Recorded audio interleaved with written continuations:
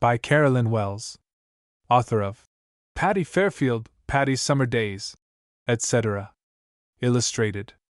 New York, September, 1907.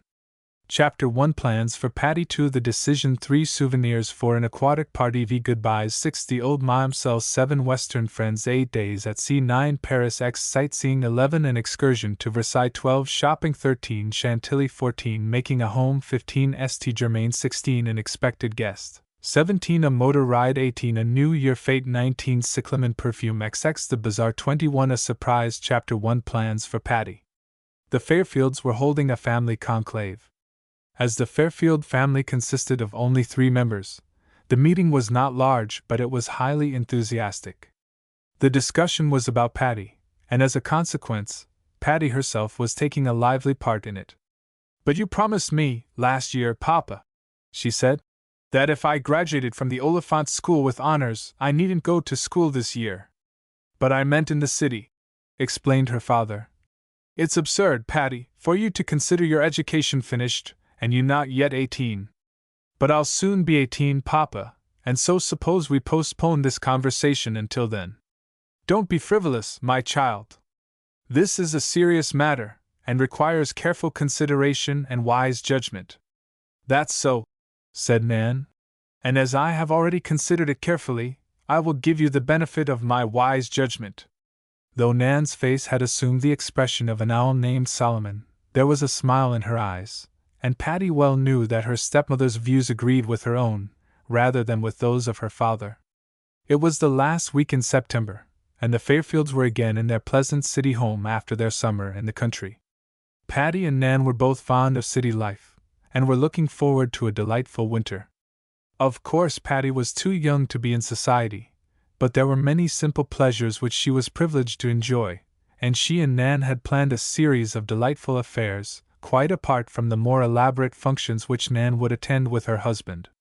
But Mr. Fairfield had suddenly interfered with their plans by announcing his decision that Patty should go to college. This had raised such a storm of dissension from both Nan and Patty that Mr. Fairfield so far amended his resolution as to propose a boarding school instead. But Patty was equally dismayed at the thought of either, and rebelled at the suggestion of going away from home. And as Nan quite coincided with Patty in her opinions on this matter, she was fighting bravely for their victory against Mr. Fairfield's very determined opposition. All her life Patty had deferred to her father's advice, not only willingly, but gladly, but in the matter of schools she had very strong prejudices. She had never enjoyed school life, and during her last year at Miss Oliphant's she had worked so hard that she had almost succumbed to an attack of nervous prostration. But she had persevered in her hard work because of the understanding that it was to be her last year at school, and now to have college or even a boarding school thrown at her head was enough to rouse even her gentle spirit. For Patty was of gentle spirit, although upon occasion, especially when she felt that an injustice was being done, she could rouse herself to definite and impetuous action. And as she now frankly told her father, she considered it unjust after she had thought that commencement marked the end of her school life, to have a college course sprung upon her unaware. But Mr. Fairfield only laughed and told her that she was incapable of judging what was best for little girls, and that she would do wisely to obey orders without question. But Patty had questioned, and her questions were reinforced by those of Nan, until Mr. Fairfield began to realize that it was doubtful if he could gain his point against their combined forces.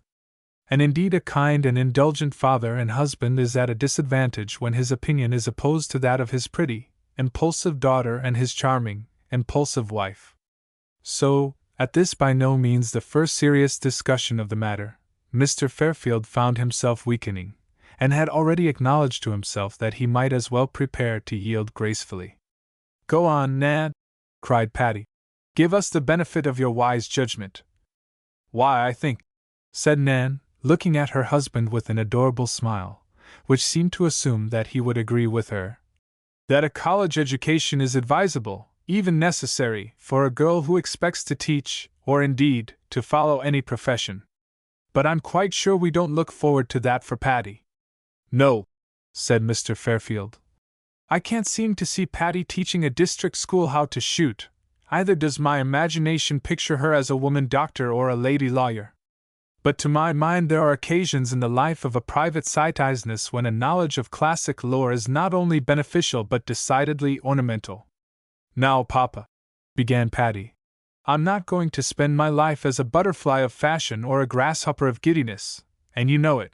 But all the same, I can't think of a single occasion where I should be embarrassed at my ignorance of Sanskrit, or distressed at the fact that I was unacquainted personally with the statutes of limitation. You're talking nonsense, Patty, and you know it. The straight truth is that you don't like school life and school restraint. Now some girls enjoy the fun and pleasures of college life, and think that they more than compensate for the drudgery of actual study. An exile from home, pleasure dazzles in vain, sang Patty, whose spirits had risen, for she felt intuitively that her father was about to give up his cherished plans. I think, went on Nan, after you have asked for my valuable advice, you might let me give it without so many interruptions. I will proceed to remark that I am still of the opinion that there are only two reasons why a girl should go to college: because she wants to, or because she needs the diploma in her future career. Since you put it so convincingly, I have no choice but to agree with you, said her husband, smiling. However, if I eliminate the college suggestion, there still remains the boarding school. I think that a superior young lady's finishing school would add greatly to the advantages of our Patty. It would finish me entirely, Papa. Your college scheme is bad enough, but a finishing school, as you call it, presents to my fancy all sorts of unknown horrors. Of course it does, cried Nan. I will now give you some more of my wise advice. A finishing school would be of no advantage at all to our Patty. I believe their principal end and aim is to teach young ladies how to enter a room properly. Now I have never seen Patty enter a room except in the most correct, decorous, and highly approved fashion. It does seem foolish then to send the poor child away for a year to practice an art in which she is already proficient. You two are one too many for me, said Mr. Fairfield, laughing. If I had either of you alone, I could soon reduce you to a state of meek obedience. But your combined forces are too much for me, and I may as well surrender at once and completely. No, but seriously, Fred, you must see that it is really so. Now what Patty needs in the way of education is the best possible instruction in music, which she can have better here in New York than in any college. Then she ought to go on with her French, in which she is already remarkably proficient. Then perhaps an hour a day of reading well-selected literature with a competent teacher, and I'll guarantee that a year at home will do more for Patty than any school full of masters. Mr. Fairfield looked at his young wife in admiration. Why, Nan, I believe you're right, he said, though I don't believe it because of any change in my own opinions, but because you put it so convincingly that I haven't an argument left. Nan only smiled, and went on. You said yourself, Fred, that Patty disliked the routine and restraint of school life, and so I think it would be cruel to force her into it when she can be so much happier at home. Here she will have ample time for all the study I have mentioned, and still have leisure for the pleasures that she needs and deserves. I shall look after her singing lessons myself, and make sure that she practices properly. Then I shall take her to the opera and to concerts, which, though really a part of her musical education, may also afford her some slight pleasure. Patty flew over to Nan and threw her arms about her neck. You dear old duck, she cried. There never was such a dear, lovely, beautiful stepmother on the face of the earth. And now it's all settled, isn't it, Papa? It seems to be, said Mr. Fairfield, smiling. But on your own heads be the consequences. I put Patty into your hands now, so far as her future education is concerned, and you can fix it up between you. To tell the truth, I'm delighted myself at the thought of having Patty stay home with us, but my sense of duty made me feel that I must at least put the matter before her. And you did, cried Patty gleefully. And now I've put it behind me, and that's all there is about that.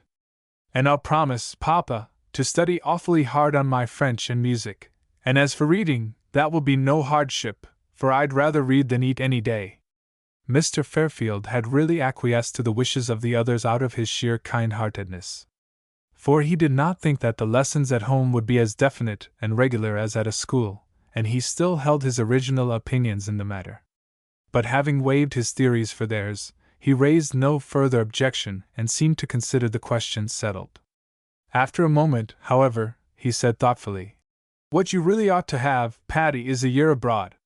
That would do more for you in the way of general information and liberal education than anything else."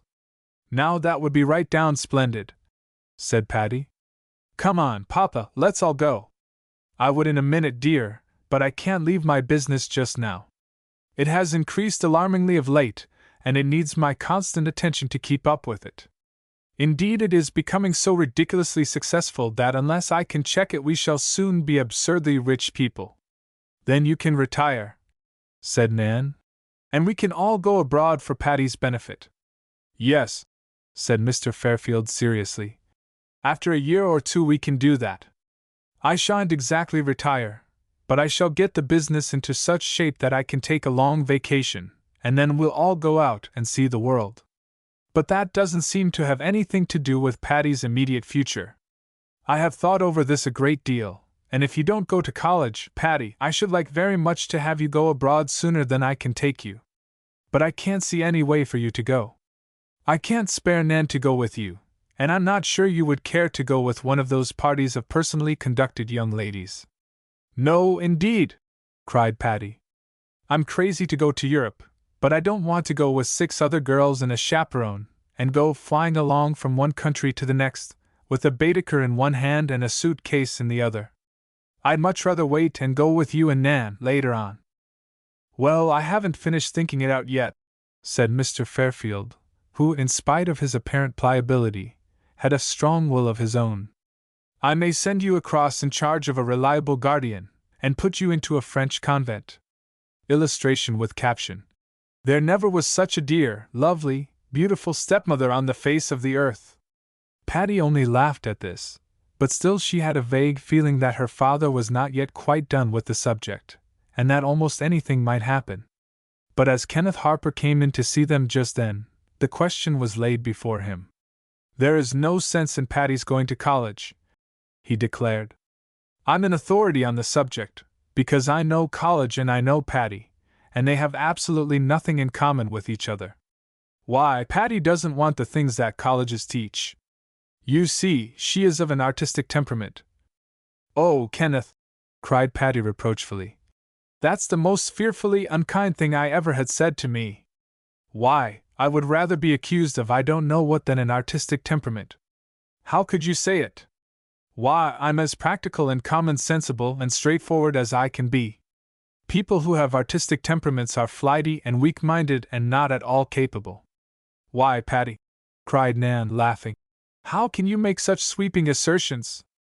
Mr. Hepworth is an artist, and he isn't all those dreadful things." "That's different," declared Patty. "Mr. Hepworth is a real artist, and so you can't tell what his temperament is." "But that's just what I mean," insisted Kenneth. "Hepworth is a real artist, and so he didn't have and didn't need a college education. He specialized and devoted all his study to his art. Then he went to Paris and stayed there for years, still studying and working. I tell you, it's specialization that counts. Now, I don't know that Patty wants to specialize, but she certainly doesn't need the general work of college. I should think that you would prefer to have her devote herself to her music, especially her singing, for we all know that Patty's is a voice of rare promise. I don't know myself exactly what rare promise means, but it's a phrase that's always applied to voices like Patty's." "You're just right, Kenneth," said Nan, "and I'm glad you're on our side. Patty and I entirely agree with you, and though Mr. Fairfield is still wavering a little, I am sure that by day after tomorrow, or next week at the latest, he will be quite ready to cast in his lot with ours." Mr. Fairfield only smiled, for though he had no intention of making Patty do anything against her will, yet he had not entirely made up his mind in the matter. "Anyway, my child," he said, "whatever you do or don't do will be the thing that we are entirely agreed upon, even if I have to convince you that my opinions are right." And Patty smiled back at her father happily, for there was great comradeship and sympathy between them. Chapter 2: The Decision.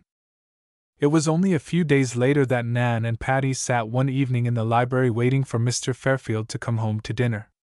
The Fairfield Library was a most cozy and attractive room. Nan was a homemaker by nature, and as Patty dearly loved pretty and comfortable appointments, they had combined their efforts on the library, and the result was a room which they all loved far better than the more formal drawing room. The fall was coming early that year, which gave an excuse for the fire and the big fireplace. This fire was made of that peculiar kind of driftwood whose flames show marvelous rainbow tints. Patty never tired of watching the strange-colored blaze, and delighted in throwing on more chips and splinters from time to time. "I can't see what makes your father so late," said Nan, as she wandered about the room, now adjusting some flowers in a vase, and now stopping to look out at the front window. "He's always here by this time, or earlier." "Something must have detained him," said Patty, rather absently, as she poked at a log with the tongs. "Patty, you're a true Sherlock Holmes. Your father is late, and you immediately deduce that something has detained him. Truly, you have a wonderful intellect. I don't wonder it seems so to you," said saucy Patty, smiling at her pretty stepmother. "People are always impressed by traits they don't possess themselves. But really I'm getting worried. If Fred doesn't come pretty soon I shall telephone to the office. Do, I like to see you enacting the role of anxious young wife. It suits you perfectly. As for me, I'm starving. If Papa doesn't come pretty soon, he will find an emaciated skeleton in place of the plump daughter he left behind him." As Mr. Fairfield arrived at that moment, there was no occasion for further anxiety, but in response to their queries he gave them no satisfaction as to the cause of his unusual tardiness, and only smiled at their exclamations. It was not until they were seated at the dinner table that Mr. Fairfield announced he had something to tell them. "And I'm sure it's something nice," said Patty, "for there's a twinkle in the left corner of your right eye." "Gracious, Patty!"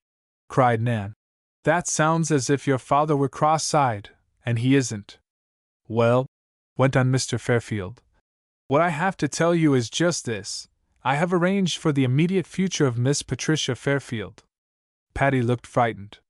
There was something in her father's tone that made her feel certain that his mind was irrevocably made up, and that whatever plans he had made for her were sure to be carried out. But she resolved to treat it lightly until she found out what it was all about. "I don't want to be intrusive," she said, "but if not too presumptuous, might I inquire what is to become of me?" "Yours not to make reply, yours not to reason why," said her father teasingly. "You know, my child, you're not yet of age, and I, as your legal parent and guardian, can do whatever I please with you.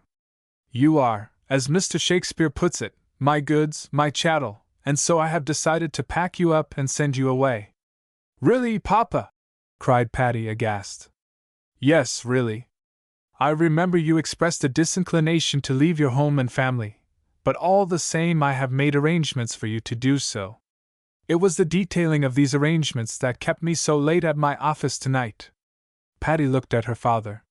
She understood his bantering tone, and from the twinkle in his eye she knew that whatever plans he may have made, they were pleasant ones, and too, she knew that notwithstanding his air of authority she needn't abide by them unless she chose to. So she waited contentedly enough for his serious account of the matter, and it soon came. "Why, it's this way, Chickabiddy," he said.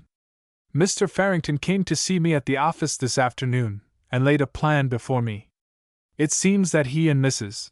Farrington and Elise are going to Paris for the winter, and he brought from himself and his wife an invitation for you to go with them." "Oh," said Patty. She scarcely breathed the word, but her eyes shone like stars, and her face expressed the delight that the thought of such a plan brought to her.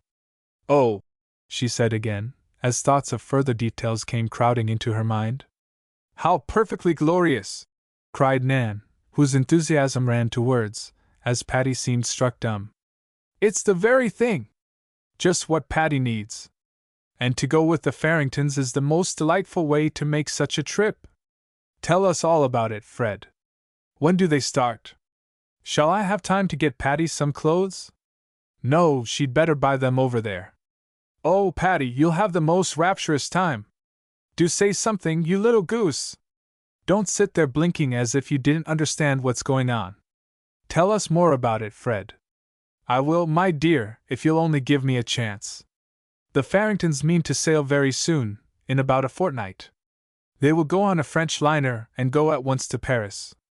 Except for possible short trips, they will stay in the city all winter. Then the girls can study French, or music, or whatever they like, and incidentally have some fun, I dare say. Mr. Farrington seemed truly anxious to have Patty go, although I warned him that she was a difficult young person to manage. But he said he had had experience in that line last summer, and found that it was possible to get along with her. Anyway, he was most urgent in the matter, and said that if I agreed to it, Mrs. Farrington and Elise would come over and invite her personally. Am I to be their guest entirely, Papa? Asked Patty. Mr. Farrington insisted that you should, but I wouldn't agree to that. I shall pay all your traveling expenses, hotel bills, and incidentals. But if they take a furnished house in Paris for the season, as they expect to do, you will stay there as their guest. Oh, cried Patty, who had found her voice at last. I do think it's too lovely for anything. And you are so good, Papa, to let me go. But won't it cost a great deal, and can you afford it? It will be somewhat expensive, my dear, but I can afford it, for, as I told you, my finances are looking up. And too, I consider this a part of your education, and so look upon it as a necessary outlay. But you must remember that the Farringtons are far more wealthy people than we, and though you can afford the necessary traveling expenses, you probably cannot be as extravagant in the matter of personal expenditure as they. I shall give you what I consider an ample allowance of pin money, and then you must be satisfied with the number of pins it will buy. That doesn't worry me, declared Patty. I'm so delighted to go that I don't care if I don't buy a thing over there. You'll change your mind when you get there and get into the wonderful Paris shops, said her father, smiling. But never fear, Puss, you'll have enough francs to buy all the pretty dresses and gewgaws and knickknacks that it's proper for a little girl like you to have. How old are you now, Patty? Almost 18, Papa. Almost 18, indeed. You mean you're only fairly well past 17. But it doesn't matter.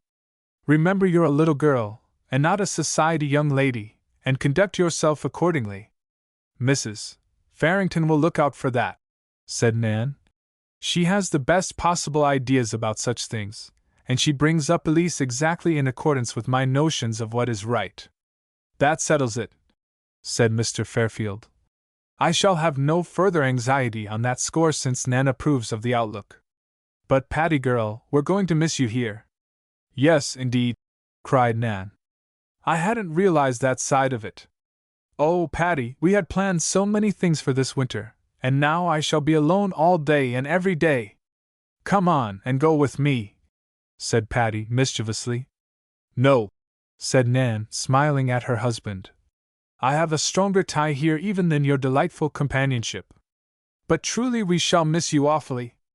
Of course you will, said Patty. And I'll miss you too. But we'll write each other long letters, and oh, I do think the whole game is perfectly lovely. So do I, agreed Nan, and then followed such a lot of feminine planning and chatter that Mr. Fairfield declared his advice seemed not to be needed. The next morning Nan and Patty went over to the Farringtons to discuss the great subject. They expressed to Mrs. Farrington their hearty thanks for her kind invitation, but she insisted that the kindness was all on Patty's side, as her company would be a great delight, not only to Elise, but also to the elder members of the party. Isn't Roger going? Asked Patty. No, said Mrs. Farrington. This is his last year in college, so of course he can't leave. The other children are in school, too, so it seemed just the right year for us to take Elise abroad for a little outing. A winter in Paris will do both of you girls good in lots of ways, and if for any reason we don't enjoy it, we can go somewhere else, or we can turn around and come home, and no harm done. Although the trip seemed such a great event to Patty, Mrs. Farrington appeared to look upon it merely as a little outing, and seemed so thoroughly glad to have Patty go with them that she almost made Patty feel as if she were conferring the favor. Elise and Patty went away by themselves to talk it all over, while Nan stayed with Mrs. Farrington to discuss the more practical details. I didn't care a bit about going, said Elise, until we thought about your going too, and now I'm crazy to go. Oh, Patty, won't we have the most gorgeous time? Yes, indeed, said Patty. I can hardly realize it yet. I'm perfectly bewildered. Shall we go to school, Elise? I don't think so, and yet we may. Mother's going to take a house, you know, and then we'll either have masters every day, or go to some school. Mother knows all about Paris. She has lived there a lot. But we shan't have to study all the time, I know that much. We'll go sightseeing a good deal, and of course we'll go motoring. I shall enjoy the ocean trip, said Patty. I've never been across, you know. You've been a number of times, haven't you? Yes, but not very lately. We used to go often when Roger and I were little, but I haven't been over for 6 years, and then we weren't in Paris. I'm sure I shall love Paris. Do you remember it well? No, when I was there last I was too little to appreciate it, so we'll explore it together, you and I. I wish Roger were going with us. It's nice to have a boy along to escort us about. Yes, it is, said Patty frankly. And Roger is so kind and good-natured. When do we sail, Elise? 2 weeks from Saturday, I think. Father is going to see about the tickets today. He waited to see your father yesterday, and make sure that you could go. The whole thing has been planned rather suddenly, but that's the way Father always does things. And it's so fortunate, went on Patty, that I hadn't started away to college or boarding school. Although if I had, and you had invited me, I should have managed some way to get expelled from college, so I could go with you. How long do you suppose we shall stay, Elise? I don't know, I'm sure. You never can tell what the Farringtons are going to do. They're here today and gone tomorrow. We'll stay all winter, of course, and then in the spring, Mother might take a notion to go to London, or she might decide to come flying home. As for Father, he'll probably bob back and forth. He doesn't think any more of crossing the ocean than of crossing the street. Have you much to do to get ready to go? No, not much. Nan says for me not to get a lot of clothes, for it's better to buy them over there, and Papa says I can buy all I want, only of course I can't be as extravagant as you are. Oh, pshaw, I'm not extravagant. I don't care much about spending money, only of course I like to have some nice things. And I do love to buy pictures and books. But we'll have an awful lot of fun together. I think it's fun just to be with you, Patty. And the idea of having you all to myself for a whole winter, without Hilda, or Lorraine, or anybody claiming a part of you, is the best of it all. I do love you a lot, Patty, more than you realize, I think. You've set your affections on a worthless object then, and I warn you that before the winter is over you're likely to discover that for yourself. You always did overestimate me, Elise. Indeed I didn't. But as you well know, from that first day at the Oliphant School, when you were so kind to me, I've never liked anybody half as much as I do you. You're extremely flattering, said Patty as she kissed her friend. And I only hope this winter won't prove a disillusion. I'm not at all afraid, returned Elise gaily. And oh, Patty, won't we have a jolly time on board the steamer? It's a long trip, you know, and we must take books to read and games to play, for as there'll probably be mostly French people on board, we can't converse very much. You can't, said Patty, laughing, but I'm afraid no one can understand my beautiful but somewhat peculiar accent. 3 souvenirs. Marian came over to spend a few days with Patty before her departure. She was frankly envious of Patty's good fortune, but more than that, she was so desperately doleful at the thought of Patty's going away that she was anything but a cheerful visitor. Although sorry for her cousin, Patty couldn't help laughing at the dejected picture that Marian continually presented. She followed Patty around the house wherever she went, or she would sit and look at her with her chin held in her hands, and the big tears rolling down her cheeks. Marian, you are a goose, said Patty, exasperated by this performance. When I left Vernondale you cried and carried on just this way, but somehow you seemed to live through it. And now that I live in New York you don't see me so very often anyhow, so why should you be so disconsolate about my going away? Because you're going so far, and you'll probably be drowned. Those French steamers are ever so much more dangerous than the English lines, and somehow I just feel as if you'd never come back. Well, the best thing you can do then is to change your feelings. I'll be back before you hardly realize that I'm gone, and I'll bring you the loveliest presents you ever saw. This was a happy suggestion of Patty's, for Marion's tears ceased to flow, and she brightened up at once. Oh, Patty, that is just what I wanted to talk to you about. If you are going to bring me anything in the way of a gift or a souvenir, wouldn't you just as leave I'd tell you what I want, as to have you pick it out yourself, and likely as not bring me something I don't care for at all? Everybody who brings me home souvenirs from Europe brings the most hideous things, or else something that I can't possibly use.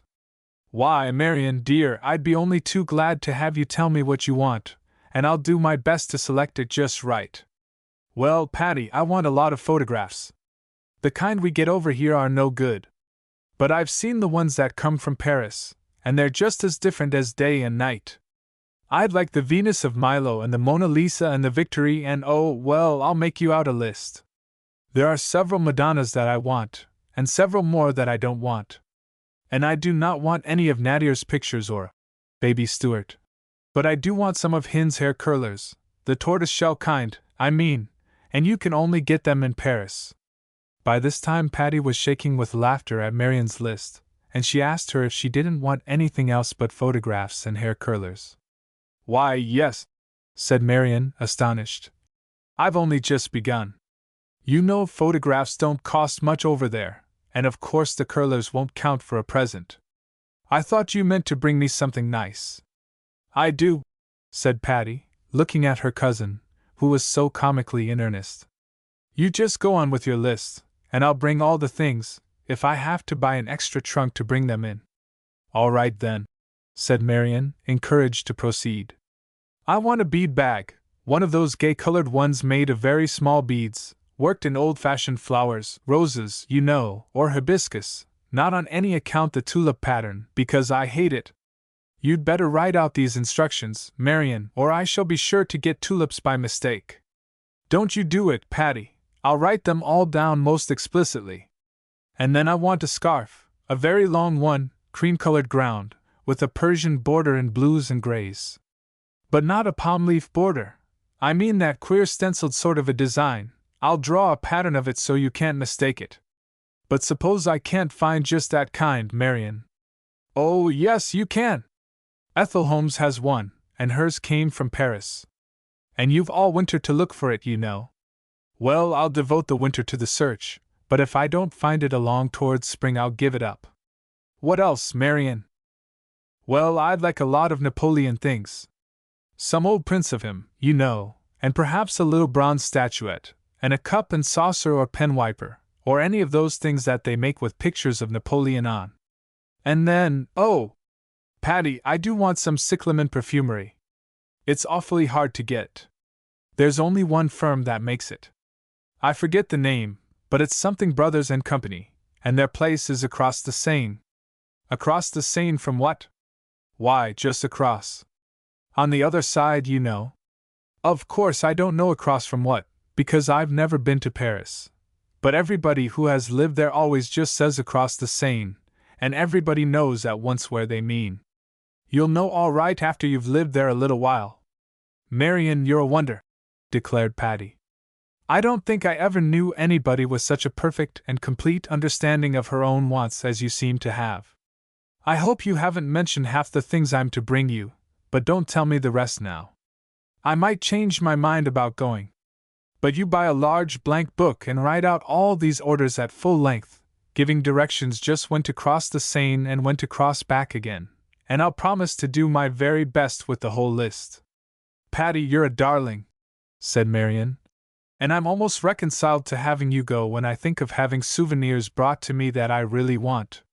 Marion, said Patty, struck with a sudden thought, your idea of the difference between desirable and undesirable souvenirs is an interesting one. Now I shall bring little gifts to all my friends and relatives, I expect, and if you happen to know of anything that would be especially liked by Uncle Charlie or Aunt Alice or any of your family, or the Tea Club girls, I wish you'd make another list and put those things all down for me. It would be the greatest kind of a help. Marion promised to do this, and Patty felt sure that she would be glad of the lists later on. Aunt Isabel and Ethelyn also came to say goodbye to Patty, but their demeanor was very different from Marian's. Aunt Isabel was much impressed by the fact that Patty was going to travel with the rich Farringtons, but she expressed a doubt as to whether it would do Patty much good in a social way after all. For she knew something of Mrs. Farrington's habits and tastes, and they in no way corresponded to her own. Ethelyn informed Patty that she need not bring her any souvenir unless she could bring something really nice. "I do hate the little traps and trinkets most people bring," she said. "But if you want to bring me a bracelet or locket or something really worthwhile, I'd be glad to have it." "Well," exclaimed Patty, "I certainly have most outspoken cousins. They don't seem to hesitate to tell me what to bring and what not to bring them. But I'm sure of one thing. Bumble Barlow won't be so fussy particular. She'll take whatever I bring and be thankful." "So will I," said Nan, laughing. "Anything no one else wants, Patty, you may give it to me." "Don't spend all your money buying presents, child," said Aunt Isabel. "You'd better buy pretty clothes for yourself. I will give you a list of the best places to shop." "Thank you, Aunt Isabel, I'll take the list with pleasure, but of course my purchases will be at the advice of Mrs. Farrington. She dresses Elise quite simply, and will probably expect me to do the same." Aunt Isabel sniffed. "You ought to have gone to Paris with me," she said. "You're growing up to be a good-looking girl, Patty, and the right kind of clothes would set you off wonderfully." Patty said nothing, but as she glanced at Ethelyn's furbelows she felt thankful she was not going to Paris with Aunt Isabel. But Patty found that there was quite a great deal of shopping to be done before she sailed. Nan took these matters in charge and declared that Patty needed a complete though not an elaborate steamer outfit. Nan dearly loved buying pretty clothes and was quite in her element making Patty's purchases. A dark blue tailor-made cloth, trimmed with touches of green velvet, was chosen for her traveling costume. Her going-away dress, Marian persisted in calling it, just as if Patty were a bride. But as Marian burst into tears every time she mentioned Patty's going away, her words were so indistinct that it mattered little what term she used. Then Nan selected 1 or 2 pretty light gowns of a somewhat dressy nature for dinner on board the steamer, and 1 or 2 simple evening gowns for the ship's concert or other festive occasions. A white serge suit was added for pleasant afternoons on deck, and some dainty kimonos and negligées for stateroom use. Patty was delighted with all these things, but could scarcely take time to appreciate them, as she found so many other things to do by way of her own preparations. So many people came to see her, and she had to go to see so many other people. Then she had to have her photographs taken to leave with her friends, and she was constantly being invited to little farewell luncheons or teas. Indeed, as Patty expressed it, the whole 2 weeks of preparation seems like one long, lingering farewell, and when I'm not saying goodbye to anyone else, I'm trying to stop Marian's freshly flowing tears. The girls bought Patty parting gifts, and though they were all either useful or pretty, Patty appreciated far more the loving spirit which prompted them. "I made this all myself," said Hilda, as she brought Patty a dainty sleeping gown of blue and white French flannel. "Because it's utterly impossible to buy this sort of thing ready-made and have it just right. If you don't say this is just right, I'll never make you another as long as I live." "It's exactly right, Hilda," said Patty, taking the pretty garment. "I know I shall dream of you whenever I wear it, and that's too bad, too, for I ought to devote some of my dreams to other people." "This is a cabin bag," said Lorraine, bringing her offering. "I didn't make it myself, because this is so much neater and prettier than a homemade one. You see, it has a pocket for everything that you can possibly require, from hairpins to shoehorn. Not that you'll put anything in the pockets, nobody ever does, but it will look pretty decorating your cabin wall." "Indeed, I shall put things in it," said Patty. "I'm a great believer in putting things in their right places, and I shall think of you, Lorraine, whenever I'm trying to get the things out of these dinky little pockets, and probably not succeeding very well." "This is my gift," said Adelaide Hart. "It isn't very elaborate, but I made it all myself, and that means a good deal from me." Patty opened the parcel and found a piece of cretonne about a yard square, neatly hemmed along each of the 4 sides, and having a tape loop sewed on each corner. "It's perfectly beautiful," said Patty. And I never saw more exquisite needlework. But would you mind telling me what it is for? It can't be a handkerchief, but I don't know of anything else that's exactly square. How ignorant you are, said Adelaide with pretended superiority. That, my inexperienced friend, is a wrap for your best hat. Oh, said Patty, not much enlightened. You see, Adelaide kindly went on to explain.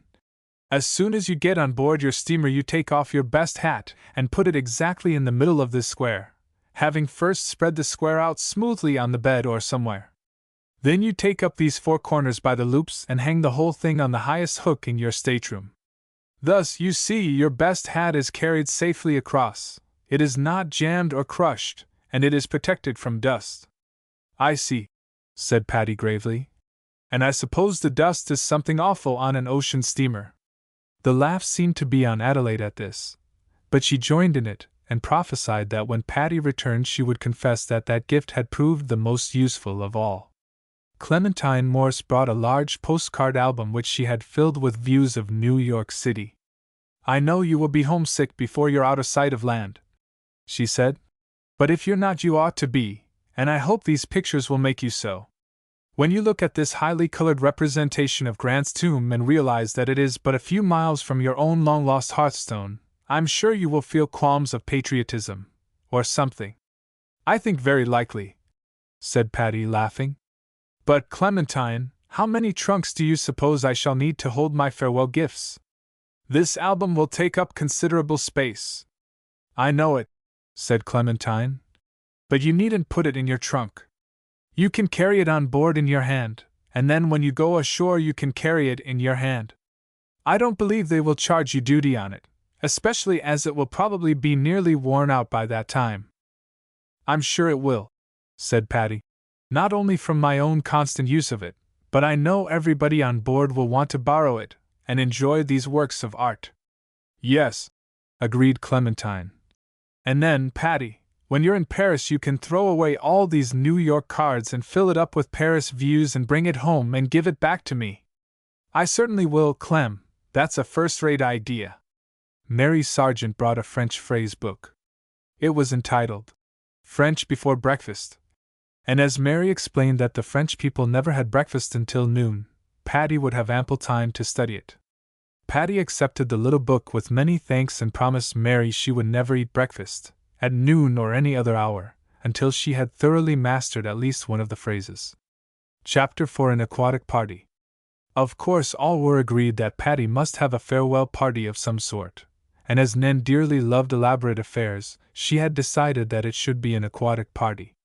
Patty frankly confessed her ignorance as to what an aquatic party might be, whereupon Nan informed her that she had only to wait until the occasion itself to find out. So busy was Patty herself that she took no hand in the preparations for the party, and indeed Nan required no help.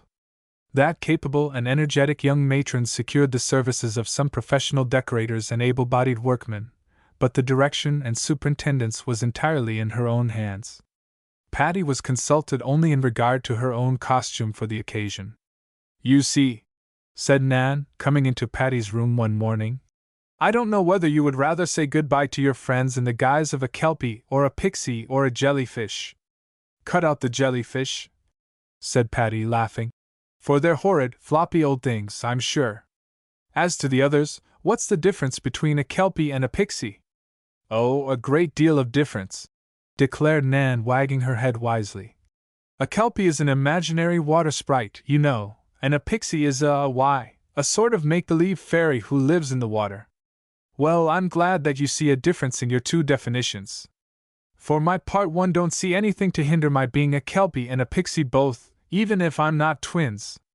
Well, they're not so very different, you know. One is a kelpie, and one is a pixie, that's about all the difference. Patty laughed. Well, if it will help you out any to have me make a choice, she said, I'll choose to be a kelpie. What's the latest thing in kelpie costumes?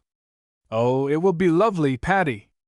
I'll have it made of pale green silk, with a frosted, silvery, shimmering effect, you know, and draped with trailing green seaweed and water grasses. Lovely, agreed Patty. And what would the pixie costume have been, if I had chosen that? Just the same, confessed Nan, laughing. But it's easier to have something definite to work at. You can wear my corals, Patty, and with your hair down, you'll be a perfect Kelpie. Patty smiled at her young stepmother's enthusiasm, and Nan ran away to begin preparations for the Kelpie costume. The night of the party, the whole Fairfield house was so transformed that it must scarcely have recognized itself. The large front drawing-room represented the Arctic regions in the vicinity of the North Pole. Frames had been erected which, when covered with sheets, simulated peaks of snowy mountains and snow-covered icebergs. Here and there signs, apparently left by explorers, told the latitude and longitude, and a flag marked the explorations farthest north. Over these snow peaks scrambled white polar bears in most realistic fashion, and in one corner an Eskimo hut was built. The ceiling represented a clear blue sky, and the floor the blue water of the open polar sea. By a clever arrangement of electric lights through colored shades, a fair representation of the aurora borealis was made to appear at intervals. The library, which was back of the drawing-room, had been transformed into an aquarium.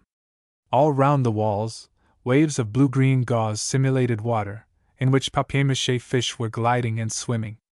The illusion was heightened by other fishes, which, being suspended from the ceiling by invisible threads, seemed to be swimming through the air. Altogether the effect, if not entirely realistic, was picturesque and amusing, and coral reefs and rocky cliffs covered with seaweed gave aquatic impressions, even if not entirely logical.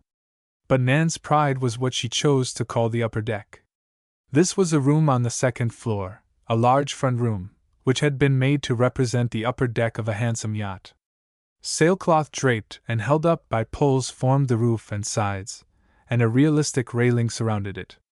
A dozen or more steamer chairs stood in line, strewn with rugs, pillows, and paperback novels. Coils of rope, lanterns, life preservers, and other paraphernalia added to the realism of the scene, and at one side a carefully constructed window opened into the steward's cabin. The steward himself, white duck-suited and white-capped, was prepared to serve light refreshments exactly after the fashion of a correct yachting party.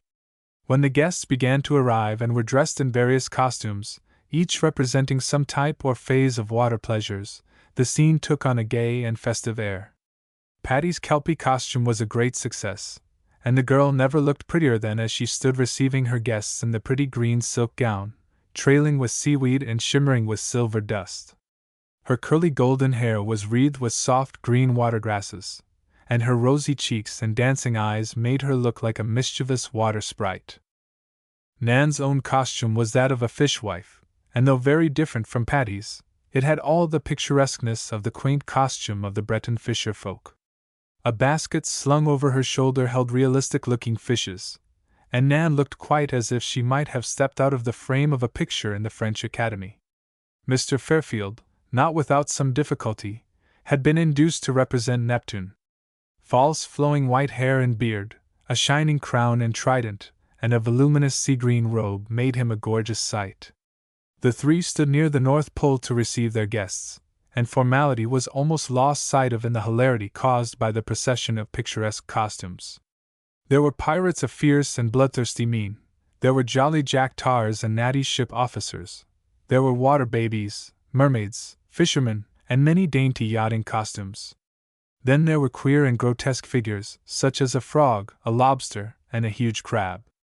Altogether the motley procession presented a most interesting appearance, and Patty was glad when the guests had all arrived and she could leave her post and mingle with the crowd. It was not long before a group of Patty's most intimate friends had gathered on the upper deck to chat. Patty herself had been snugly tucked into a deck chair by Kenneth, who insisted on showing her just how the proceedings should be accomplished. "Nothing shows your ignorance, my child, on board ship," he was saying, "like not knowing how to manage your steamer rug and pillow." "But," said Patty, "I shall then have on a suitable gown that will stand rough usage. But I beg of you, Ken, stop tucking that rug around my delicate Kelpie decorations." "Oh," said Kenneth, "you're a Kelpie, then. Strange I didn't recognize you at once, but I so rarely meet Kelpies in the best society. Now I'm Captain Kidd." "Are you?" cried Elise gaily. "Now I had an idea you were Admiral Farragut, But then one so rarely meets Captain Kidd in the best society. That's so, said Kenneth. And think how long it will be, girls, before you have the pleasure of meeting this particular Captain Kidd in any society. I tell you, I envy you. You're going to have the time of your life in Paris, and I wish to goodness I could go along with you. Oh, do, Kenneth, cried Patty. We'd have just the best time ever. Can't you give up college and put in a lot of study over there? No, indeed, I can't. I'm only just wishing I could. There's no harm in wishing, you know. But if you'll stay until next summer, perhaps I'll come over and see you during vacation, and then we can all come home together. That would be fine, said Elise. And we're just as likely to stay until summer as not. But then, on the other hand, we're just as likely to come home as soon as we get there. You never can tell what those absurd parents of mine are going to do. Meantime, a strange-looking figure was walking across the upper deck toward the group that surrounded Patty. It was impossible not to recognize the character, which was meant to be a representation of Noah. But it was the well-known Noah of the children's Noah's Ark, and the straight-up and down, tightly fitting brown garment, with yellow buttons down the front, was exactly like the patriarch as shown in the wooden toys. A flat, broad-brimmed hat sat squarely on his head, and as he held his arms straight down at his side, and as his cheeks bore little round daubs of red paint, Mr. Hepworth was exactly like a gigantic specimen of the nursery Noah. He came across the deck with a staggering, uncertain motion, as if the ship were rolling and pitching about. His realistic acting made them all laugh, and when he dropped into a deck chair and, calling the steward, asked faintly for a cup of weak tea, Patty declared she believed she wouldn't go to Paris after all.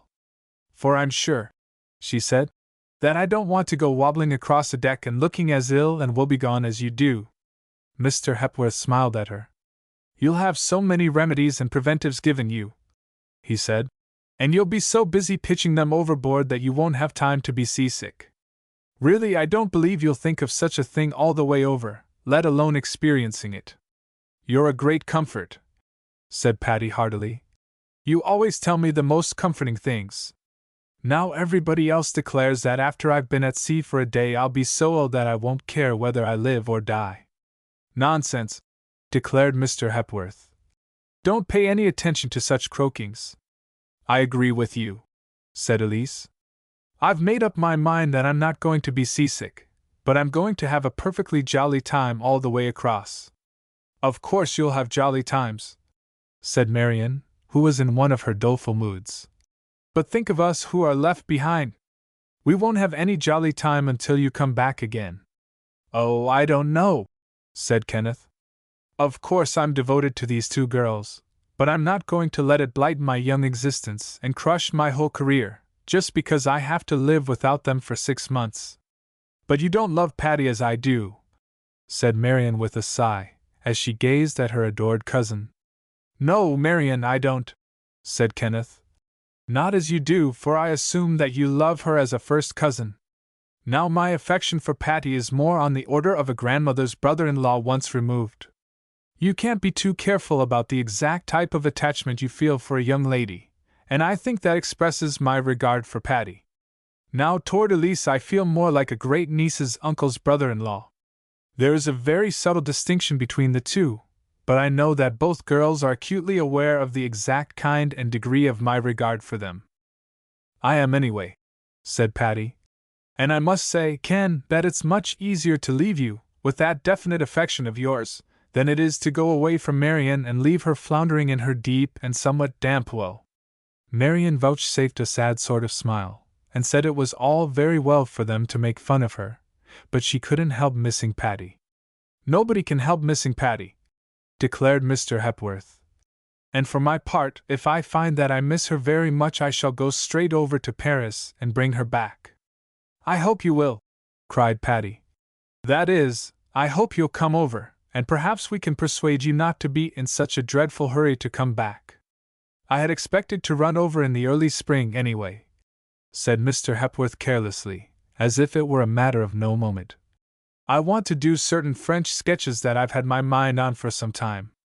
Well, if you do come, said Elise cordially, come right to our house and I know we can put you up. The Farringtons are erratic, but always hospitable, and I hereby invite this whole crowd to visit us in Paris, either jointly or severally, whenever the spirit moves you. If I find a spirit that can move me over to Paris, I shall come often," declared Kenneth. "But I'm afraid I'm too substantially built to be wafted across the ocean in the clutches of any spirit." Just then the notes of a bugle sounded clear and sweet from below. "That's the ship's bugler," declared Mr. Hepworth. "And that's the bugle call for supper. Shall we go down and refresh ourselves?" "Yes, indeed," cried Patty, jumping from her nest of steamer rugs. "I'm as hungry as a hawk." But it somehow happened that all of the gay young crowd left the upper deck to go to the supper room before Patty and Mr. Hepworth started. He detained her for a moment while he said, "Little girl, will you miss me while you're away?" "Even if I expected to, I wouldn't own up to it," said Patty, as she gave him a mischievous glance. "Why wouldn't you own up to it?" Mr. Hepworth spoke quite seriously and looked intently at the pretty face before him, with its golden hair crowned by the shining green sea wreath. "I don't know," said Patty slowly. She felt herself forced by his impelling gaze to raise her eyes to his, and for the first time it occurred to her that Mr. Hepworth felt more interest in her than she had ever suspected. "I don't know why I wouldn't own up to it, I'm sure," she went on. "In fact, now that I come to think of it, I believe I should own up to it." "Well, own it then. Tell me you will miss me, and will sometimes wish I might be with you." "Oh," cried Patty, laughing merrily, "I only meant I would own it if it were true. Of course I shan't really miss you. There'll be so much to amuse and interest me that I shan't have time to miss anybody except Papa and Nan." "That's just what I thought," said Mr. Hepworth. Chapter 5 Goodbyes. At last the day of sailing came. The steamer was to leave her dock at 3 o'clock on Saturday afternoon, and soon after Patty went on board, accompanied by Nan and her father. A crowd of friends had also gathered to bid Patty Godspeed, and besides these the Farringtons had many friends there to say goodbye to them. With the exception of Marian, it was not a sad parting. Indeed, it seemed rather a hilarious occasion than otherwise. This was partly because most of the persons concerned felt truly sorry to miss Patty's bright presence out of their lives, and feared that if they showed any regret the situation might become too much for them. Hilda and Lorraine felt this especially, and they were so absurdly gay that it was quite clear to Patty that their gaiety was assumed. But she was grateful to them for it, for, as she had previously confided to Nan, she didn't want a weepy, teary crowd to bid her goodbye. She wanted to go away amid laughter and smiles. As the brief hour before sailing passed, more and more people came to see them off, and Patty began to think that everybody she ever knew would be there. Many of the friends brought gifts, and many had already sent fruit or flowers, both to the Farringtons and to Patty. Down in the dining saloon a whole table was occupied with the gifts to their party, and more than a fair proportion of these belonged to Patty. She was quite bewildered, for sailing away from her native land was a new experience to her, and it had never occurred to her that it would include this elaborate profusion of farewell gifts. There was a great basket of red roses from Winthrop Warner, and Bertha had sent a box of candy. Roger had sent candy, too, and Kenneth had sent a beautiful basket of fruit that seemed to include every known variety. Nor were the gifts only from Patty's intimate friends. She was surprised to learn how many of her acquaintances and relatives and casual friends had sent a token of good wishes for her voyage.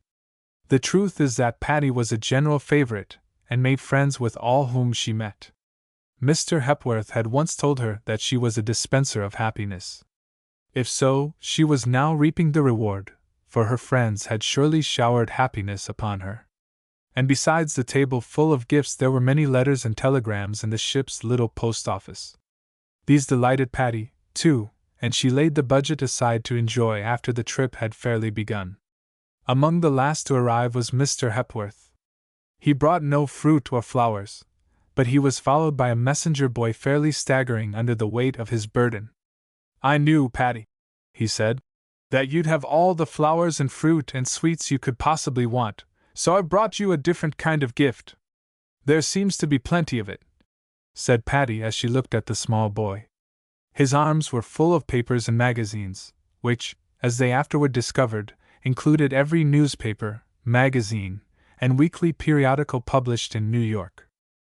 You know, said Mr. Hepworth, you can't get current reading matter after you start, and a good deal of this stuff you won't find in Paris either, though you can get American publications there more easily than you can in London. But read what you want, Patty, and pitch the rest overboard. The boy was directed to carry his load to Patty's stateroom and deposit it there. Patty thanked Mr. Hepworth for his thoughtful gift, and said she would read every word of it, and probably carry a great deal of it ashore with her. Come on, Patty, said Kenneth. We're going to see where your deck chairs are, so we can have a mental picture of just how you're going to look for the next week or so. About a dozen merry young people trooped up the next deck and found the chairs that had been reserved for the Farrington party.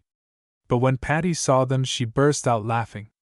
The two that were intended for herself and Elise had been decorated in an absurd fashion. They were tied with ribbon bows and bunches and garlands of flowers.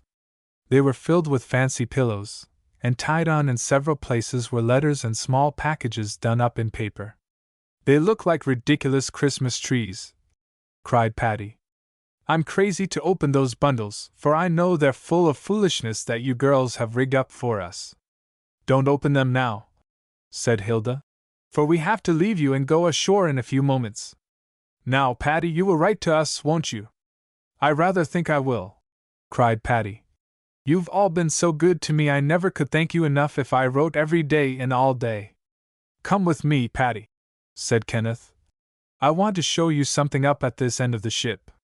So Patty went off with Kenneth, and when they were well away from the laughing crowd he drew a small box from his pocket and gave it to her, saying, Patty, you mustn't think I'm a sentimental fool, for I'm not, but I wish you'd wear that while you're away, and sometimes think of me. Patty flashed a comical glance at him. Good gracious, Ken, she exclaimed. It's an awful funny thing, this going away. It makes all your friends so serious, and so afraid you'll forget them.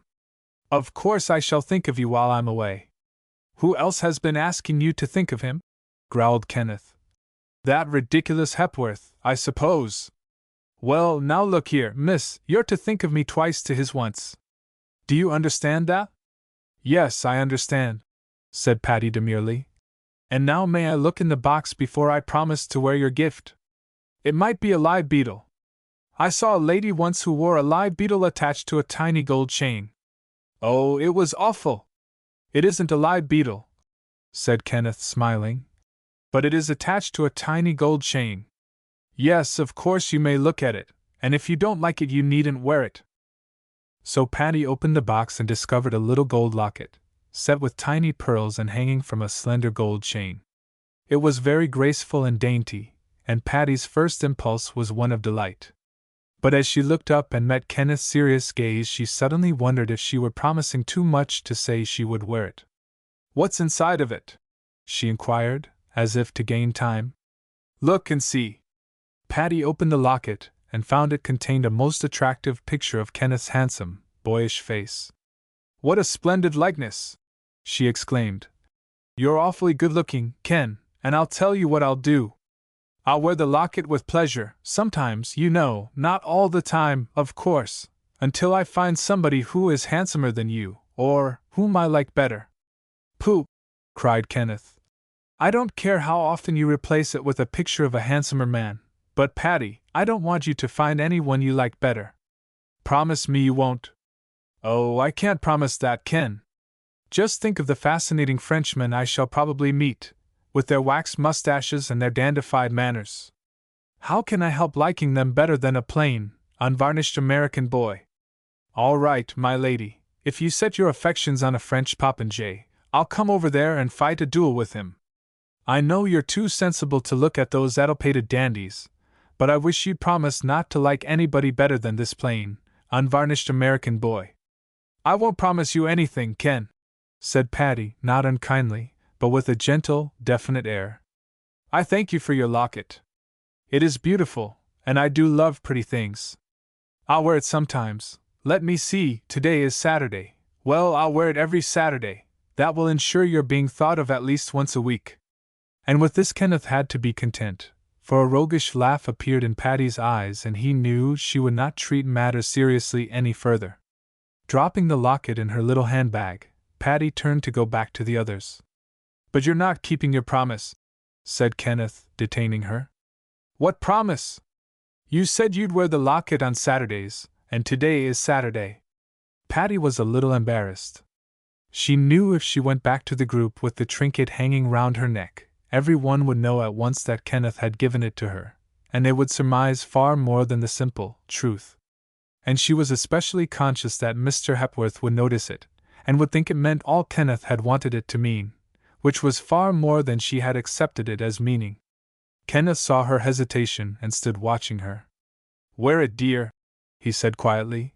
"An old friend like myself has a perfect right to give you a little keepsake." Then Patty had an inspiration. She clasped the little chain about her neck and then tucked the locket down inside her collar so that it was entirely out of sight. "You little witch!" cried Kenneth as she raised her laughing eyes to his. "But at any rate you're wearing it, and that's all I asked of you." "Yes," said Patty, and, as gaily and unaffectedly as a child, she grasped Kenneth's hand and ran down the long deck to join the others. Although determined to ignore the episode, Patty's cheeks bore a heightened color, and she let poor Kenneth severely alone, devoting her attention to the others. But it was nearly time for the last farewell to be said, and indeed some of the party had said good-bye and left the steamer. And then again Patty was carried off for a little confidential talk at the other end of the deck, and this time it was by her father. He seemed to have many final bits of advice to give her regarding the minutiae of her journey, her money matters, her relation toward the Farringtons, and her correct demeanor in many ways. "I'm not at all afraid to trust you out of my sight, Patty girl," he said, "for I have absolute faith in your common sense and your good judgment. I know you won't do anything wrong or unladylike, but I want to warn you, my little girl, not to get mixed up in any romantic adventures. You're altogether too young for that sort of thing, and I warn you I shan't allow you to be engaged to anybody for years and years to come." Patty laughed merrily at this. "Indeed, Papa," she said, "nothing is further from my mind than any such performance as you suggest, and I haven't the slightest desire to think of being engaged until I'm at least as old as Nan. And anyway, I don't believe anybody would like me well enough to want to be engaged to me. Oh, that is, unless it might be Kenneth." And then Patty told her father the whole story of Kenneth and the locket. "You did just right, Patty," said her father. "Kenneth is a nice boy, but he is altogether too young, and you are, too, to attach any sentimental significance to his gift.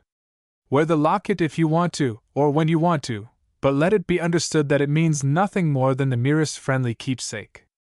"Yes, that's just what I think," said Patty, with an air of satisfaction at this prosaic settlement of the subject. "Oh, Papa, you're the only one I'm going to miss very much, you and Nan, but especially you. I know it, my girl. We have been a great deal to each other all these years, and of course we shall miss each other. But the time will soon pass away, and since we have to part we must be brave about it, and we must not spoil the happiness of it by the sorrow of it." "Dear Papa," said Patty, squeezing his hand, "you are always so wise and good. That's just the point. We must not spoil the happiness by the sorrow, though that is what Marian is always trying to do. Poor Marian, she's such a pathetic creature. I wish she would cheer up." "I think she will, Patty. Nan and I are going to take her home with us and keep her for a fortnight or more, and we'll make her so gay that she'll forget you're gone." "Good for you, Papa, that's lovely. You do think of the nicest things for people. Well, now, Chickabiddy, I suppose I'll have to leave you. Keep up a good heart and a spirit of cheerfulness. Stick to your sense of proportion and your sense of humor. Remember that the time will soon pass, and pass happily, too, and then you'll come sailing back to this very dock, and I'll be here waiting for you." They rejoined the group, and then the farewells began in earnest. Patty was embraced and kissed by all the girls, until Nan declared there would be nothing left for her to say goodbye to. The men shook hands and expressed hearty good wishes, and with one last kiss from her father Patty was left alone with the Farringtons. As the steamer sailed away there was much waving of handkerchiefs and flags, and the friends on shore were kept in sight just as long as possible. But when they could no longer be distinguished, Patty said, "Come on, Elise, Let's do something to occupy our minds, or I feel sure I shall cry like a baby in spite of my noble and brave resolutions." "All right," said Elise. "I'm with you. Let's go down and put things to rights in our stateroom." So down they went on their errand. The girls were to share the same stateroom, and as it was large and conveniently arranged, they were glad to be together. But as they entered the door, they nearly fell over in astonishment, for sitting on the sofa, with his paws extended in welcome, was a very large, very white, and very fleecy teddy bear. In one paw he held a card on which was written, "Oh Patty dear, oh Elise dear, we don't want you to go away, but if you will, keep with you still this merry little stowaway." Chapter 6: The Old Mamselle. The girls laughed heartily over the teddy bear, and agreed that it was a delightful companion for their trip. Elise set him up on the little shelf above the washstand, and he gazed down upon them like a fat and good-natured patron saint. Patty named him Yankee Doodle, and gave him an American flag to hold, but Elise, not wishing to seem to slight the French nation, gave him a silken tricolor of France to hold in his other paw. Apparently unprejudiced in his sympathies, Yankee Doodle held both flags, and continued to wear his jolly and complacent grin. It was great fun for the girls to arrange their stateroom.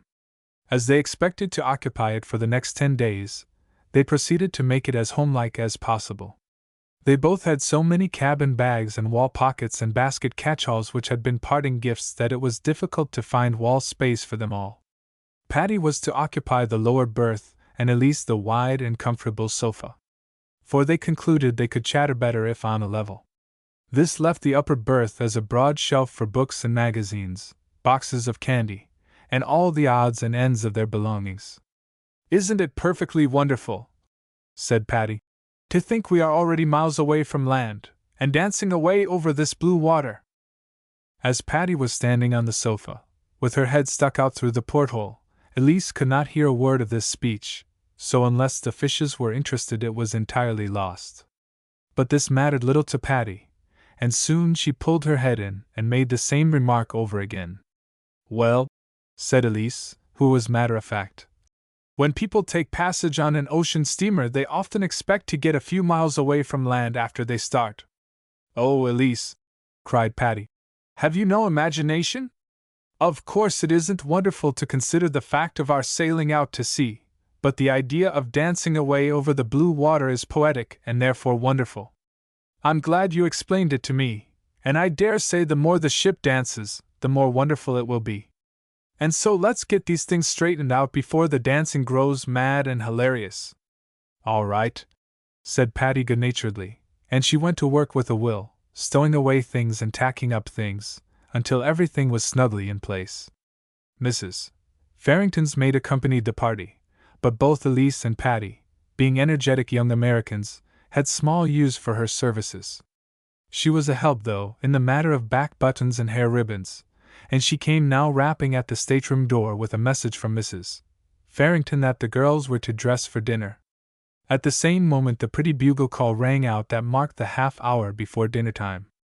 "Isn't it fun," cried Patty, "to have the dressing bell a trumpet? Except at my own party the other night I've never been bugled to my meals. What shall we wear, Elise?" "Not our prettiest dresses. We must save those for the concert, or whatever gaieties they may have. Put on that blue check silk of yours, Patty, it's the sweetest thing, and just right for dinner, and I'll wear my light green one." With slight assistance from Lisette, the French maid, they were soon ready. Patty envied Lisette her fluency in the French tongue, for though all the officers on board and most of the passengers spoke English, Patty wished she could talk French more readily than she did. She found it good practice to talk to Lisette in her own language, as the mistakes she made did not embarrass her.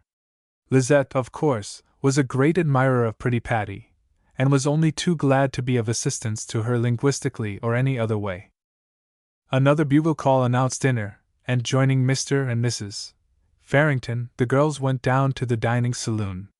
Their seats were at the captain's table, and Patty thought she had never seen such a profusion of beautiful flowers as graced the board. The stewards had placed the flowers of all the passengers upon the tables, and with the lights and ornate decorations of the Louis XVI saloon, it was like fairyland. The walls and ceiling were elaborately decorated in dainty French fashion, and the table service was exceedingly attractive. Patty was much amused at the revolving chair which she had to learn how to get into, but after being twirled to her place she concluded it was a wise provision for a dining room of such uncertain level. Mrs. Farrington sat at the captain's right hand, and next to her was her husband, then Elise, and then Patty. Patty at once began to wonder who would occupy the chair next beyond herself, and was exceedingly interested when the steward turned it around to accommodate a lady who was approaching. The newcomer was without doubt a Frenchwoman, somewhat elderly, but very vigorous and active. She had masses of snow-white hair, and large, alert, black eyes that seemed to dart quickly from one point of interest to another. She was a little lady, but her gait and manner were marked by an air not only of aristocracy, but as of one accustomed to exert absolute authority. Nor was she apparently of a mild and amiable disposition. She spoke sharply to the steward, although he was doing his best to serve her. "And is it that you shall be all night in arranging my chair?" she exclaimed. Then, as she was finally seated, she continued her grumbling. "And is it not enough that I must be delayed, but still I have received no menu? One shall see if this is to be permitted." The steward did not seem unduly alarmed at the little old lady's angry speech, but hastened to bring her the daintily printed bill of fare. Raising her jeweled lorgnon, the French lady scanned the menu, and having made a choice of soup, she laid the card down, and turning toward Patty surveyed her leisurely through her glasses. Her manner as she scrutinized Patty was by no means rude or impertinent. It had rather the effect of an honest curiosity and a polite interest. "There is no denying, my dear," she said at last, "that you are of a beauty, and of a sweetness. An American of Americans.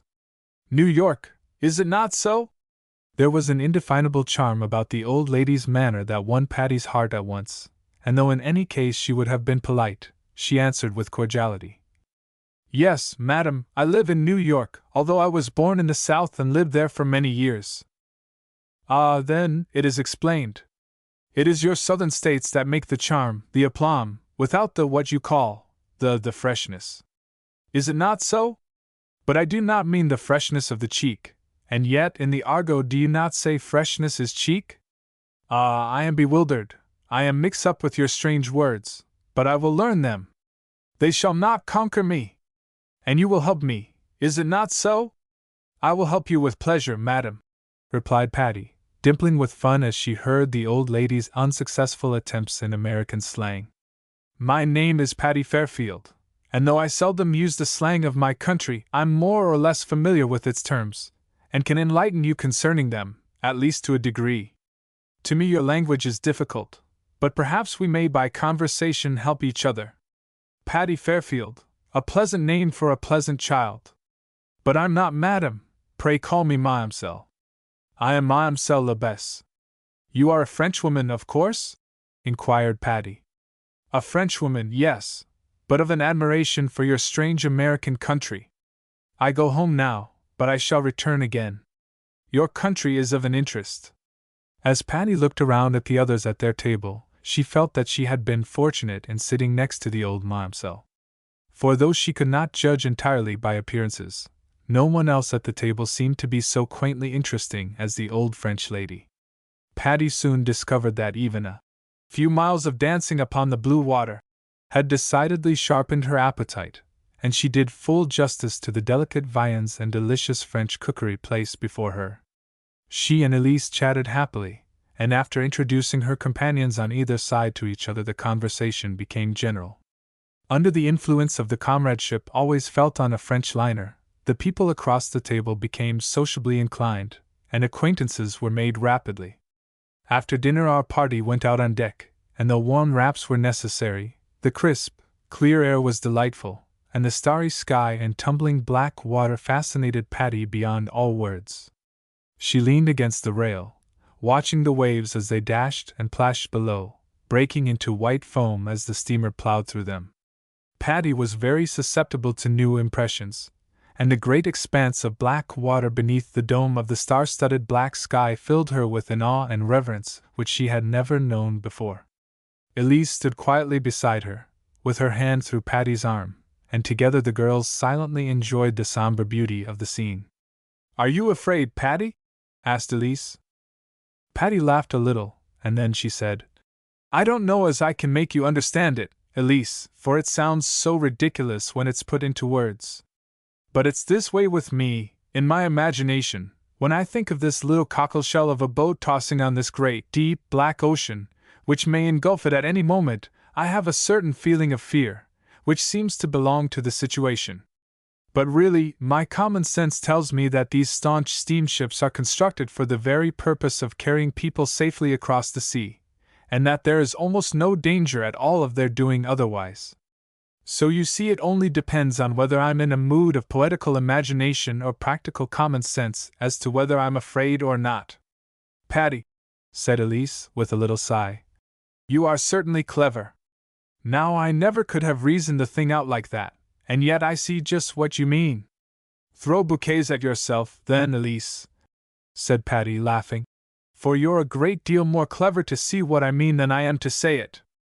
After a brisk walk up and down the deck for a time, the girls tucked themselves snugly into their deck chairs by the side of the elder Farringtons. "How do you like it so far, Patty?" asked Mr. Farrington. "It's simply perfect," declared Patty enthusiastically. "It's awfully different from what I thought it would be, and ever so much nicer. I thought it would be impossible to walk across the deck without tumbling all over and catching hold of everything. But we can walk around just as if in a house, and everything is comfortable, even luxurious, and it's all so clean." Mrs. Farrington laughed at this. "Of course it's clean, child," she said. "It's only on land that we are under the tyranny of dust and dirt. But as for tumbling around the deck, that may come later.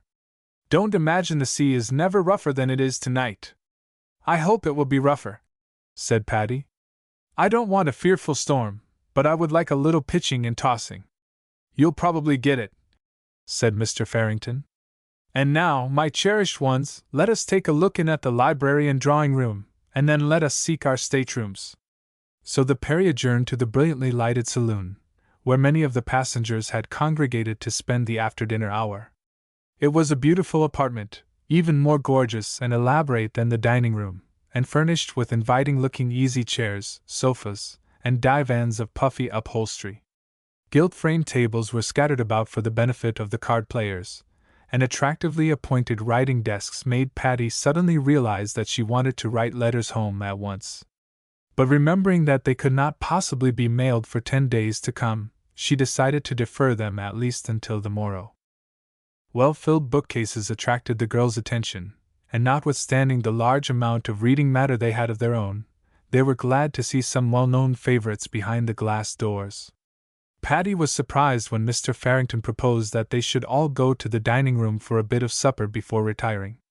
It seemed to her but a short time since they had dined, and yet she realized the suggestion was not entirely unwelcome. "Is it imperative that we shall eat more meals on sea than on land?" she inquired, as they took their places at the table. "Not imperative, perhaps," the captain answered her, smiling. "But unless you seem to appreciate my cook's efforts to please you, I shall have to pitch him overboard, and it is not easy to find another chef in mid-ocean." "Then," said Patty gaily, "I shall certainly do all I can to save the poor man from a dreadful fate. And it does not seem to me that I shall have any difficulty in keeping my part of the bargain." As Patty spoke, she was nibbling away with great satisfaction at a caviar sandwich and bestowing a pleased glance on a glass of orange sherbet which the steward had just brought to her. The captain was a large and important-looking personage, with the black mustache and imperiale of the true Frenchman. His manner was expansive and very cordial, and as he had known the Farringtons for many years, he was quite ready to welcome Patty for their sake as well as her own. Indeed, he had taken an immediate liking to the pretty American girl, and as French captains are prone to make favorites among their passengers, Patty was immediately assigned in his chivalrous heart to such a position. He bade her a pleasant good night as she left the dining room, and was delighted with her naive expressions of admiration and appreciation of his beautiful ship. When the girls reached their stateroom, they suddenly realized that they were quite tired out after the excitements of the day, and were very glad to let Lizette brush their hair and assist them in preparing for bed. As Patty nestled snugly between the coarse linen sheets, she felt a drowsy enjoyment of the gentle rolling motion of the steamer, and almost immediately fell into a sound, dreamless sleep. Chapter 7 Western Friends. The girls slept restfully all night, and were awakened in the morning by the entrance of Lisette, who was followed by the pleasant-faced and voluble French stewardess. The day was bright and sunshiny, and half a dozen times while she was dressing Patty stuck her head out of the porthole to gaze at the sparkling blue water. On these occasions Elise grasped her by the feet lest she should fall out. But as Patty's substantial frame could not possibly have squeezed through the porthole, the precaution was unnecessary. After breakfast the girls prepared for a delightful morning on deck. The breeze had freshened considerably, so Patty put on a long, warm ulster that enveloped her from throat to feet. A long blue veil tied her trim little hat in place, and when fully equipped she looked over the piles of literature to make a selection. "Do you know," she said to Elise, "I don't believe I shall read much. I think I shall just sit and look at the water and dream." "All right," said her practical friend. "But take a book with you, for if you don't you're sure to want one, while if you do, you probably won't look at it. Elise, you're a genius. I'll take the book, and also some of this candy. I'm glad Hilda gave me this bag, it's most convenient." The bag in question was a large, plain affair of dark green cloth, with a black ribbon drawstring. It proved to be Patty's constant companion, as it was roomy enough to hold gloves, veils, handkerchiefs, as well as pencil and paper, and anything else they might need through the day. It hung conveniently on the back of Patty's deck chair, and became as famous as the bag of the lady in Swiss Family Robinson. As Patty had anticipated, she did not do any reading that morning, but neither did she gaze at the ocean and dream. She discovered that life on an ocean steamer is apt to be full of incident and abounds in occupation. No sooner had she and Elise arranged themselves in their chairs than along came two gay and laughing girls, who stopped to talk to them. "We're going to introduce ourselves," said one of them. "I am Alicia Van Ness, and this is my little sister Doris. We're from Chicago, and we like the looks of you girls, and we want to be chums. Though, of course, it's up to you, and if you don't like our looks you've only to say so and we'll never trouble you again." "Speak out," chimed in the other girl, who was quite as vivacious as her sister. "We're not a bit stupid, and we can take the slightest hint. I can see you don't quite approve of us." And she looked shrewdly at Patty, who had unconsciously assumed an air of hauteur as she watched the frank-mannered Western girls. "But really and truly we're awfully nice after you get acquainted with us." Patty was amused, and a little ashamed that a stranger should have read her feelings so accurately, for she had felt slightly repelled at the somewhat forward manners of these would-be friends. As if to make up for her coolness, she said heartily, "I'm sure you are delightful to know, and I'm quite ready to be friends if you will allow it. I'm Patty Fairfield, and this is my chum, Elise Farrington." "We knew your names," said Alicia Van Ness. "We asked the captain. You see, we thought you two were the nicest girls on board, but if you had thrown us down we were going to tackle the English girl next." Though this slangy style of talk was not at all to Patty's liking, she saw no reason to reject the offered friendship because of it. The Van Ness sisters might prove to be interesting companions, in spite of their unconventional ways. So two vacant chairs were drawn up, and the four girls sat in a group, and very soon were chatting away like old friends. "Do you know the English girl?" asked Doris. "She sits at your table." "No," said Elise. "She's way down at the other end from us. But I like her looks, only she's so very English that I expect she's rather stiff and hard to get acquainted with." "You can't say that about us, can you?" said Alicia, laughing. "I'm as easy as an old shoe, and Doris as an old slipper. But we hope you'll like us, because we do love to be liked. That English girl's name is Florrie Nash. Isn't that queer? She doesn't look a bit like a Florrie, does she? More like a Susan or a Hannah. Or more like a Catherine or Elizabeth, I think," said Patty. "But you never can tell people's names from what they look like." "No," said Alicia. "Now a stranger would say you looked like my name, and I looked like yours." "That's true enough," said Elise, laughing. Your jolly ways are not at all like your grand-sounding name, and as for Patty here, it's a perfect shame to spoil her beautiful name of Patricia by such a nickname."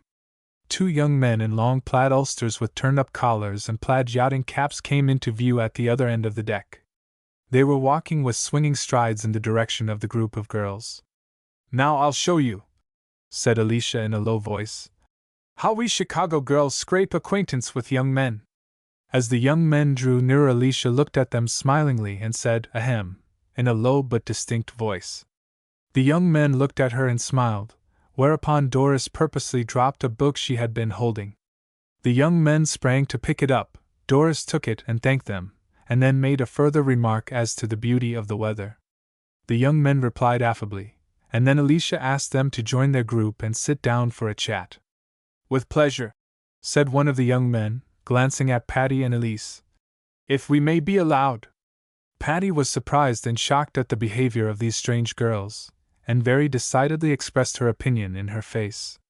Without glancing at the young men, she turned on the Van Ness sisters a look of extreme disapproval, while Elise looked frightened at the whole proceeding. The two horrified countenances were too much for the Van Ness girls, and they burst into peals of laughter. "Oh, my children!" cried Alicia. "Did you really think us so unconventional, even if we are from Chicago? These two boys are our cousins Bob and Guy Van Ness, and they are traveling with us in charge of our parents. Stand up straight, infants, and be introduced. Miss Farrington and Miss Fairfield, may I present Mr. Robert Van Ness and Mr. Guy Porter Van Ness?" The young men made most deferential bows, and greatly appreciating the joke, Patty invited them to join their party, and offered them some of her confectionery. "But it's a shame to sit here," observed Guy, "when there's lots of fun going on up on the forward deck. Don't you girls want to go up there and play shuffleboard?" "I do," said Patty readily. "I've always wanted to play shuffleboard, though I've no idea whether it's played with a pack of cards or a tea set." Guy laughed at this and promised to teach her the game at once. So they all went up to the upper deck, which was uncovered, and where, in the sunlight, groups of young people were playing different games. Both Patty and Elise delighted in outdoor sports, and the Van Ness girls were fond of anything athletic. During the games they all made the acquaintance of Florrie Nash, who, though of an extreme English type, proved less difficult to make friends with than they had feared. They also met several young men, among whom Patty liked best a young Englishman of big boyish, good-natured type, named Bert Chester, and a young Frenchman of musical tastes. The latter was a violinist by the name of Pierre Pauvret. He seemed a trifle melancholy, Patty thought, but exceedingly refined and well-bred. He stood by her side as she leaned against the rail, looking at the water, and though evidently desirous to be entertaining, he seemed to be at a loss for something to say. Patty felt sorry for the youth and tried various subjects without success in interesting him, until at last she chanced to refer to music. At this Mr. Pauvret's face lighted up and he became enthusiastic at once. "Ah, the music!"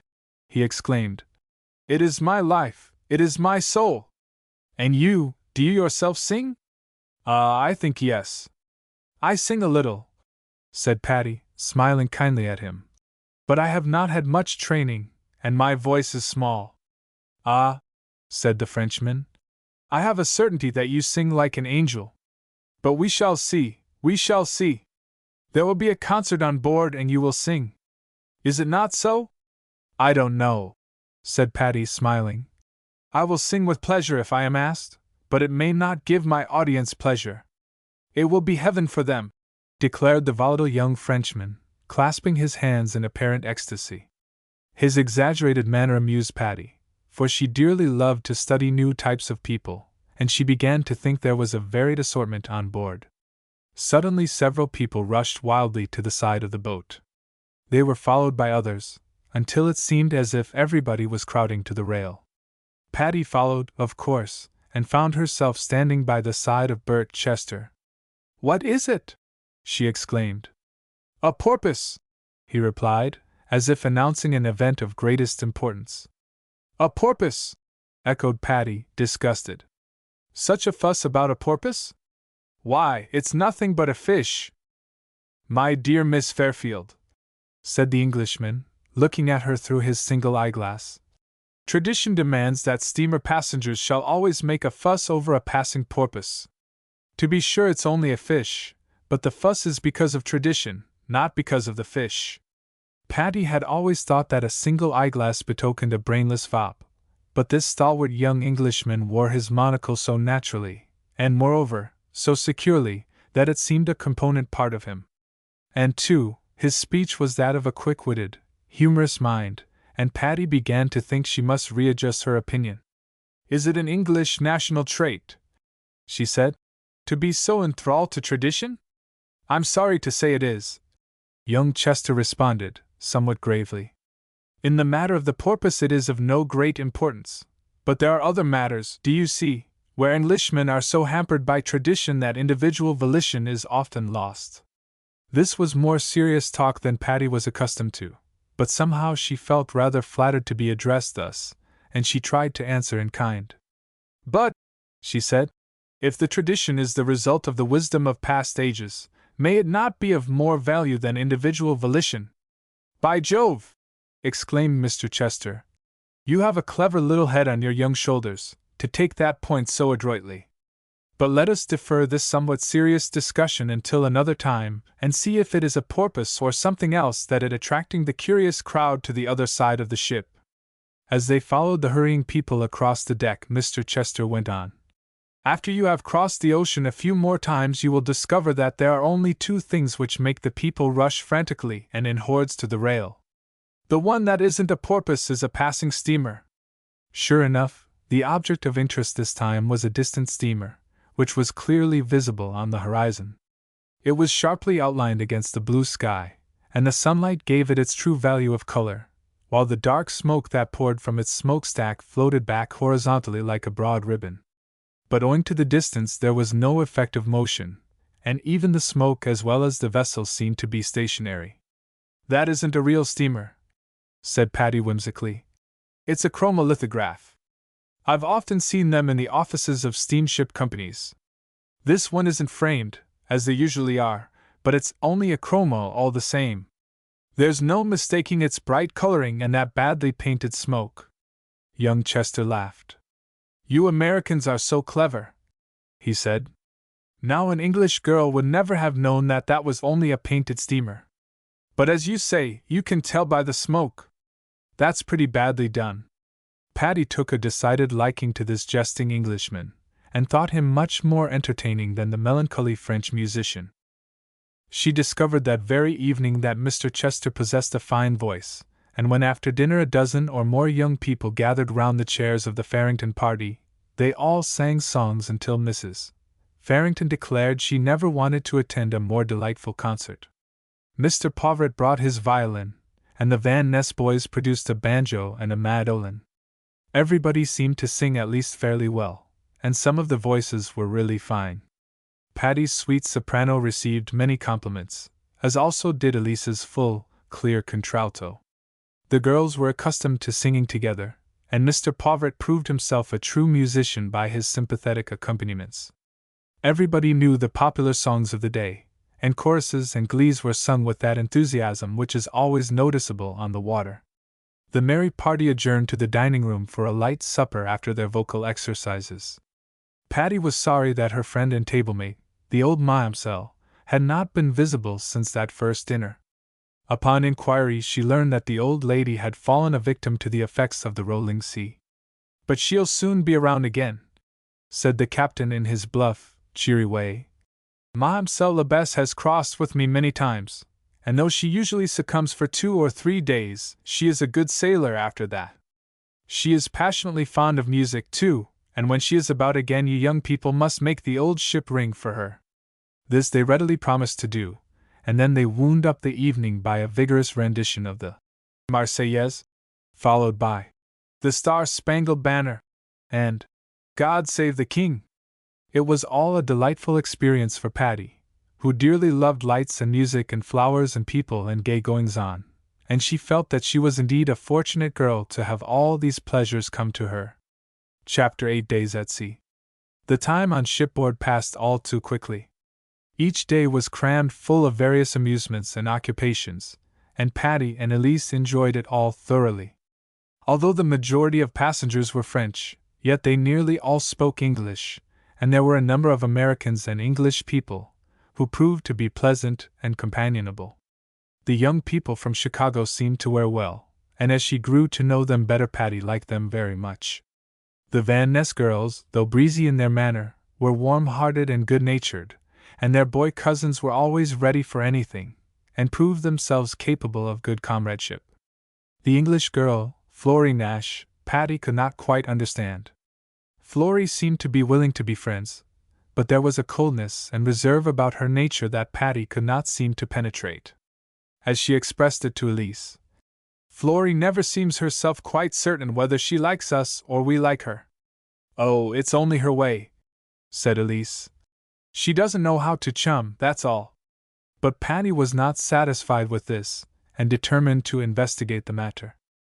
"Come for a walk," she said, tucking her arm through Florrie's one morning. "Let's walk around the deck 50 times all by ourselves.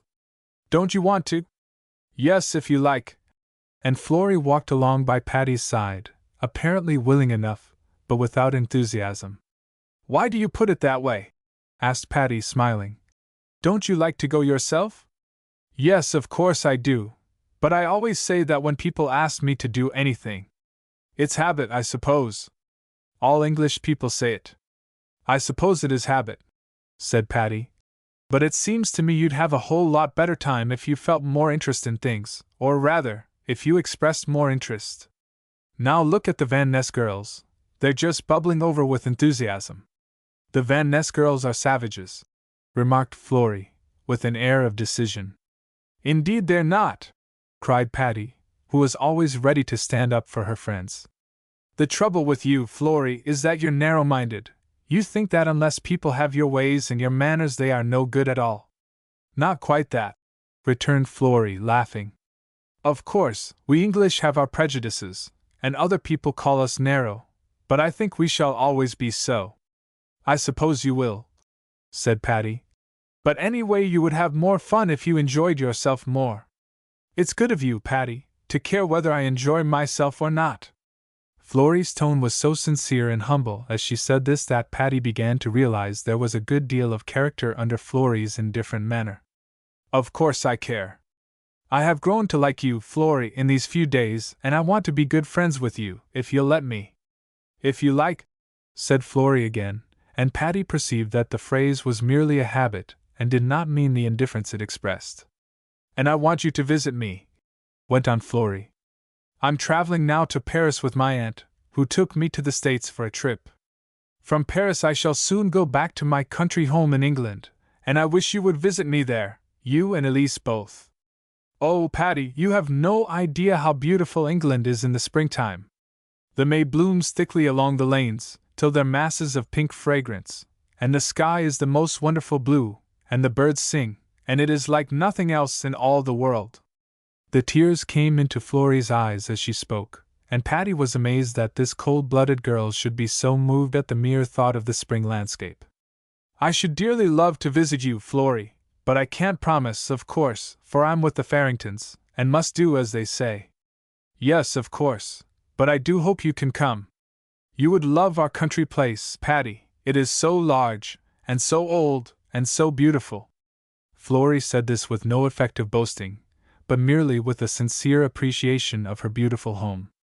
Then as she went on to tell of the animals and pets there, and of the park and woods of the estate, Patty found that the girl could indeed be enthusiastic when she chose. This made Patty like her all the better, for it proved she had enthusiasm enough when a subject appealed to her.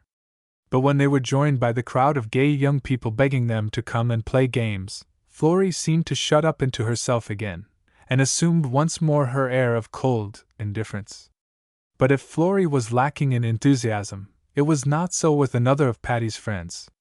Mamselle Labesse, who had recovered from her indisposition, had taken a violent fancy to Patty, and would have liked to monopolize her completely. Patty was kind to the old lady and did much to entertain her, but she was not willing to give up all her time to her. The old mamselle greatly delighted to carry Patty off to her stateroom, there to talk to her or listen to her read aloud.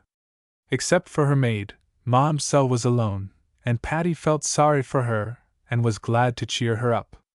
Not that she needed cheering exactly, for she was of a merry and volatile disposition, except when she gave way to exhibitions of temper, which were not infrequent. One morning she called Patty to her room, and surprised the girl by giving her a present of a handsome and valuable old necklace.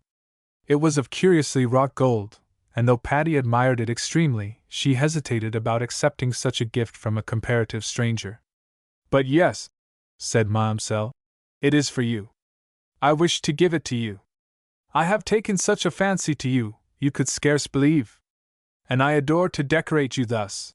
She clasped the necklace about Patty's throat, with an air that plainly said she would be much offended if the gift were refused. So Patty decided to keep it, at least until she could get an opportunity to ask Mrs. Farrington's advice on the subject. When she did ask her, Mrs. Farrington told her to keep it by all means.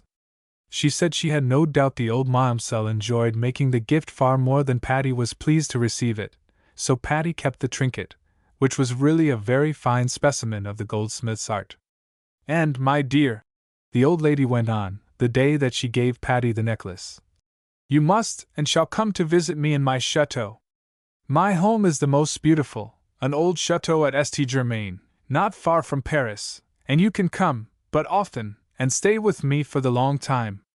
Patty thanked her, but would not promise, as she had made up her mind to accept no invitations that could not include the Farringtons.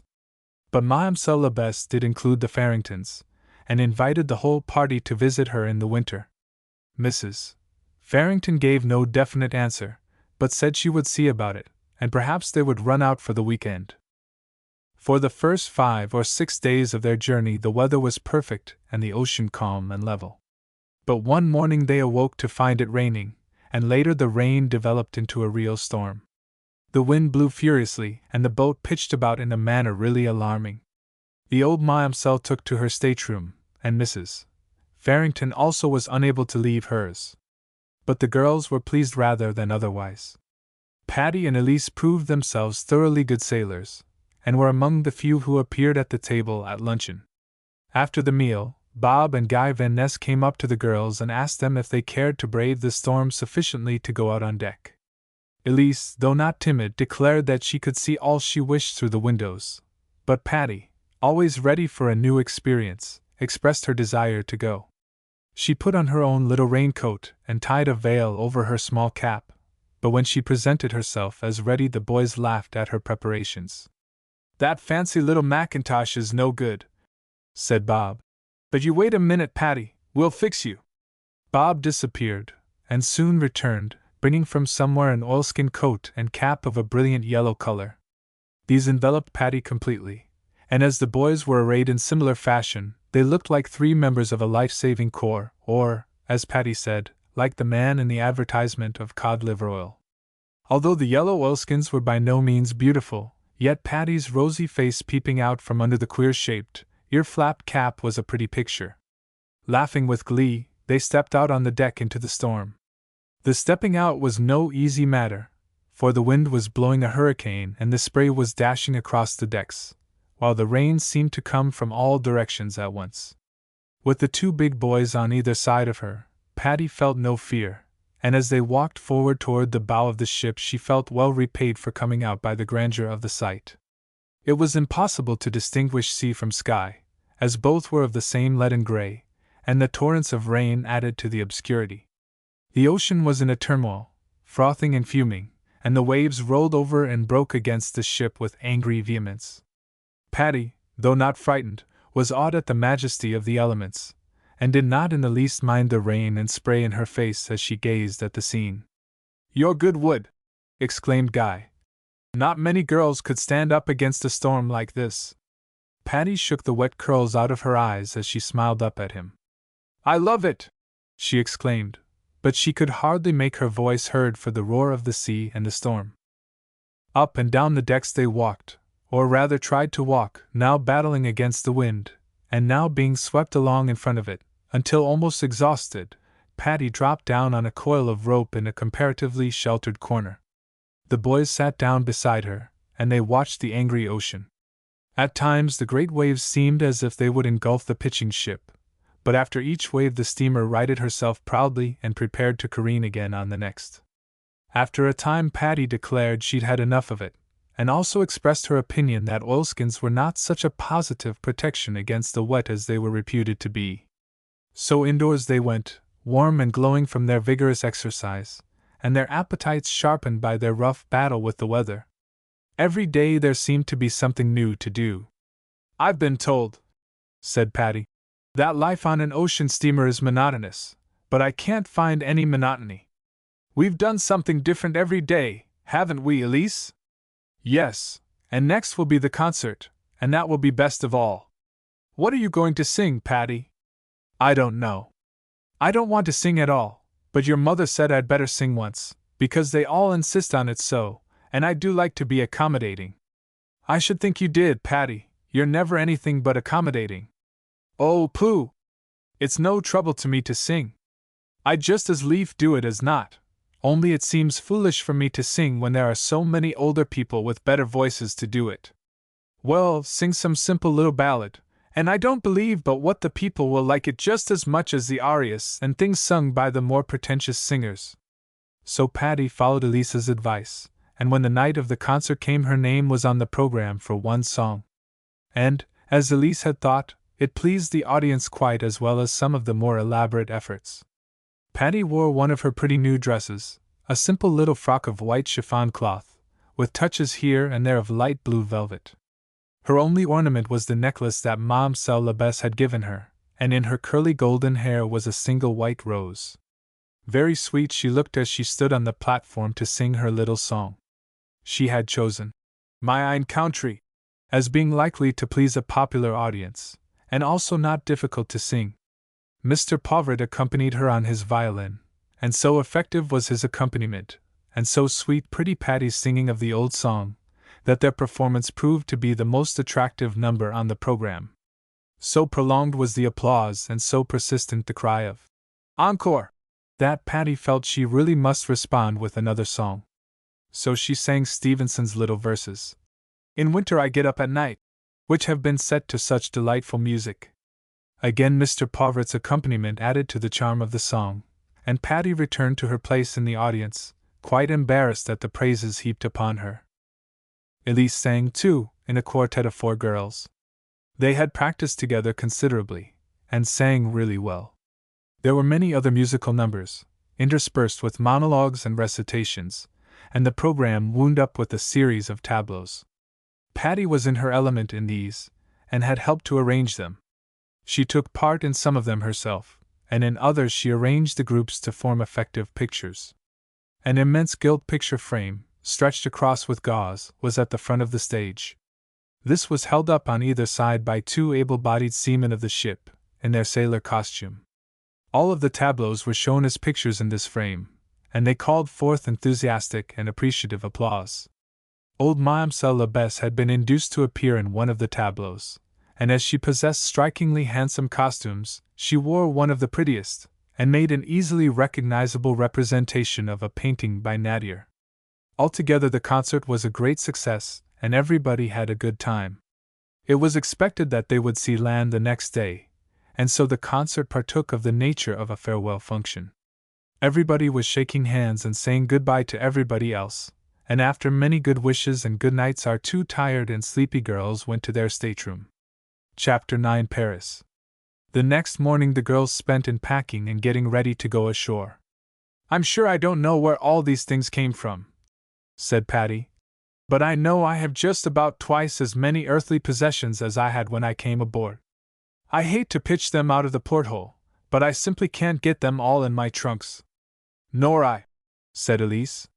"People have been giving us things ever since we started, and we must be greedies, because we haven't given anything away, and now what shall we do with them?" "Let's give a lot away," said Patty. "We've pretty much read all we want to of this mountain of light literature. Let's give it all to the stewardess. And what do you think, Elise, about giving Yankee Doodle to the captain? He is a blessed old bear, and I hate to look forward to life without him, but I don't see how we can cart him to Paris, unless we carry him in our arms, and that's where I draw the line." "So do I," declared Elise. "We might ask Lizette to carry him, but I know she wouldn't want to do it. Yes, let's give him to the captain as a souvenir of our trip. This plan was carried out, and the captain was really delighted at the comical gift.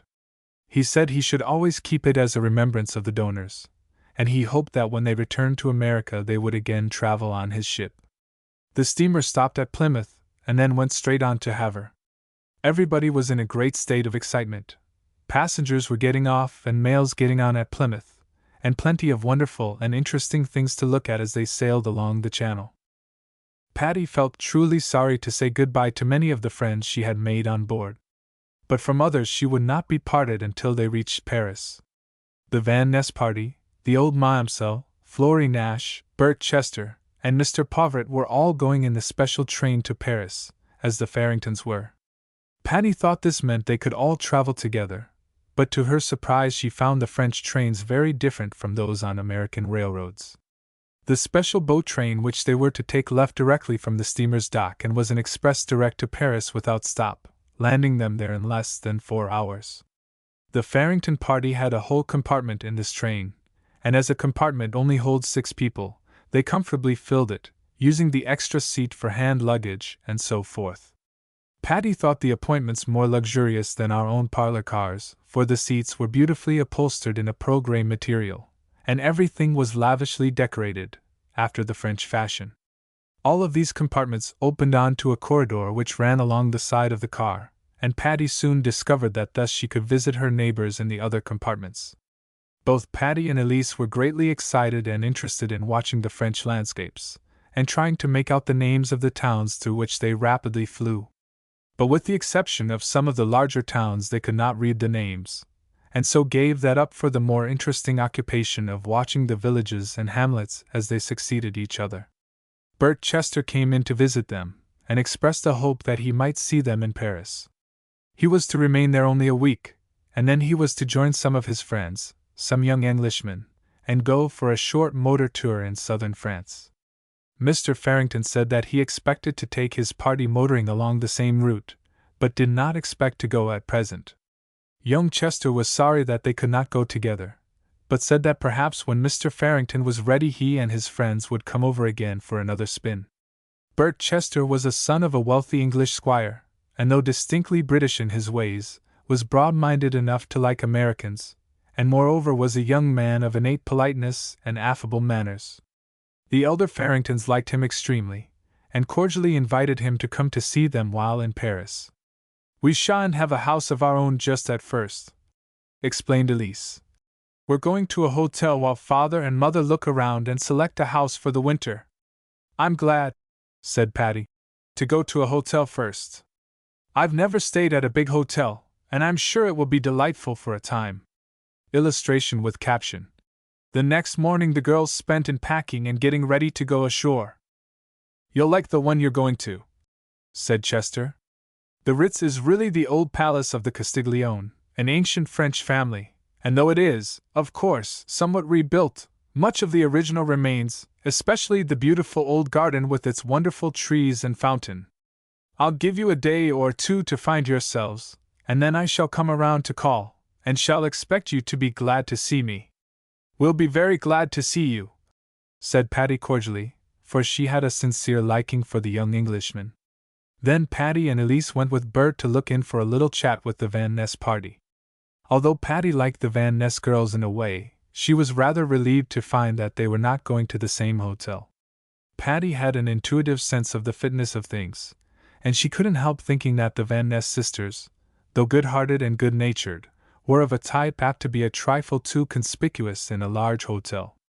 The Farringtons were quiet-mannered folk, and Patty had often noticed and admired the dignified yet pleasant manner which Mr. Farrington invariably showed to officials or to servants.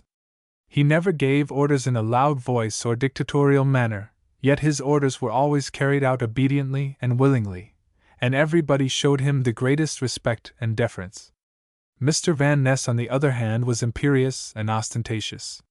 He was prone to be critical, and often became annoyed at trifles.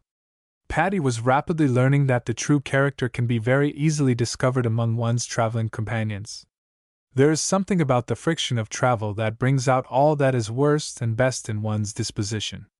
And so when Patty found that the Van Nesses were going to a different hotel from themselves, she was really glad, though she hoped to see them occasionally during their stay in Paris. The train reached the Gare du Nord at about 6 o'clock, and when our party went into the rather dimly lighted station, Patty thought she had never before seen such pandemonium. Everybody seemed to be in trouble of some sort. Some were running hither and thither, exclaiming and expostulating, but apparently to no avail. Others sat hopelessly and helplessly on their own luggage, seeming to despair of ever getting any further. The luggage room was an immense place, stone-floored and rather damp. There were several separate counters where passengers were supposed to attend to the checking of their baggage, but though there were plenty of officials and porters about, none of them seemed anxious or even willing to wait upon anybody. Patty saw many people appeal to one man after another in a vain hope of getting their wants attended to. But it seemed to be almost impossible. To those who could not speak French, the situation was hopeless indeed. Patty watched one poor lady, who seemed to be traveling alone, and who continually inquired of the stolid and unobliging porters, "Do you speak English?" and invariably received the reply, "Non, madam, non, madam." The lonely little lady seemed to be in despair, and Patty wished she could help her, but she did not know herself what made the difficulty. At last she discovered that it was necessary to get a customs inspector and a porter and a railway official all together in one place and at one time. This done, the rest was easy, at least to the traveler who knew sufficient French to make his wants known. This Mr. Farrington managed to accomplish after some delay. The official ceremonies then being soon over, and our travelers having repeatedly declared that they were transporting nothing eatable, they were allowed to drive away in cabs. The cabs in Paris are of the low, open pattern, like a Victoria, and they looked very strange and informal to Patty, who had never seen any but closed cabs or hansoms. Mr. and Mrs. Farrington rode in the first cab, which was followed by another, containing Patty and Elise, with Lisette, who sat on the small, folding front seat. Patty held her breath with excitement when she realized that she was in Paris at last. They drove through the streets, which were not very well lighted, gazing eagerly at the strange sights everywhere about them. Their hotel was in the Place Vendôme, and the drive there from the station was not through the beautiful boulevards, but through some narrow and not particularly clean streets. But when they rolled into the Rue de la Paix and drove toward the Place Vendôme, the girls began to think that Paris was beautiful, after all. It was rather more than dusk, but not dark, and the great square, with its circumference of colonnaded buildings, and the wonderful column in the center, was exceedingly impressive, and filled Patty's soul with a rapturous awe. "Oh, Elise," she cried, grasping her companion's hand, "I never supposed Paris would be like this. I thought it would be bright and gay and festive, but instead of that, it's grand and solemn and awe-inspiring." "So it is here," said Elise. "But there is plenty of brightness and gaiety in some parts of the city, I expect. Of course, this is historic ground, and I suppose it was pretty much as it is now in the days when they were building French history. That's Napoleon on top of that statue, though you can't recognize him from here. You know about the column, of course. It's been overthrown and rebuilt 3 or 4 times. Yes, I remember studying about it in French history. It was torn down at the time of the Commune, and later re-erected from the fragments. But you know, when you study those dry facts, they don't seem to mean anything. But to be here, really in Paris, looking at that wonderful column, in this dusky light, and the stars just beginning to show, oh, Elise, it's more like fairy tales than history." "I love it too," said Elise. "And I'm so glad to be here with you. Oh, Patty, we are going to have a beautiful time." "Well, I rather guess we are," said Patty, with true Yankee enthusiasm. Then their cabs drove in at the arched entrance of the Hotel Ritz, and a most important-looking personage in blue uniform assisted them to alight. Other attendants in unostentatious livery swung open the glass doors, and our party entered. The proprietor, who advanced to meet them, was a courtly, polite Frenchman, in correct evening dress, whose suave and deferential manner was truly typical of his race. He seemed to take a personal interest in his newly arrived guests, and himself conducted them to their apartments. Patty followed with the rest, feeling almost like pinching herself to see if she were awake or in an enchanted dream. The hotel was particularly beautiful, and the furnishings unlike any she had ever seen before. Carpets, furniture, and decorations were all in the palest tints of lovely colors. Doors and windows and many of the partitioned walls were of glass, in ornate gilt frames through which one could see fascinating rooms beyond. A few choice pictures hung on the walls, and here and there were French cabinets of curios and rare laces. The elevator seemed to be entirely of glass, and was furnished with dainty white upholstery and gilded woodwork. Bouquets of fresh flowers were here and there on small tables in the rooms and halls. The suite of rooms allotted to the Farringtons looked out upon the Place Vendôme, and Patty flew to the window to gaze again upon the beautiful scene. The rooms were daintily furnished with the same exquisite taste that prevailed throughout the house. Lace curtains framed the deep-seated windows, an empire clock and candelabra graced the carved mantel, and the furniture was rich and abundant. "I don't think," said Patty, "that I ever saw a more beautiful palace. And I'm so glad I'm here I don't know what to do. Just think of it, Elise, we'll live here in this lovely room for a fortnight anyway." "It is lovely," said Elise, "but I expect we'll get tired of hotel life and be glad to have a home of our own." "Very likely," said Patty, with a little sigh of content. "But I shall be perfectly happy wherever we are." "I believe you will, Patty," said Elise, laughing.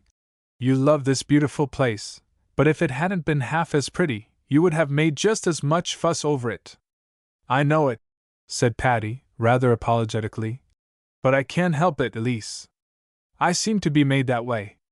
When I like anything, you know, I enjoy it just as much as I possibly can, and that's all I can do, anyway." The room which the two girls were to share was a large double-bedded apartment, with dressing rooms and bath adjoining. It was perfect in every detail of comfort and luxury as well as beauty, but when Lisette came in to assist the girls in dressing for dinner she found them both hanging out of the front windows gazing at the Vendôme column. However, they expressed themselves as quite ready to prepare for dinner, and after donning pretty light costumes, they joined Mr. and Mrs. Farrington and went down to the dining room. The dining room proper of the hotel was an indoor apartment, but all through the summer the guests were accustomed to dine under the open sky, at small tables in the garden. Owing to an unusually late season, it was still warm enough to dine outside, and when Patty saw the scene in the garden she thought Paris was fairyland indeed. Though called a garden, it was really a stone-paved court, but all round its edge on two sides were large old trees with gnarled and twisted trunks and thick foliage of glossy green. Under the trees were flower beds full of blossoming plants, and in the branches of the trees themselves were hung vari-colored globes of electric lights about the size of an orange. The effect of these brilliant spheres in the dark trees was as beautiful as it was unusual, and the scene was further made bright by arches and festoons of brilliant-colored lights, which crossed and twined above their heads in every direction. At the end of the garden was an immense fountain surrounded by statues, and playing many jets of water, which flashed and sparkled in the light. Around two sides of the garden ran the verandas of the hotel, and the diners could sit on these verandas or out in the open, as they preferred. The gay scene was completed by the throngs of people, the French women in their dainty costumes, the French men with their correct garb and demeanor, as well as a good sprinkling of strangers from other countries. So interested was Patty in looking at it all that she declared she didn't want a thing to eat. But when the choice selections of French cookery were placed before her, she changed her mind and did full justice to the repast. After dinner they sat for a short time in the drawing-room, and then Mr. Farrington declared they must all go to rest, as he had planned a busy day for them on the morrow. Chapter 10 Sightseeing. They rose next morning to find a perfect autumn day awaiting them. To Patty's surprise, dainty breakfast trays were brought to their bedsides. "It is the custom of the country," Elise explained. "Nobody ever goes downstairs to breakfast in Paris. It's a custom that suits me well enough, at least, what there is of it. I'm free to confess that this rather smallish cup of chocolate and two not very large rolls and a tiny bit of butter do not seem to me all that a healthy appetite can desire." "I'm afraid you're an incorrigible American," said Elise, laughing. "Now, this little spread is ample for me, but I dare say you can have more if you want it." "No, indeed," said Patty. "When I'm in Paris, I'll do as the Romans do, even if I starve.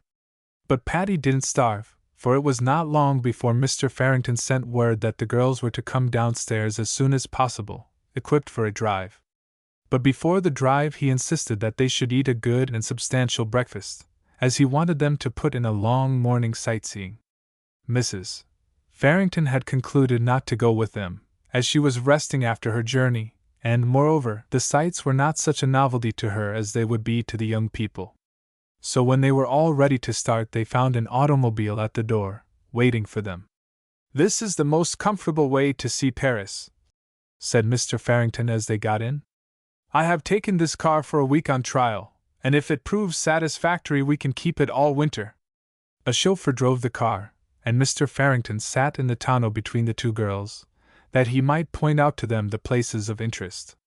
If Patty had thought Paris beautiful by night, she thought it even more so in the clear, bright sunshine.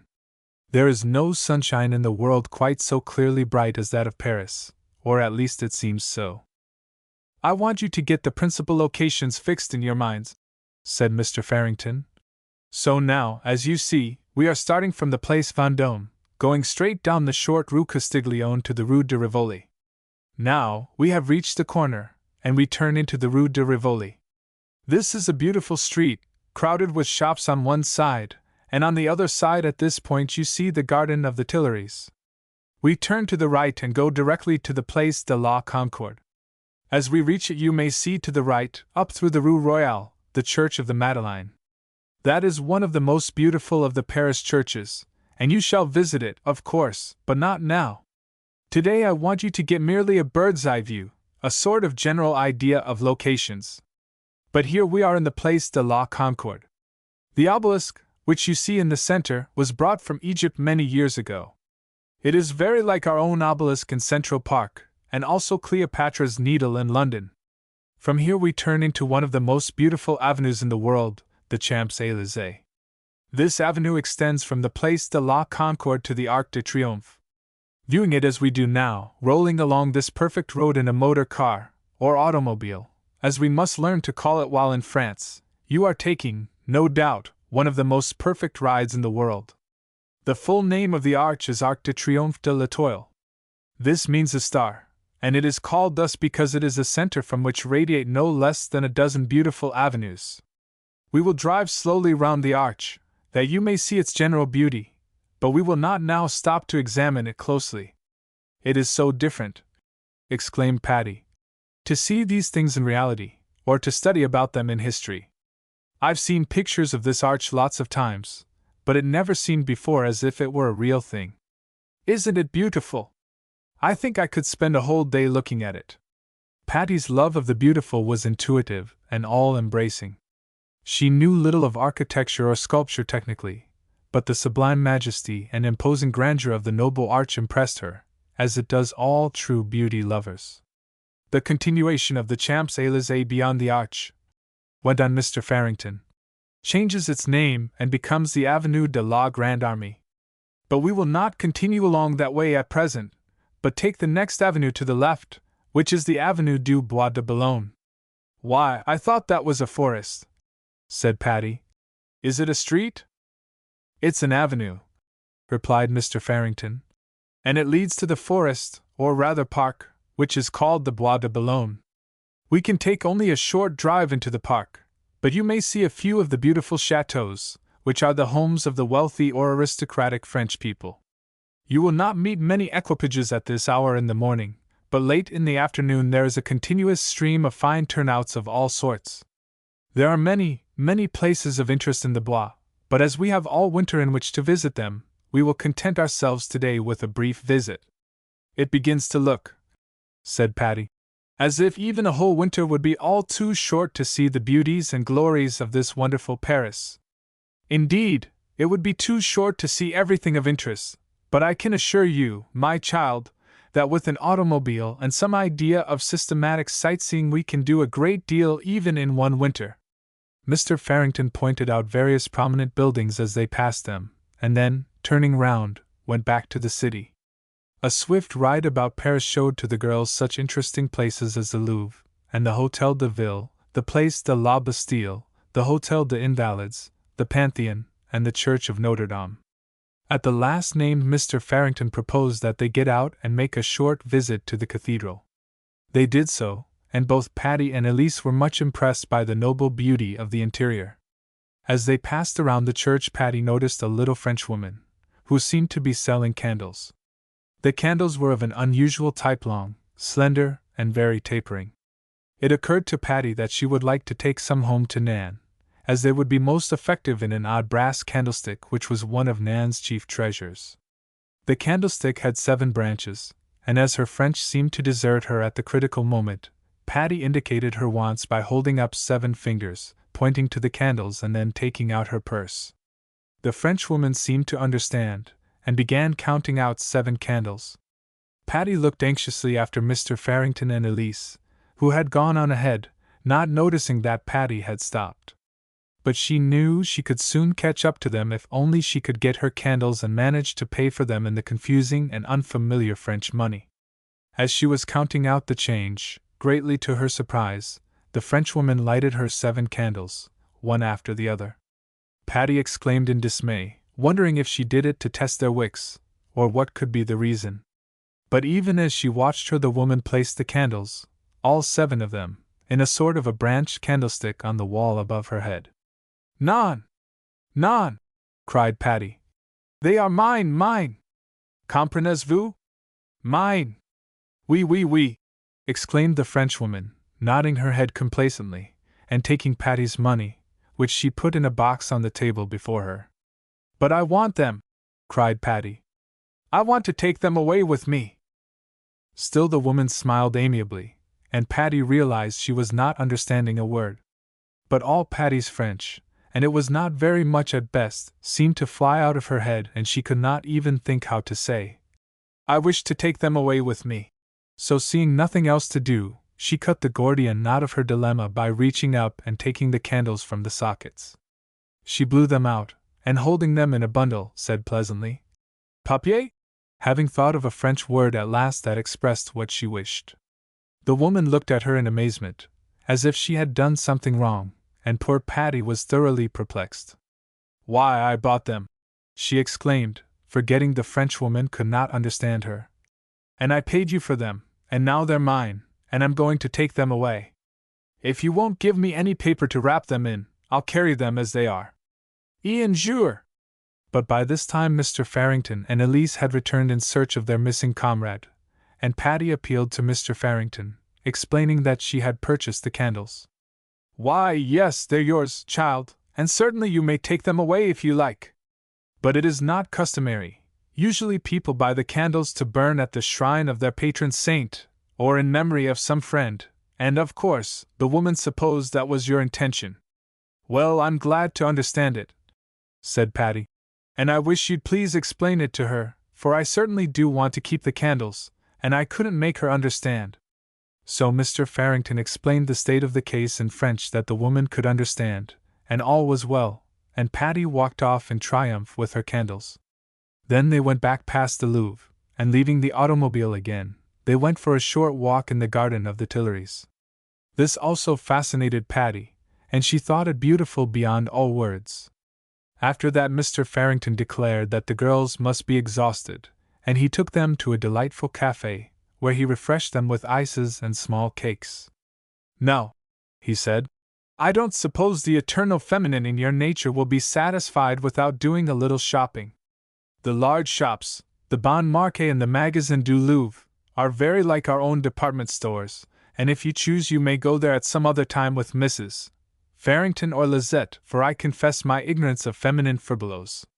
But I will take you to 1 or 2 interesting shops on the Rue de Rivoli, and then if we have time to a few in the Avenue de l'Opéra." Their first stop was at a picture shop, and Patty nearly went wild over the beautiful photographs and watercolors. She wanted to purchase several, but Mr. Farrington advised her to wait until later, when she should perhaps be better able to judge what she really wanted. "For you see," he said, "after you have been to the Louvre and other great galleries, and have made favorites, as you will, among the pictures there, you will then be able to collect your photographs more intelligently." Patty was quite ready to abide by this advice, and she and Elise enjoyed looking over the pictures and anticipating future purchases. But though the shops along the Rue de Rivoli were attractive, they were not nearly so splendid as those on the Avenue de l'Opera. Indeed, Mr. Farrington almost regretted having brought the girls there, for they quite forgot all else in their delight in looking at the beautiful wares. They seemed content just to walk along the avenue looking in at the shop windows. "I don't want to buy anything yet," declared Patty. "Later on I expect to get souvenirs for all of the people at home, and I have any amount of orders to execute for Marion." "Won't it be fun to do our shopping here?" exclaimed Elise. "I never saw such lovely things, and truly, Patty, the prices marked on them are quite cheap. Much more reasonable than in New York, I think." "So do I, and oh, Elise, just look at the lovely things in this window. See that lovely pen wiper, and that dear paper cutter. Aren't they unusual?" "Yes," exclaimed Elise, equally rapturous. "I don't wonder, Patty, that people like to shop in Paris. It is truly fascinating. But just wait until we get Mother out here with us instead of Father. She won't fidget around as if she wanted us to go home before we've fairly started." Elise looked reproachfully at her father, who was undeniably fidgeting. "I'm glad you appreciate the fact," he said, "that I am impatient to get away from these shop windows. Never again will I introduce two young girls into the Parisian shopping district. I've learned my lesson. I'll take you sightseeing, but Mrs. Farrington must take you shopping." Patty laughed good-naturedly, and expressed her willingness to return at once to the hotel. Chapter 11: An Excursion to Versailles. One evening, as our party sat in the drawing-room of the hotel, after dinner some callers' cards were brought to them. The guests proved to be Bert Chester and his 3 friends, of whom he had told Patty before. The 4 young men were about to start on a motor tour, and were spending a few days in Paris first. They were all big, stalwart young Englishmen, and when Bert introduced Paul and Philip Marchbanks and Arthur Orme, Patty thought she had never seen more pleasant-looking boys. "We're jolly glad to be allowed to come to see you," said Phil Marchbanks, addressing Mrs. Farrington, but including them all in his conversation. "We know almost nobody in Paris, and we're so glad to see some friendly faces. We may as well own up," said his brother Paul, "that we're just a bit homesick. We're going to have a fine time, of course, after we get started, but it takes a few days to get used to it." It amused Patty to think of these great, big boys being homesick, but she rather liked their frank admission of it, and she began to ask them questions about their automobile. The boys had no chauffeur with them, and Arthur Orme drove the car, with occasional assistance from the others. Of course, the boys were enthusiastic regarding their car, and young Orme particularly fell into discussions with Mr. Farrington as to the respective merits of various makes. "We've done up Paris pretty well," said Bert Chester. "We've only been arrested for speeding once, but that's not surprising, for they let you go about as fast as you like here, and with their marvelously fine roads, it's more like skating than anything else." "But you only arrived here when we did," said Elise. "How can you have done up Paris so soon?" "Well, you see," said Bert, "we're not going to write a book about it, so we didn't have to take it all in. We've seen the outside of the Louvre, and the inside of Napoleon's tomb, we've been to the top of the Eiffel Tower, and the bottom of the catacombs, so we flatter ourselves that we've done up the length and breadth and height and depths, at least to our own satisfaction." "It's a great mistake," said Phil Marchbanks, "to overdo this sightseeing business. A little goes a great way with me, and if I bolt a whole lot of sights all at once, I find I can't digest them, and I have a sort of attack of tourist's indigestion, which is a thing I hate." "So do I," agreed Patty. "And I think you do quite right not to attempt too much in a short time. We are taking the winter for it, and Mr. Farrington is going to arrange it all for us, so that I know we'll never have too much or too little." "How much longer are you staying here?" "Only a few days," replied Bert Chester. "And that brings me to our special errand. We thought perhaps, that is, we hoped that maybe you might, all of you, agree to go with us tomorrow on a sort of a picnic excursion to Versailles. We thought, do you see, that we could take our car, and you could take yours, and we'd start in the morning and make a whole day of it." "Gorgeous!" exclaimed Patty, clapping her hands. I do think that would be delightful. I'd love to go. Me too, chimed in Elise. Mother, do say yes, won't you? You know you're just as anxious to go there as we are, because you spoke of it only yesterday. Yes, indeed, said Mrs. Farrington heartily. I quite approve of the plan, and if your father has no objection, we can make a charming picnic of it. Mr. Farrington was quite as interested in the project as the others, and they immediately began to arrange the details of the expedition. Bert Chester had a road map in his pocket, which showed exactly the routes they could take, but the decision of these things was left to Mr. Farrington and Arthur Orham, who put their heads together over the complicated-looking charts and decided upon their way.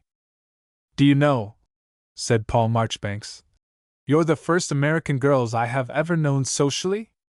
I've seen tourists in railway stations or restaurants, but I never talked to any Americans before. For goodness sake, exclaimed Patty. Have they kept you walled up in a dungeon tower all your life, or what? Not exactly that, but we English fellows who go to school and then to college, and meantime live in our country homes, with an occasional run up to London, have almost no opportunity to meet anybody outside of our own people. And I haven't jogged about as much as a good many fellows. This is the first time I've been to Paris. Then that explains your homesickness, said Patty, smiling kindly at the big boy, whose manner was so frank and ingenuous. Yes, he said.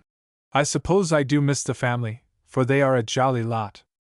Oh, I say, won't you people all come down to our place and see us? You're going to England, of course, before you return to the States, aren't you? I don't know, said Elise, smiling. Our plans are uncertain. But if we accept all the delightful invitations we're continually receiving, I don't know when we ever shall get back to New York. The next day proved to be a most perfect one for an excursion of any sort. They started early, for they wanted to make a long, full day of it, and return in time for dinner. The 2 automobiles were at the door by 9 o'clock, and the party was soon embarked. As Mr. Farrington did not drive his own car, he went in the other car, sitting in front with Arthur Orara. In the tonneau of this car were Patty and Bert Chester. So in the other car rode Mrs. Farrington and Elise and the 2 Marchbanks. This arrangement seemed highly satisfactory to all concerned, and the procession of 2 cars started off gaily. Away they sped at a rapid speed along the Champs-Élysées, through the Arch and away toward Versailles. The fresh, crisp morning air, the clear blue sky, and the bright sunlight, added to the exhilaration of the swift motion, endowed them all with the most buoyant spirits, and Patty felt sure she had never looked forward to a merrier, happier day. She chatted with Bert Chester, and asked him many questions about the trip on which he was starting. I don't know just where we are going, he said. I leave all that to Orham. The rest of us don't care, and Orham loves to spend hours hunting up reasons why we should go to this small village that is picturesque, or that tiny hamlet that is historic. I'm sure the queer little French towns will all look alike to me, and I'm not awfully keen about such things anyhow. I go for the outdoor life, and the swift motion, and the fresh air, and all that sort of thing. I love that part of it too, said Patty. But also I like seeing the funny little towns with their narrow streets and squealing dogs. I think I have never been through a French village that wasn't just spilling over with squealing dogs. That's because you always go through them in an automobile. If you were on a walking tour now, you'd find the dogs all asleep. But the paramount idea in a French dog's brain is that he was made for the purpose of waking up and barking at motor cars. Well, they're most faithful to what they consider their duty then, said Patty, laughing, for even as she spoke they were whizzing through a straggling, insignificant little village, and dogs of all sizes and colors seemed to spring up suddenly from nowhere at all, and act as if about to devour the car and its occupants. But notwithstanding the dogs, the villages were exceedingly picturesque, and Patty loved to drive through them slowly, that she might see glimpses of the life of the people. And it was almost always necessary to go slowly, for the streets were so narrow, and the sidewalks a mere shelf, so that pedestrians often walked in the road. This made it difficult to drive rapidly, and moreover, many of the streets were steep and hilly. It never seems to matter, observed Patty, whether you're going out of Paris or coming in, It's always uphill, and never down. I think that after you've climbed a hill, they whisk it around the other way, so that you're obliged to climb it again on your return. Of course they do, agreed Bert.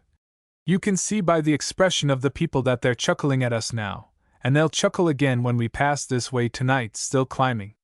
Neither of the cars in which our party traveled were good hill climbers, although they could go fast enough on the level.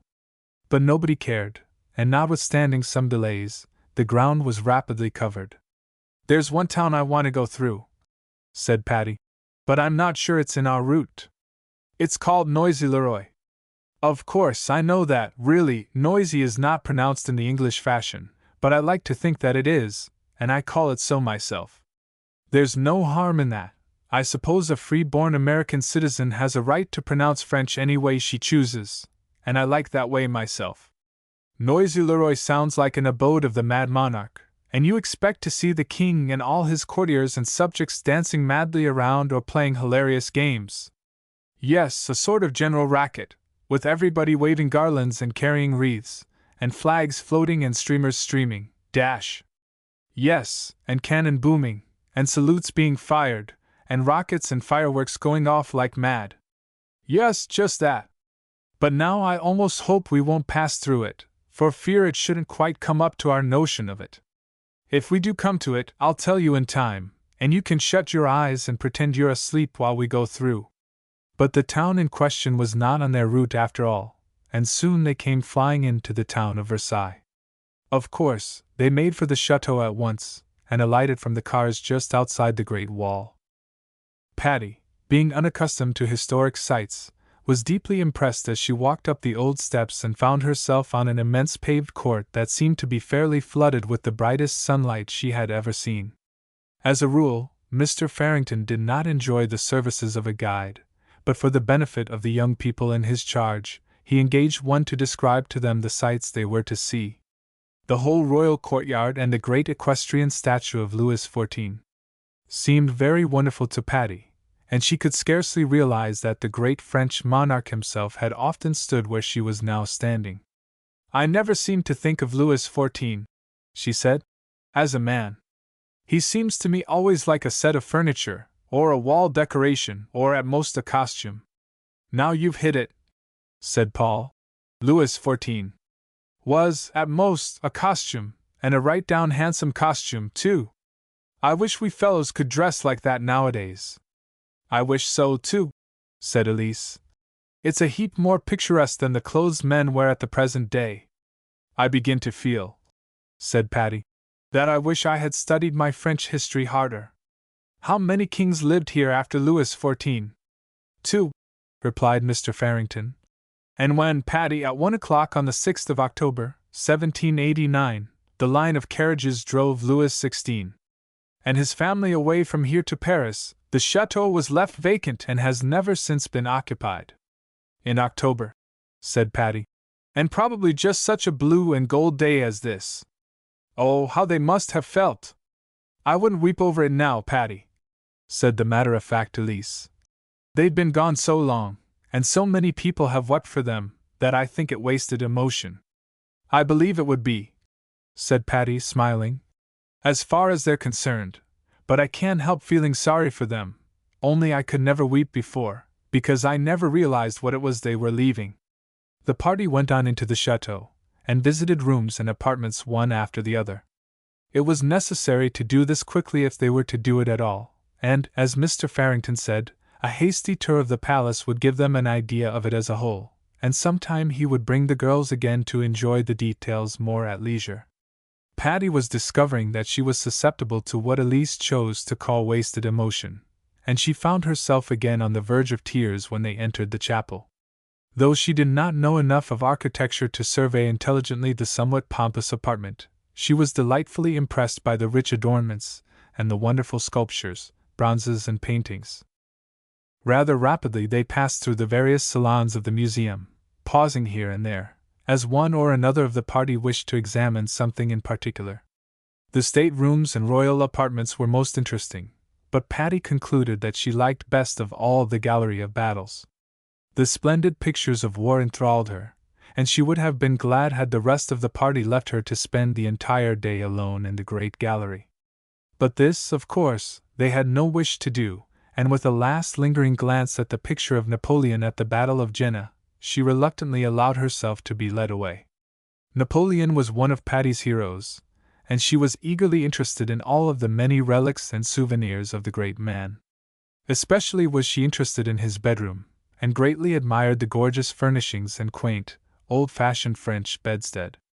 Having scurried through the palace and museum, Mr. Farrington declared that he could do no more sightseeing until he had eaten some sustaining luncheon.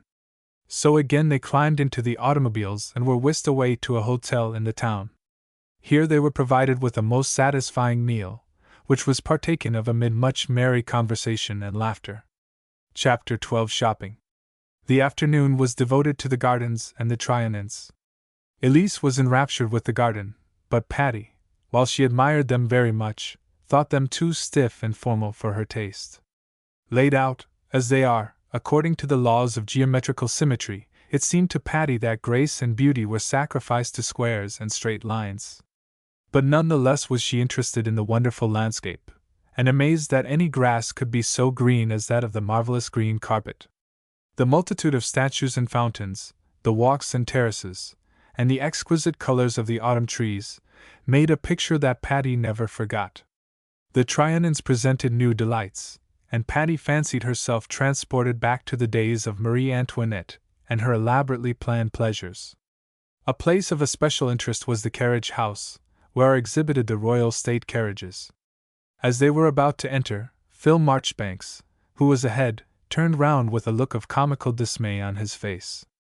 "We can't go in," he said. "We can't fulfill their requirements." "What do you mean?" said Patty. "Why, here's a sign that says wet umbrellas must be left in the cloak-room. You see, it's imperative, and as we have no wet umbrellas to leave in the cloak-room, whatever shall we do?"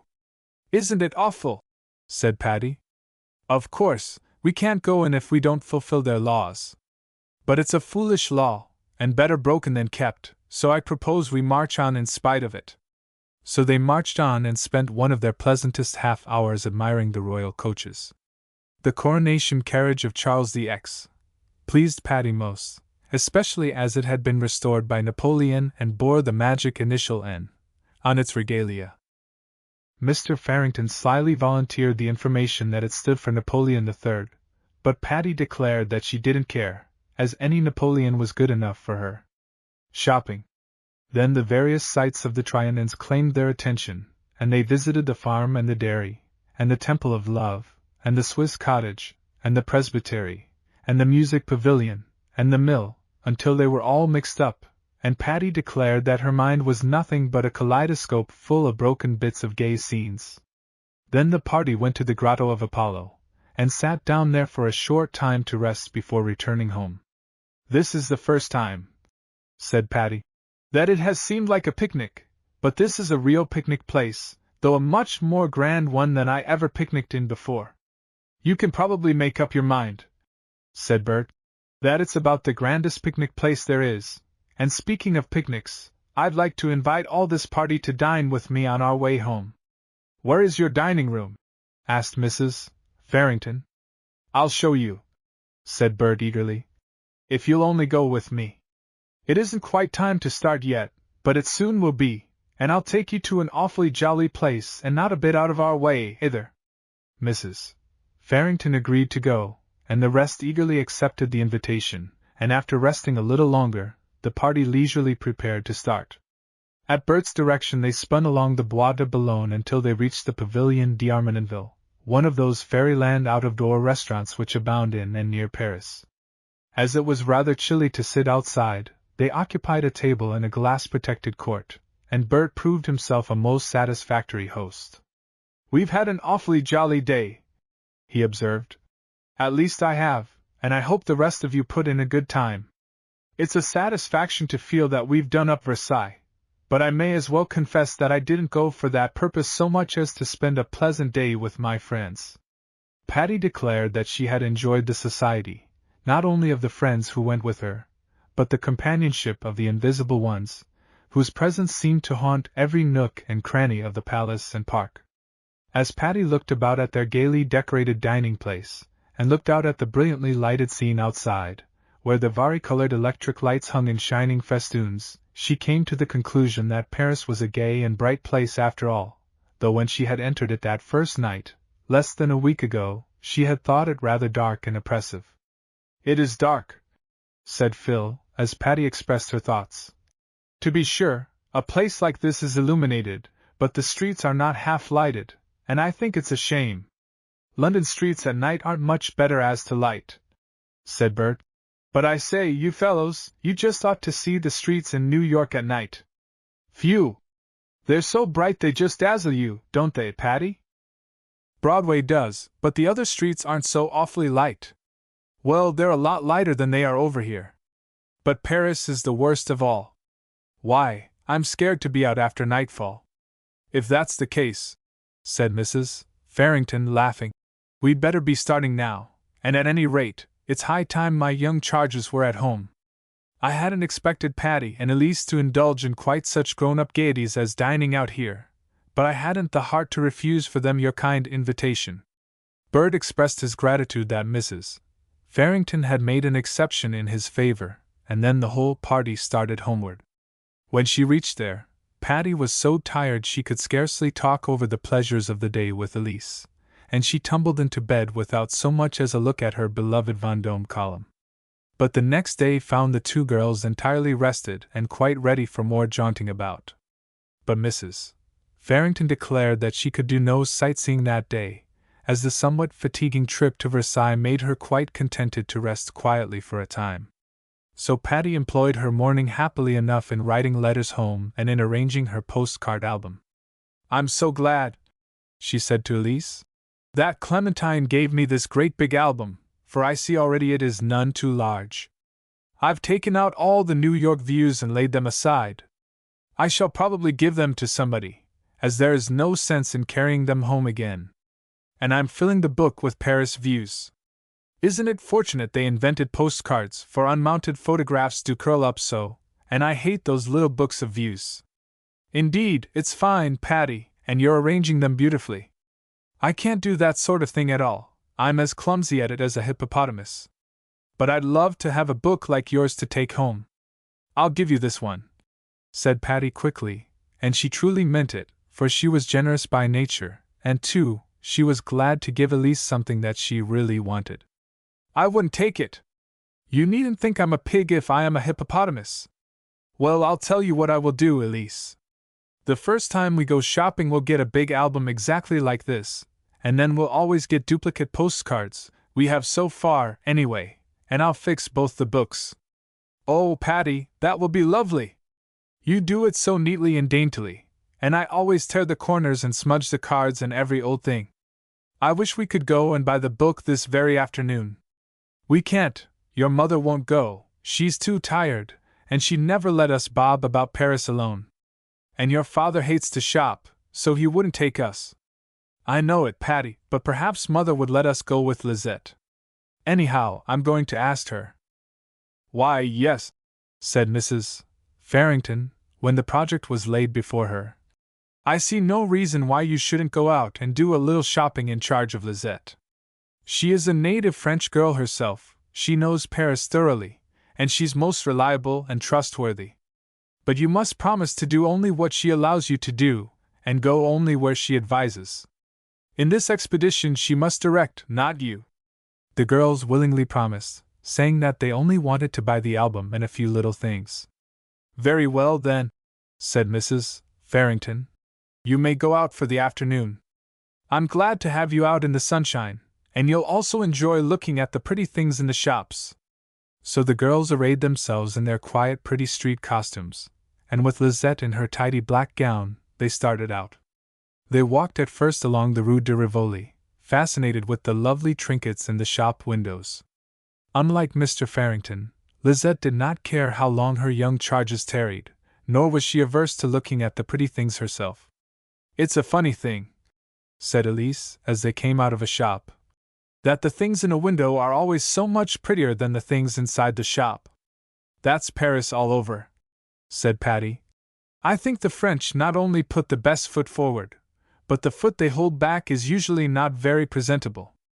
Yes, I believe that's true, and they always seem to make the best of everything, and that's why they're so happy and light-hearted. But here we are at a stationer's. Let's buy the album here. The stationer's proved to be a most distracting place. They bought the album, and then they discovered a counter piled with postcards, in which they were soon deeply absorbed. But you mustn't get so many, Elise, cried Patty, as she looked at the great pile Elise had laid aside to buy. It's no fun at all to get them all at once and fill the book. Then it's all over. The fun is in collecting them slowly, a few at a time. But I want all these, Patty, so why not take them now? No, you don't either. Now look here, Elise, I'm making your book for you, so you take my advice in this matter, and you'll afterward admit that I'm right. You're always right, Patty, said Elise, smiling lovingly at her friend. That's the worst of you. But I'll do as you say this time, only don't let it occur again. Patty laughed and allowed Elise to select cards illustrating the places she had already seen, persuading her to leave the others until some future time. Then they looked round the shop further, and discovered many attractive little souvenirs to take to friends at home. I think, said Patty, I'll just buy some of these things right now. For surely I could never find anything for Frank and Uncle Charlie better than these queer little desk things. Aren't they unusual, Elise? Are they rococo? Patty, said Elise in a stage whisper, I hate to own up to it, but really, I never did know what rococo meant. Isn't it something like cloisonné, or is it ormolu? Patty laughed. To be honest, Elise, I don't exactly know myself, but I don't think you've struck it very closely. However, I'm going to buy this inkstand. I don't care if it's made of gingerbread. And here's a bronze Napoleon. Didn't Marion want that? Oh, yes, indeed she did. I'm so glad you discovered him. Isn't he a dear little man? Just about 3 inches high.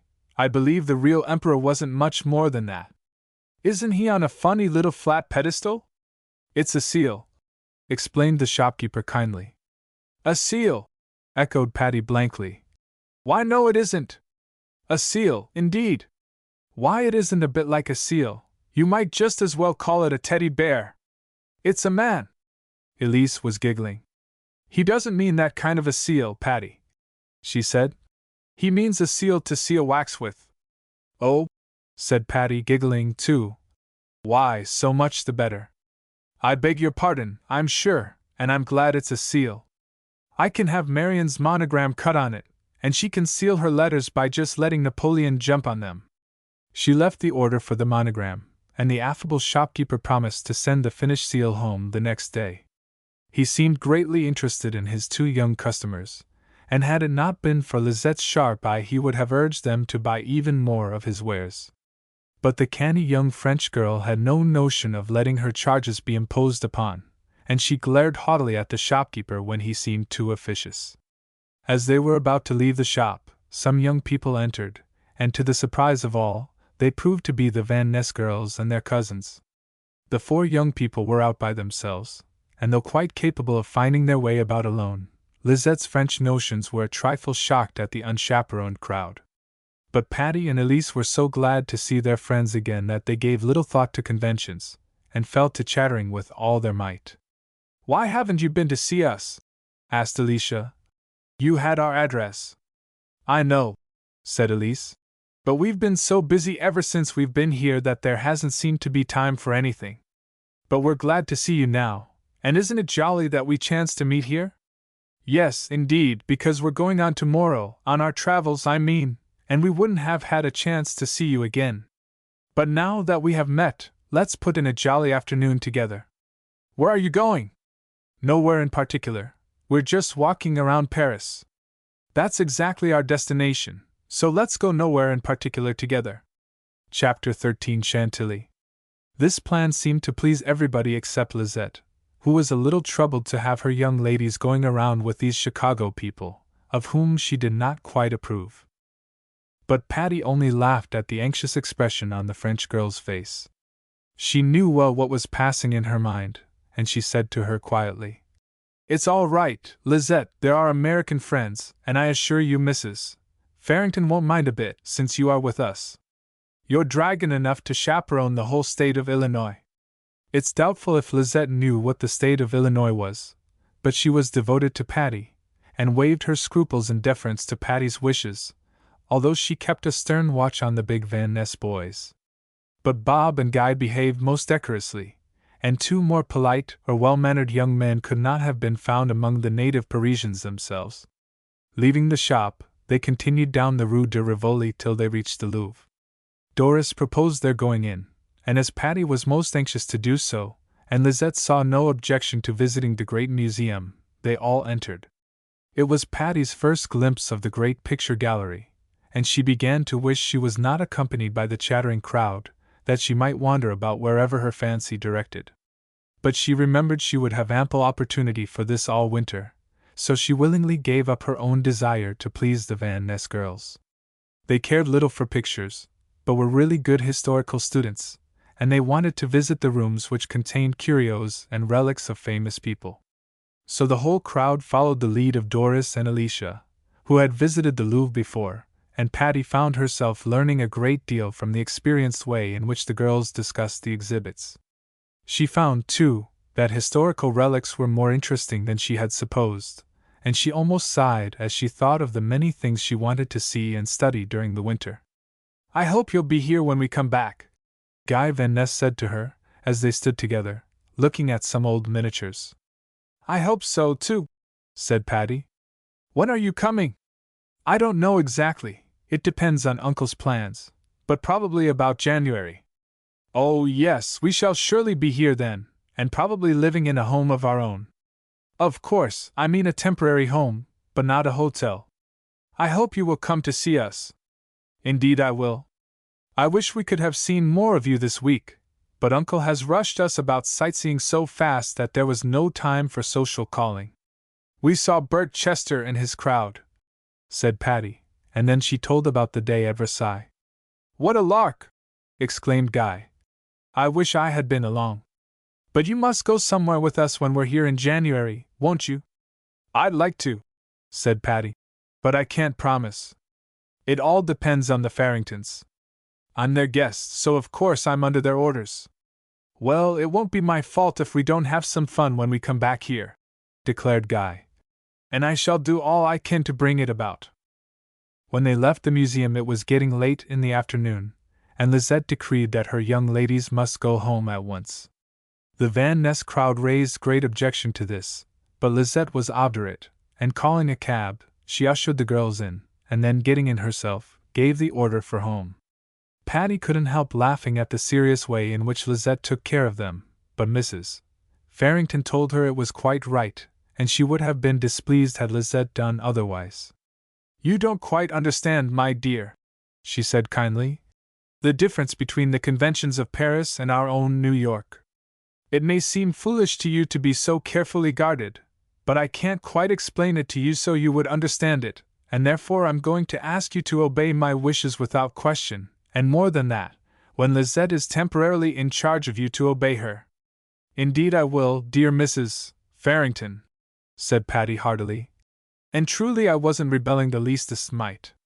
I'm more than ready to obey you, or Lizette either, only it struck me funny to be put into a cab, like babies in a baby carriage by their nursemaid.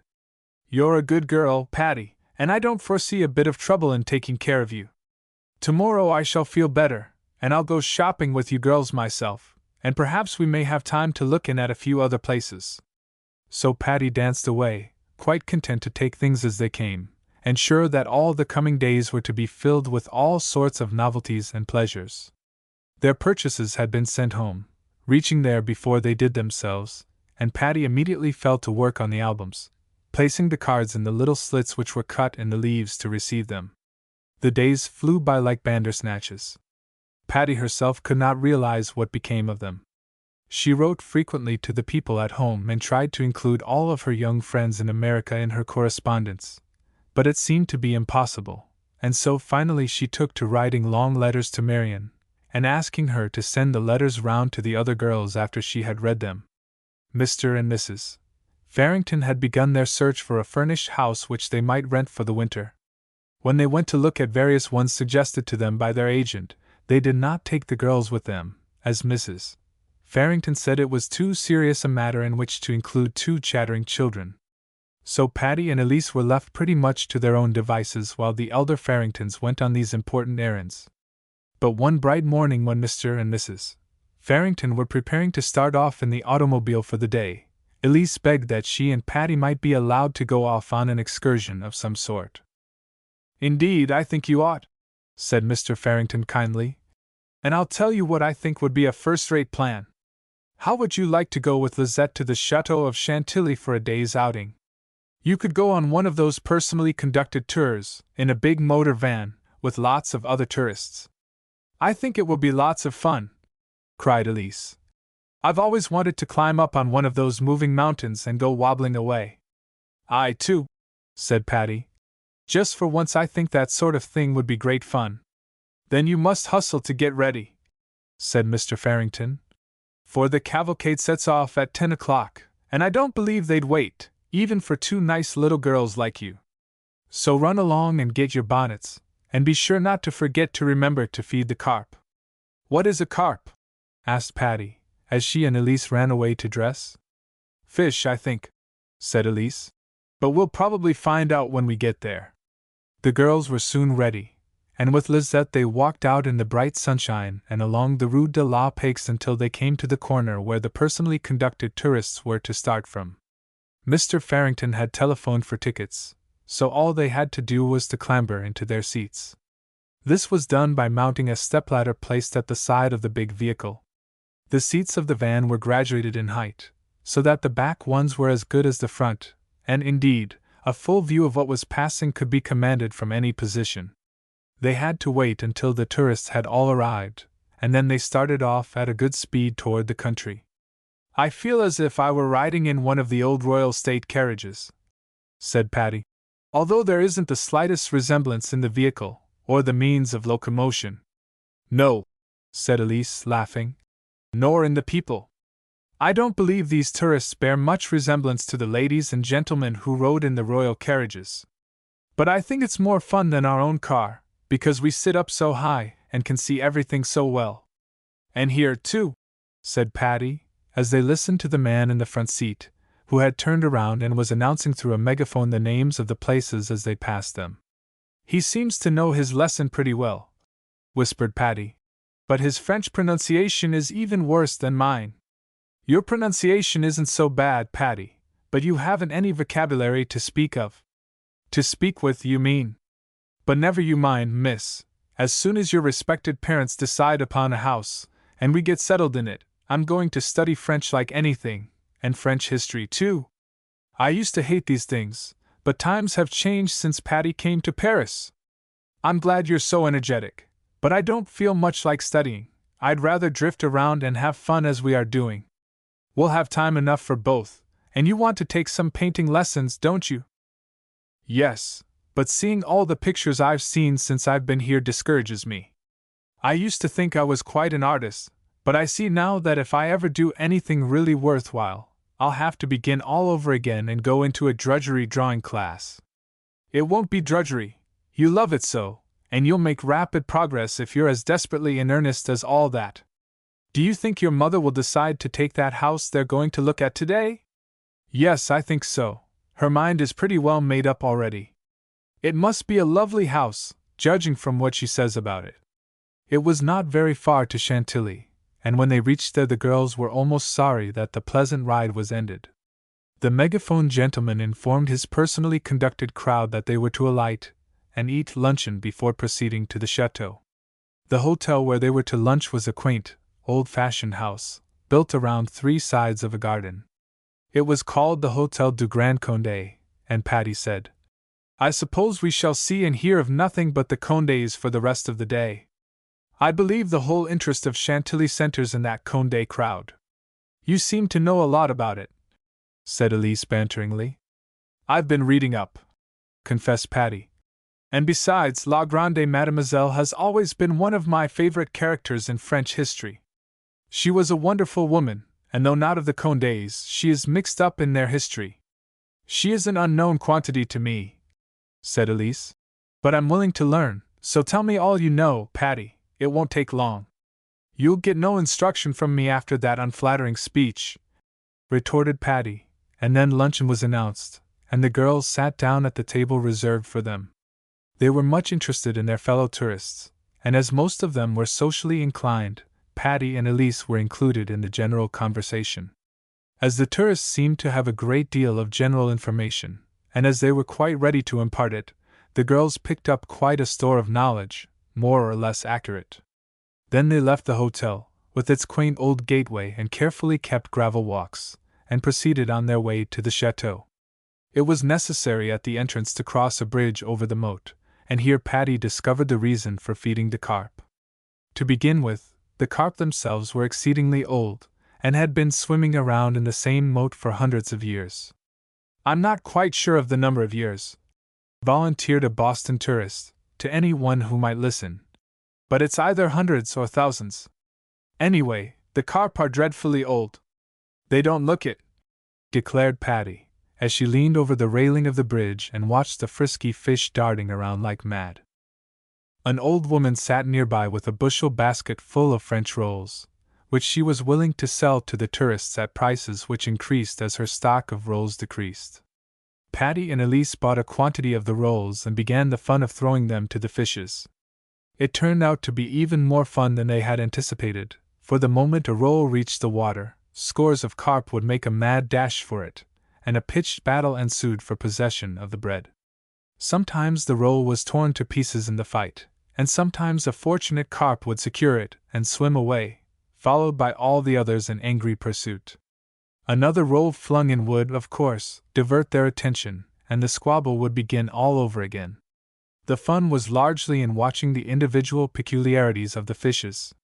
One sulky old thing disdained to fight, but if given a roll all to himself he would swim away with it, and sticking his head in a small corner of the stone parapet, would eat it greedily, while he kept off the other fishes by madly lashing his tail. Another brisk little fish didn't seem to care to eat the rolls at all, but mischievously tried to prevent the others from eating them, and played a general game of interference. The actions of the fish were so ridiculous, and the sport so novel and exciting, that the girls would not leave until they had bought up all the rolls the old woman had and thrown them down to the comical carp. The personal conductor of the tour affably waited until the moat performance was over, and then conducted his party inside the park to the chateau. Though only a toy affair compared with Versailles, Chantilly is one of the most beautiful of the historic chateaux of France, and is in many respects a gem. The great paved court of honor shone white in the sunlight, and the noble statues and sculptures bore witness to the art and taste displayed in its construction. Chapter 14: Making a Home. The party was marshaled up on the peristyle, where they received, collectively, instructions in a loud voice to leave their sticks and umbrellas before entering the chateau. Patty and Elise agreed that the beauty and dignity of the situation was somewhat impaired by the personally conducted effect, but they thought that was compensated for by the funny side of it all. The tourists followed the conductor like a flock of sheep, one or another occasionally straying away for a time, and nearly all of them making notes in little notebooks. Indeed, some of them were so intent on their notes that they merely gave glances at the beautiful things exhibited, and spent most of their time scribbling in their books and referring to their Baedekers. The interior of the chateau was delightful. As Patty had surmised, it was largely devoted to pictures and relics of the Condé family. She was greatly pleased to discover a gallery of battles which, though not large, illustrated the battles of the great prince who was called the Grand Condé. Although Patty was of a peaceful enough nature, she had a special liking for the glory and grandeur of paintings of battle scenes, and she tarried in this gallery as long as she could. Both she and Elise adopted the Grand Condé as one of their favorites, and greatly admired the numerous portraits of him, with his handsome face and generally gorgeous effects. In one of the halls of the chateau postcards were on sale, and Patty eagerly looked them over to make the selection she wanted. But the personal conductor discovered that time was flying, and that if he let all of his charges delay over the postcards, other sights must be omitted. So he scurried them along through the various galleries and salons, pausing in the library and the chapel. The chapel awed Patty, as the impressive burial places of kings always did, and especially was she interested in a cypress, which was a receptacle for the hearts of several of the princes of Condé. It seems wonderful, she said to Elise, to take out their hearts and put them all away together like that, but they had strange ways in the times of my friends, the Condés. I'm beginning to be very much interested in your friends, the Condés, replied Elise. And I think, after all, I shall join your French history class this winter. Then they proceeded to the beautiful park of Chantilly, which was laid out by the same landscape gardener who afterward designed the gardens of Versailles. The park was enchanting, and the many buildings in it most interesting. There's one thing certain, said Patty. I shall come here some day and camp out for the day in this park and wander around without being personally conducted. And I shall do myself the honor to accompany you, said Elise. I'm sure I can persuade Father to send us out here in the car some day and let us play around by ourselves. All too soon the megaphone's voice called them to start on their homeward trip. Patty and Elise were among the first to take their seats in the great motor car, and as Patty was looking over her beloved postcards, she suddenly discovered that she had no portrait of her friend, the Grand Prince. But by good luck she saw a woman standing near, and suspended by a strap round her neck was a tray of postcards. Calling the woman to her, Patty made known her desire for a picture of the Grand Condé. Oui, exclaimed the woman as she offered various portraits of other members of the Condé family. Non, cried Patty, shaking her head vigorously. Le Grand Prince, Le Grand Condé! At length the woman discovered the proper card, and when Patty accepted it, and paid her for it, she burst into voluble thanks and begged her to buy more. Remembering Elise's album, Patty bought another copy of the same picture for that, and then, thinking she would like to take one to Marion, she asked for a third copy. This the woman did not have in stock, but anxious to please her pretty young patron, she flew over to another postcard vendor, of which there seemed to be several nearby, and demanded the required card from her. But a search through her stock proved unavailing, and both women, chatting volubly in French, tried to procure one from a third postcard seller. Patty and Elise became much amused at the excitement they had created, and suddenly to their surprise one of the tourists expressed her desire also for a portrait of the Grand Condé. Patty surmised at once that she had no particular reason for desiring it save an idea that if it was in such great demand it must be of a special value. And then, following the example of the first, several other tourists set up a clamor for the same picture, and the scene became one of great excitement. The postcard vendors put their heads together, and still jabbering rapidly, produced all sorts of portraits which they endeavored to foist upon the buyers as portraits of the Grand Prince. But the tourists were shrewd, and they knew what they wanted, though they had no idea why they wanted it. The natural result of this situation was a rise in price of the desired picture. The original price of 10 centimes was doubled and then quadrupled, and finally the tourists began to bid for the picture until the affair became an auction. Patty and Elise were convulsed with laughter at the absurdity of it all, and finally the motorman whizzed away, leaving the Frenchwomen chuckling over their marvelous sales, and carrying some excited tourists, who wondered why they had paid so much for ordinary postcards. Patty's recital of the affair at dinner that night greatly amused the Farringtons, and Mr. Farrington declared that the whole scene was typical of human nature. As you had cornered the market, Patty, he said, why didn't you sell your Condé pictures at top prices, or else put them up at auction? For the very good reason that I wanted them myself, replied Patty, and if I had sold them, perhaps I never could get any more. Well, we, too, have achieved an important success today, went on Mr. Farrington.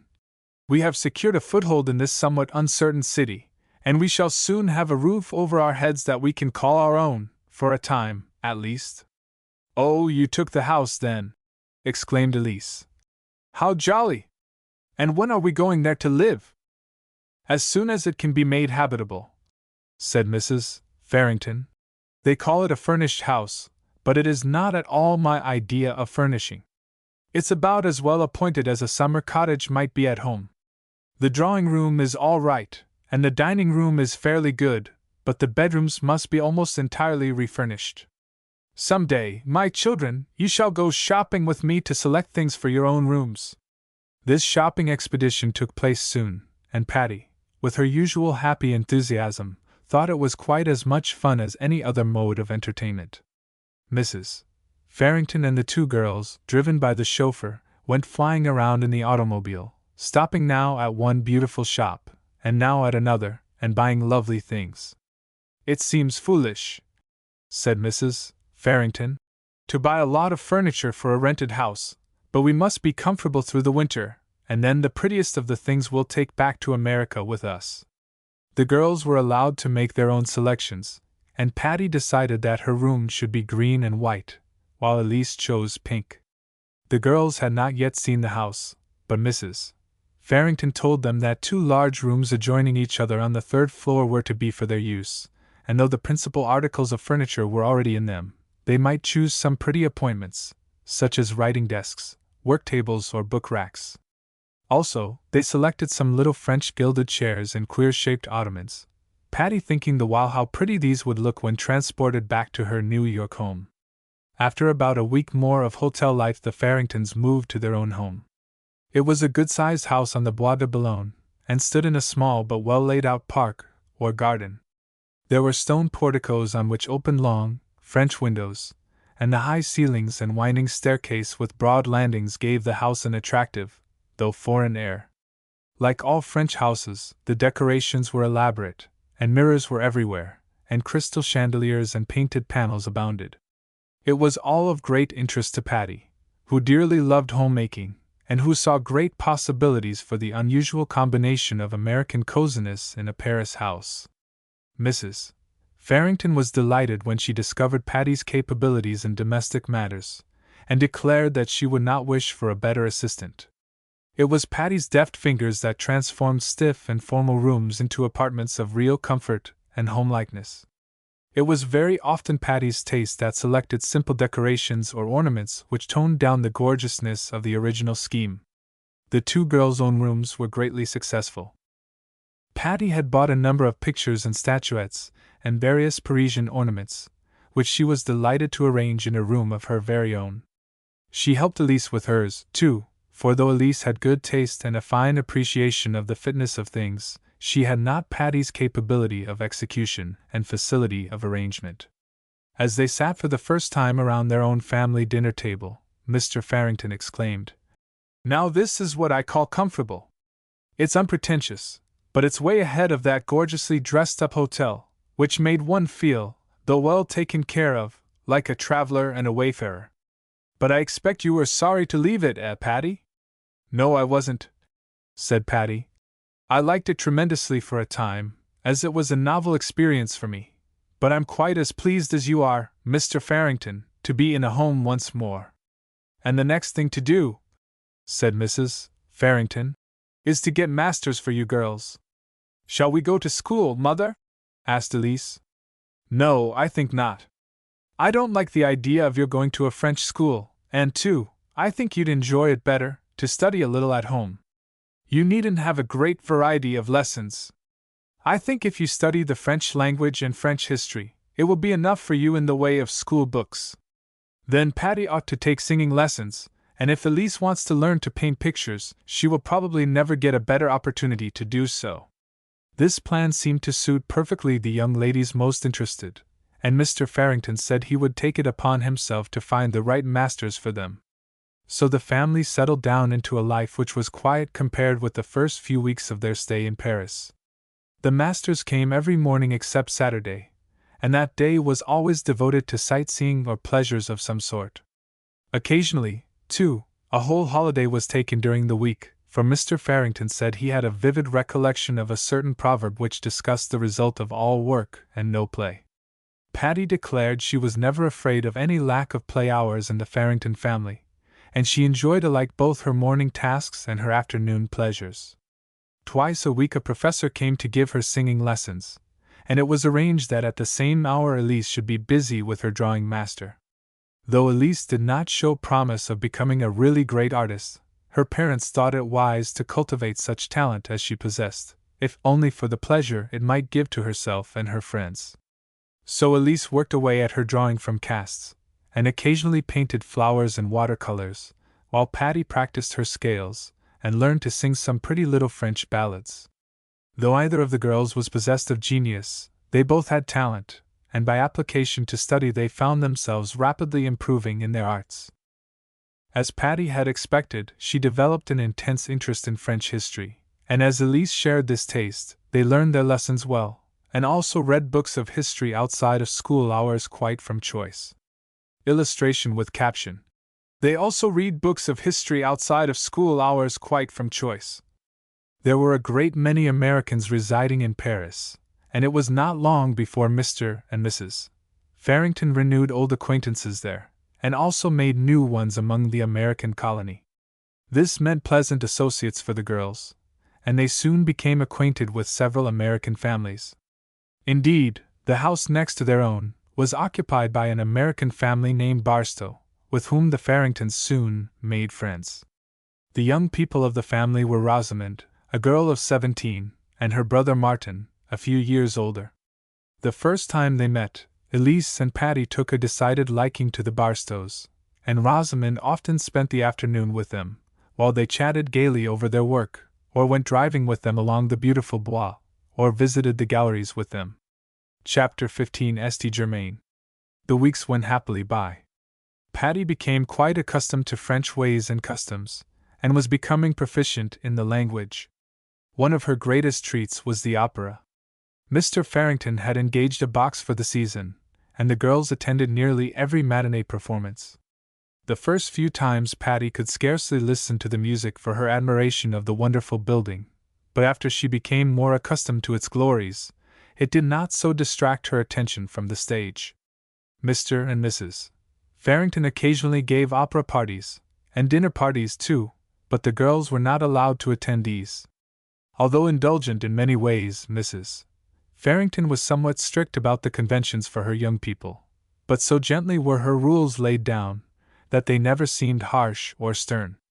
On nights when dinner parties were given, the girls had their dinner in the family breakfast room, and often were allowed to invite Rosamond, and sometimes Martin, to their feasts. Another delight to Patty was the fact that she was learning to drive a motor car. It had always fascinated her, and she had always felt that she could do it if she only knew how. Once when she timidly expressed this wish to Mr. Farrington, he replied, "Why certainly, child, I'll be glad to teach you, and some day, who knows, you may have a car of your own." So whenever opportunity allowed, Mr. Farrington gave her lessons in the art, and often Patty would sit in front with the chauffeur, and he would teach her many things about the mechanism, until she became really quite accomplished as a driver. Of course, she was never allowed to run the car alone, nor did she wish to, but it was great fun to handle the wheel herself and feel the car obey her lightest touch. Sometimes she would grow elated at her success and put on the high speed, but always under the supervision and protecting guidance of Mr. Farrington, or the affable and amiable chauffeur. It was a great surprise to Patty when she learned that Christmas was not made so much of in Paris as with us, but that the great fête day was New Year's Day, or, as they called it, Jour de l'An. But Patty was not baffled by French customs entirely, and decreed that the Farrington household should hold a Christmas celebration all by themselves. This they did, and the day to them was a pleasant one indeed. But this was a minor episode compared to the fact that old Mademoiselle Lebes sent them all an urgent invitation to come to her at St. Germain to spend New Year's Day. The girls were rejoiced at this invitation, but feared they could not accept it, as Mr. and Mrs. Farrington had an engagement in Paris for the festival. But after much discussion of the matter, and much pleading on the part of the young people, it was arranged that Patty and Elise should go 2 days before the New Year Day and spend a whole week with the old Mademoiselle in her chateau. A little tactful managing on Patty's part secured an invitation also for Rosamond Barstow, and the 3 girls, who had become almost inseparable, started off together in great glee. Mr. Farrington sent them out in the motor car, in care of his chauffeur, and Patty, to her great delight and satisfaction, drove the car all the way there. St. Germain is a beautiful town, which dates back about 8 centuries, when it was a favorite summer residence of French royalty. The forest is among the most beautiful of all French woods, and as Patty drove through the roads of the deep forest it seemed like enchanted ground. They spun along the terrace, enjoying the view below, and after passing many beautiful villas and residences came to the old chateau of Mademoiselle Lebes. After passing a porter's lodge at the entrance, They went on for a long distance through the park before reaching the house, then alighting at the main portal. The doors were thrown open by footmen, and the girls were ushered in. Mademoiselle herself received them in the entrance hall. She looked quite different from the way she had appeared on board the steamer, as she was now attired in very elegant and formal robes, with her white hair arranged after the fashion of Madame de Pompadour. She cordially welcomed the three young girls, making emphatic assertions at her delight in seeing them, but her warmest welcome was bestowed upon Patty. "But it is herself!" she cried. "Of a certainty it is ma petite Patty. Seal! But it is that I am glad to see you." Patty returned the greetings with polite warmth, and indeed she was really fond of the quaint old lady.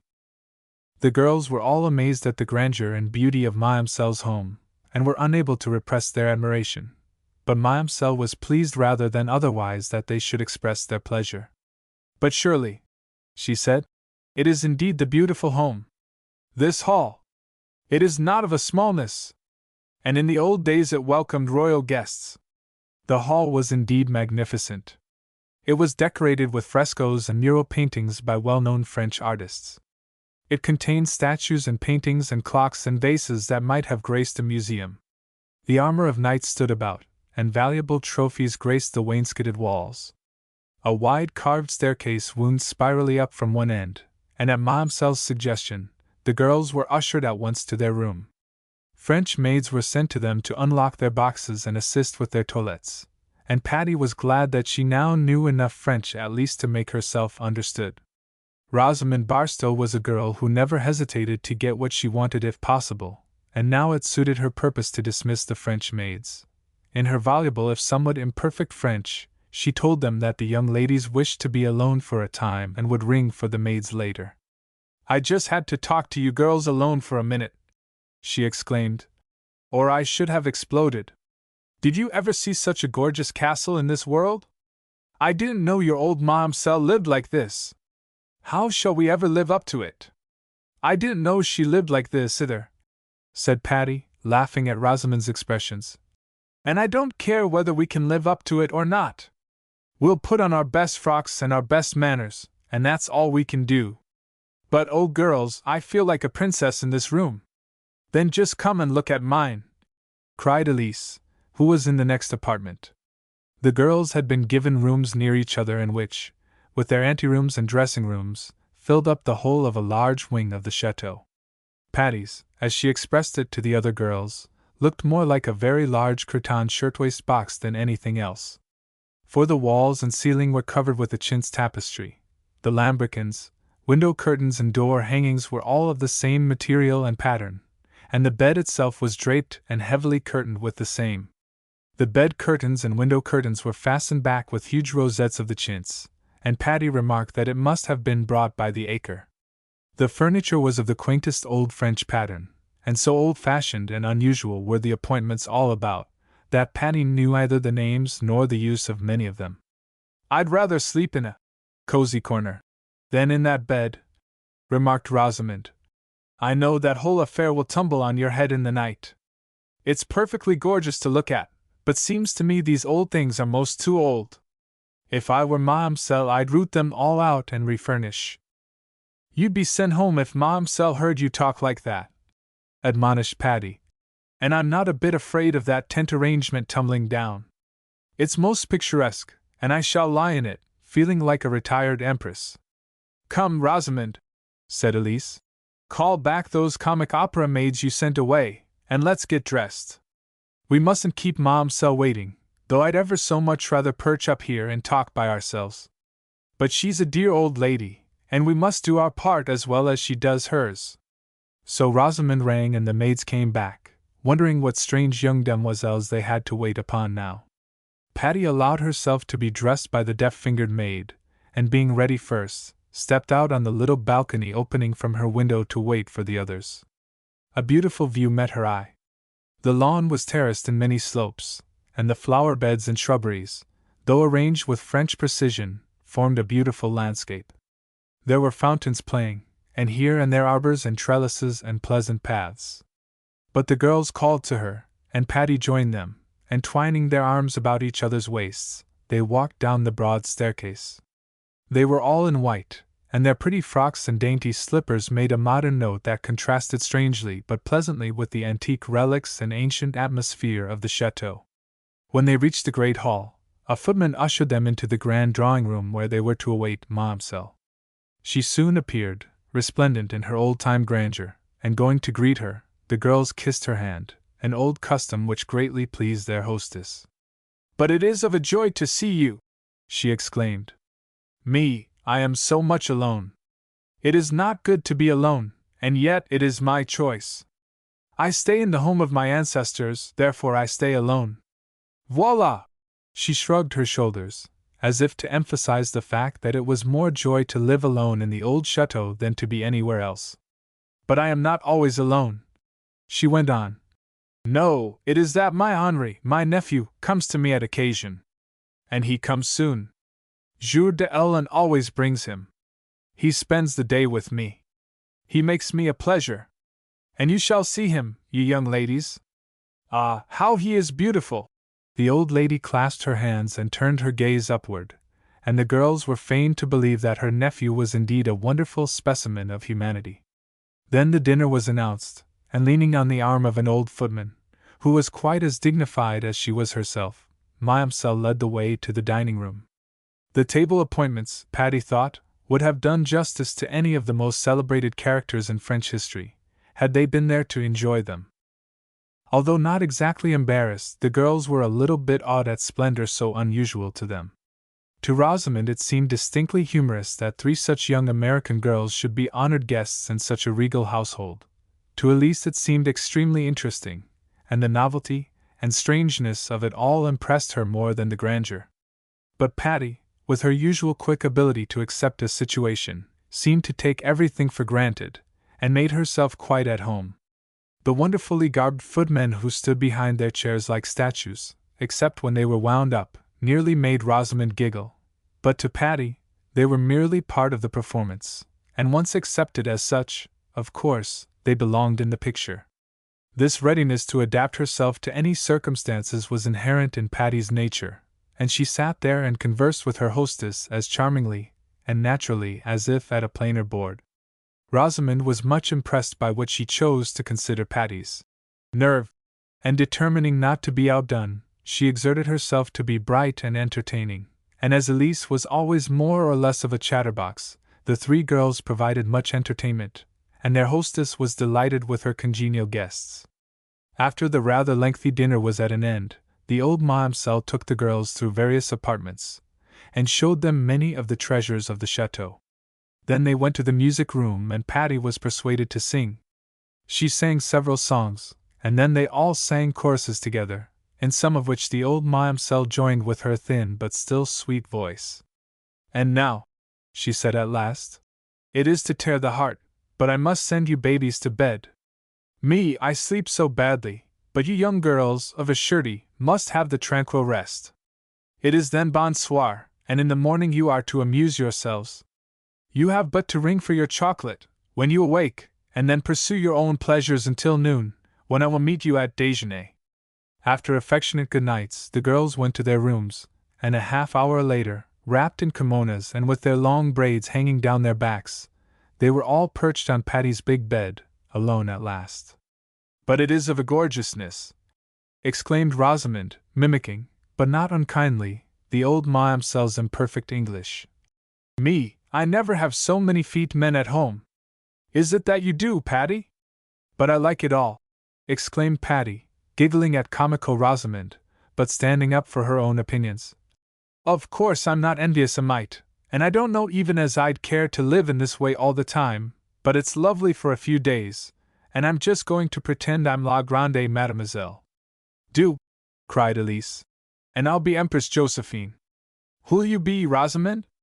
"Oh, I'll be Queen Elizabeth, who has come to visit you. There's nothing French about me, so there's no use pretending, but I might be an English queen." "Well, Josephine and Elizabeth, you'd better run to bed now," said Patty, "for I'd like the exclusive occupancy of this upholstered tennis court myself." Amazed to find that it was after midnight, the other girls ran laughing away, and Patty climbed in behind the chintz curtains, almost persuading herself that she was a royal princess after all. Next morning the Queen and the Empress came bounding in, and shook La Grande Mademoiselle till she awoke. "This bed is the biggest," announced Queen Elizabeth. "And so we're all going to have our chocolate in here." "Well, I like the way you monopolize my apartments," exclaimed Patty. "I'm glad you like it," said Rosamond. "But we'd come just the same if you didn't. Now stop your giggling, while I ring the bell, and see what happens." A dainty French waitress answered the summons, and smilingly asked for orders. Patty modestly asked for chocolate and rolls for them all, but the French maid volunteered the information that Mademoiselle was of the opinion that the young ladies would like an omelette, and perhaps a jar of marmalade. Illustration with caption. They were all perched on Patty's big bed, alone at last. "Heavenly!" exclaimed Rosamond, rolling her eyes in ecstasy, and the waitress departed on her errand.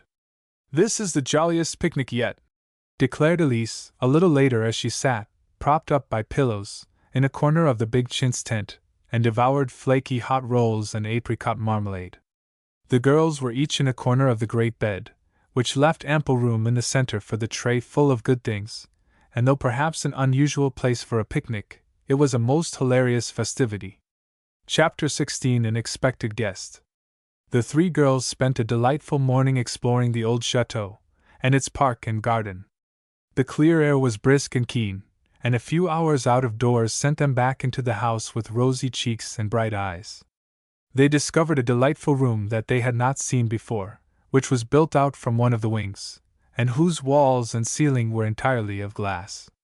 "This is something like your room at home, Elise," said Patty, as they seated themselves there. "Not very much. My room is glass, to be sure, but it's square, and this circular apartment is quite a different matter. And did you ever see such exquisite furniture?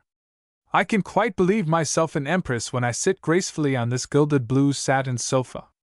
"I'm glad you think you're sitting gracefully," said Rosamond, laughing at Elise, who, in her favorite position, had one foot tucked up under her. "I don't care," said Elise. "Probably Josephine would have liked to sit on her foot, only she didn't dare." "Her empire would have tottered if she had done such a thing as that," observed Patty. "But as it tottered anyway, she might as well have sat as she pleased." Mademoiselle joined the young people at luncheon time, and although she called it breakfast, the repast was quite as elaborate and formal in its way as dinner had been. But the girls brought to it 3 healthy young appetites, that did full justice to the exquisite viands set before them. At the table, Mademoiselle announced to the girls her plans for their entertainment. It seemed that she expected her nephew that evening to spend a few days, and as the next day would be the great festival of New Year's Day, she had planned a celebration of the event. So she proposed that except for a short automobile drive that afternoon the girls should rest and keep themselves fresh for dinner time, when she expected the arrival of her paragon of a nephew. From her description of the young man, the girls were led to think that he must be a sort of fairy prince in disguise, and not very much disguised either. So in the afternoon the 3 girls and Mademoiselle went for a drive in one of the great touring cars, of which Mademoiselle had several. Patty begged to be allowed to sit in front with the chauffeur, and rather astonished that impassive factotum by asking to be allowed to drive. He was very much disinclined to grant her request, lest it should displease the old Mademoiselle, of whom all her servants stood greatly in awe.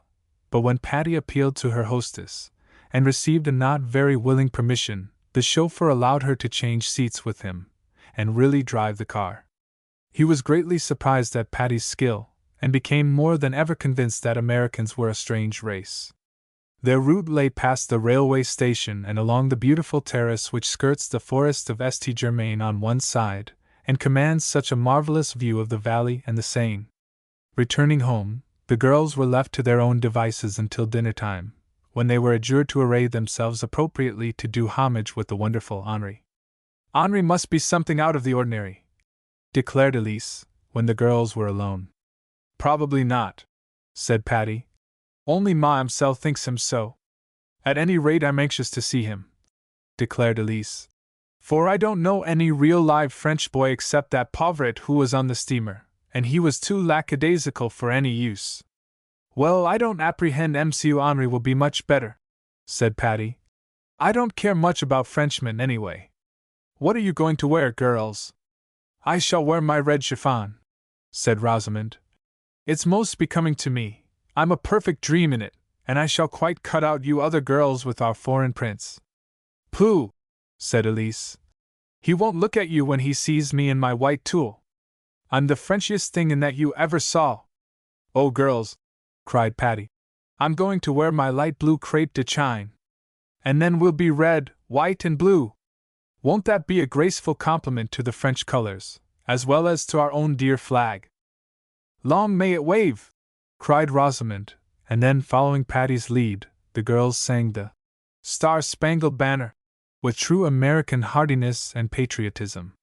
This they followed up with the Marseillaise, in which they were interrupted by the appearance of one of the maids in a great state of excitement. In breathless haste, which made her French difficult for them to understand, she explained that Mademoiselle had had a telegram of dreadful import, and would the young ladies attend upon her at once. The maid ushered the wondering girls to Mademoiselle's apartments, and found her in her dressing-room, in the hands of her maid, who was assisting her in a hasty toilette. The tears were rolling down the old lady's cheeks, and she seemed to be in a state of trembling agitation. Ah, mes enfants, she cried. But it is news of the most dreadful. Mon Henri, my well-beloved nephew, his arm, it is broken. Ah, the sadness for the poor boy. Me, I fly to him at once, but at once. But you will excuse me, you will forgive, because of the dear boy. I go to Paris, but I return, bringing my boy with me. It was rather a mixed-up explanation, but the girls finally gathered that Henri had had the misfortune to break his arm, and had sent for his aunt to come to Paris and spend the New Year day with him instead of taking his intended trip to St. Germain. Henri had not known that his aunt had the young ladies visiting her, and so had no idea that he was disarranging her plans to such an extent. He can come! She exclaimed. Bah, it is not his legs, it is but his arm. Of a certainty, one does not walk on one's arm. But the dear boy! I shall go to him and explain all. Then we will return, and there shall be feasting and happiness. A broken arm is not so much, it will mend, but to him I must fly. Patty endeavored to find out definitely the old lady's plan, but she could only gather that there was no time to be lost, that Mademoiselle must catch the 7 o'clock train. To be sure of this, she must leave the house at 6:30.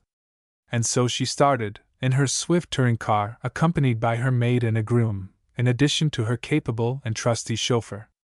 Away they went, and the girls returned to the drawing-room to consider the situation. It was all over so quickly, said Patty, that I hardly know whether I'm on my head or my heels. What a whirlwind Mademoiselle is!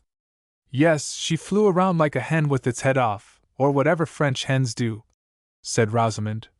If she whisks that broken-armed boy home as fast as she whisked herself off, they'll be here in a minute.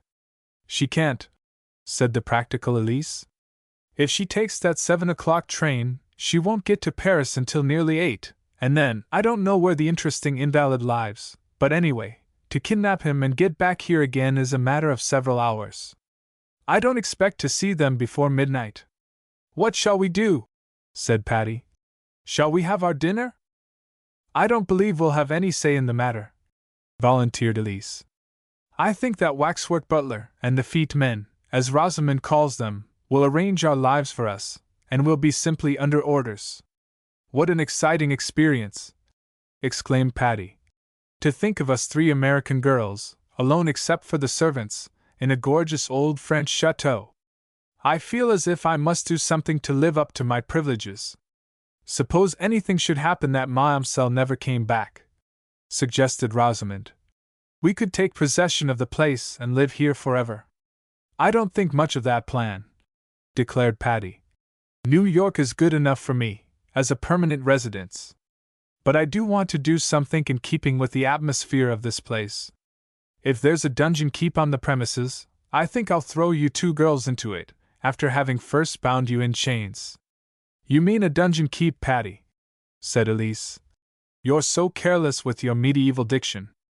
A noise in the hall, as of an arrival, startled the girls, and rising impulsively, They flew out to see what it was all about. To their astonishment, they found the footmen holding open the great front doors, while 3 stalwart young men entered. The middle one, who was partly supported by the other 2, had his arm in a sling, and as he was undoubtedly a Frenchman, the girls were sure at once that he was no other than the worshipful Henri. At sight of the 3 astonished girls, the 3 young men looked equally amazed, and whipping off their caps, they made profound bows to the strangers. It was a comical situation, for doubtless Henri had expected to see his aunt, and was instead confronted by 3 unmistakably American misses. Of the 6, quick-witted Patty grasped the situation first. "You are Monsieur Henri Lebes, is it not so?" she said, advancing toward the broken-armed one. In her haste and bewilderment, Patty spoke in English, forgetting that the young man might not understand her native tongue. But he answered in English quite as good as her own, though with a decided French accent. "Yes, mademoiselle, I am Henri Lebes. I make you my homage. These are my 2 friends, Cecil Villiers and Philippe Baring. We are glad to welcome you," said Patty in her pretty, frank way. "These are my friends, Mademoiselle Farrington and Mademoiselle Barstow. We are guests of your aunt." "Ah, my aunt," said Henri, as the other boys acknowledged the introductions. "Where is she? Did she not get my telegram?" "She did, indeed," returned Patty, smiling. "And she went flying off to Paris. But my second telegram, I wired again, saying I would come here." "No, she did not get your second telegram, only the first one announcing your accident." "And she has gone! Oh, how dreadful! But can we not stop her? Let us send post-haste after her." "It's no use," said Elise. "She has been gone about 10 minutes, and in her fast car she is now more than halfway to the station." "Did you boys come in an automobile?" asked Patty. "No," replied Mr. Villiers. "We came in a rickety old cab from the station, and it has gone back." Patty's thoughts were flying rapidly. It seemed dreadful to let the old momselle go to Paris on a wild goose chase, when if she could but be stopped, and brought back home, it would save the long and troublesome journey and be a delight to them all. She not only thought quickly, but she determined to act quickly. "Can either of you boys drive an automobile?" she demanded of the 2 uninjured guests. With voluble lamentations the 2 confessed their inability in that direction. "Elise," cried Patty, turning upon her a look, which Elise well knew demanded implicit obedience. "You stay right here and play you're the hostess of this chateau, and see that you do it properly. Rosamond, you come with me." Without a further glance at the astonished young men, without a word to the pompous butler who was hovering in the background, Patty grasped Rosamond by the arm and pulled her away with her. Chapter 17: A Motor Ride. Bareheaded, and still dragging the astonished Rosamond, Patty rushed outdoors, into the gathering dusk, and down toward the stables. Confronting an astonished groom, she asked him in forcible, if not entirely correct French, whether there was an assistant chauffeur, or any groom who could run a motor car. She was informed that there was not, that Mademoiselle's chauffeur himself, and the groom who had accompanied him were the only ones in the establishment who knew anything about automobiles. If Mademoiselle desired a coach, now? But Mademoiselle did not desire a coach, and moreover, Mademoiselle seemed to know perfectly well what she did desire. Beckoning to the groom, who followed her, she went straight to the garage where the automobiles were kept. There was a touring car there, almost the same as the one she had driven that afternoon, and Patty looked at it uncertainly. There was also a small runabout, but that was of a different make, of which she knew nothing.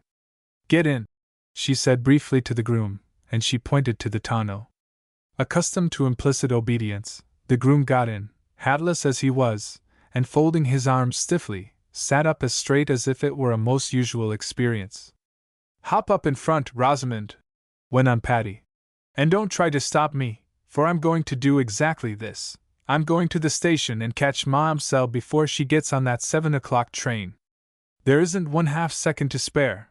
We can't even get our hats, and if we should stop to talk it over with anybody, there'd be no use in going at all. Now hush up, Rosamond, don't say a word to me, I've all I can do to manage this thing." As Rosamond hadn't said a word, Patty need not have insisted on her silence. But Patty was so excited that it made her quick of speech and a little uncertain of temper. She started slowly out of the garage, trying to remember exactly the instructions she had so often received about starting. They went safely out into the park road, and along toward the porter's lodge. Patty's heart beat fast as she wondered uncertainly whether the porter would open the gate for her or not, but she carried off matters with a high hand, and ordered in the name of Mamselle Lebes that the gate be opened, and it was. Through it they went, and out onto the high road. Patty put on a higher speed, and they flew along like mad. "Now you can speak if you want to, Rosamond," she said in a strained, tense voice. "Or no, perhaps you'd better not either. There's something the matter. The engine thumps, but it's all right, I know what to do. If only the road keeps smooth, if we come to no ditches, if we don't burst a tire. Speak to me, Rosamond, do for goodness sake say something." "It's all right, Patty," said Rosamond, in a quiet voice, for she knew that the greatest danger that threatened Patty was her own overexcitement. "You're all right, Patty. Keep on just as you are. Be careful of this downgrade, and you can easily take the next hill." "Good for you, Rosamond," said Patty, with a really natural laugh. "You're a brick. My nerves are strained, but I won't think of that, I'll think only of my car. Oh, Rosamond, if only the road isn't bad in any place." "It isn't, Patty, the road is perfect." "Steady now, dear, there's a motor coming, but you can easily pass it. Don't you reverse or something? Keep still, Rosamond, do keep still." "I know what to do." Rosamond kept still. On they flew, the wind in their faces cutting like a cold blast. Their hair became loosened as it streamed back from their foreheads. It was the excitement of danger, and way down in their hearts both girls were enjoying it, though they did not realize it at the moment. What the statuesque groom who sat up behind felt, nobody will ever know. He kept his head up straight, and his arms folded, and his face showed a brave do-or-die expression, though there was nobody to notice it. "Oh, Rosamond," Patty went on, still in that breathless, gasping voice. "If I only knew what time it was! There's no use whizzing at this breakneck speed if we're not going to make the train after all. If I thought it would be of any use I'd coast down this hill, but why should we kill ourselves if we don't accomplish our object? Patty, don't be a goose!"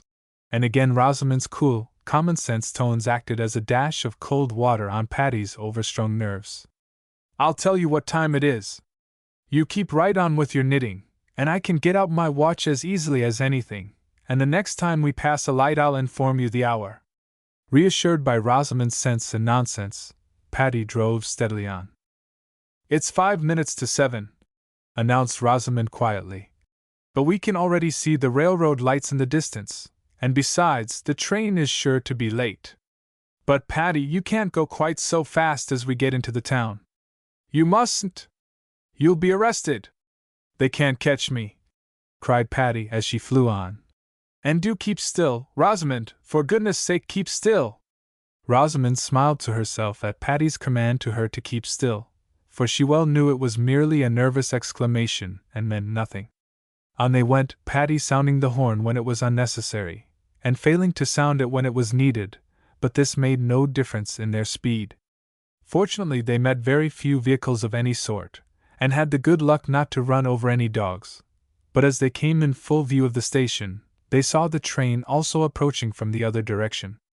Patty knew that she had just about time to cross the track, but no more. Instead of worrying her, this sudden last responsibility seemed to steady her nerves, and she said quietly, "It's all right, Rosamond. Don't speak, please, we've just time to cross the track safely. See, I'll open up the throttle, just a little more power, and here we go, bounding over the track." They seemed to jump over the track, and with a round turn, Patty made the corner, put on the brake and came to a full stop at the station just as the funny little French train wheezed in. But the girl could do no more. As the car came to a standstill, Patty's hands dropped from the wheel, and she promptly fainted away. With no notion of losing the game at the last moment, Rosamond sprang from the car, calling to the groom to look out for Patty, and then ran, panting, to the train. She grasped the old mamselle as she was about to step on the train, and forcibly pulled her away. Owing to the old lady's angry and excited exclamation at being thus detained, she could not understand what Rosamond was trying to tell her. "Make her comprehend!" she cried to the maid, who was accompanying her mistress. "Make her understand, quick! She must not go to Paris! Monsieur Henri is at the chateau!" But the French maid could understand no English, and in despair Rosamond turned to the group of people who had gathered about them. Her dignity suddenly returned, and her common sense with it. "Will somebody who can talk French," she said, "explain to this lady that she need not go to the house of her nephew with the broken arm, because he is already at the chateau of his aunt?" The moment she had uttered this sentence, its resemblance to the Allendorf exercises struck Rosamond as very funny, and she began to giggle. But the old Mademoiselle at last understood the state of the case, and, her face beaming with smiles, she turned away from the train and back to the station. Patty had come to herself after her momentary unconsciousness, and was all right once more, though physically tired from her exciting exertions. Mademoiselle's own chauffeur was overcome with amazement when he learned what Patty had done, and took off his cap to her, with the air of one offering homage to a brave heroine. As for Mademoiselle, she petted Patty, and cried over her, and thanked her, and blessed her, to an extent that could not have been exceeded had Patty saved her from the guillotine. Then Patty was packed into the back seat of the big car, with Mademoiselle on one side of her and Rosamond on the other. And with this precious freight the chauffeur started off, leaving the groom who had gone with the first party to bring home the other car. Though there was not much talking done on the way home, Mademoiselle held Patty's hand closely clasped in her own, and the girl felt well repaid by the old lady's unspoken gratitude for the trouble and danger she had undergone. When they reached home, and Mademoiselle had warmly welcomed her nephew, there was great to-do over Patty's daring journey. "All's well that ends well," said Elise. "But you'll catch it, Patty Fairfield, when Mother hears of your performance. If I had been in Rosamond's place you would have had to drive that car out over my dead body. That's why I didn't take you, Elise," said Patty, laughing. "I knew you'd raise a terrible row about my going, while Rosamond obeyed my orders like a meek little lamb. You should at least have let me accompany you, Mademoiselle Fairfield," said Philippe Baring. "I cannot drive an automobile, I regret to say, but I might have been a protection for you."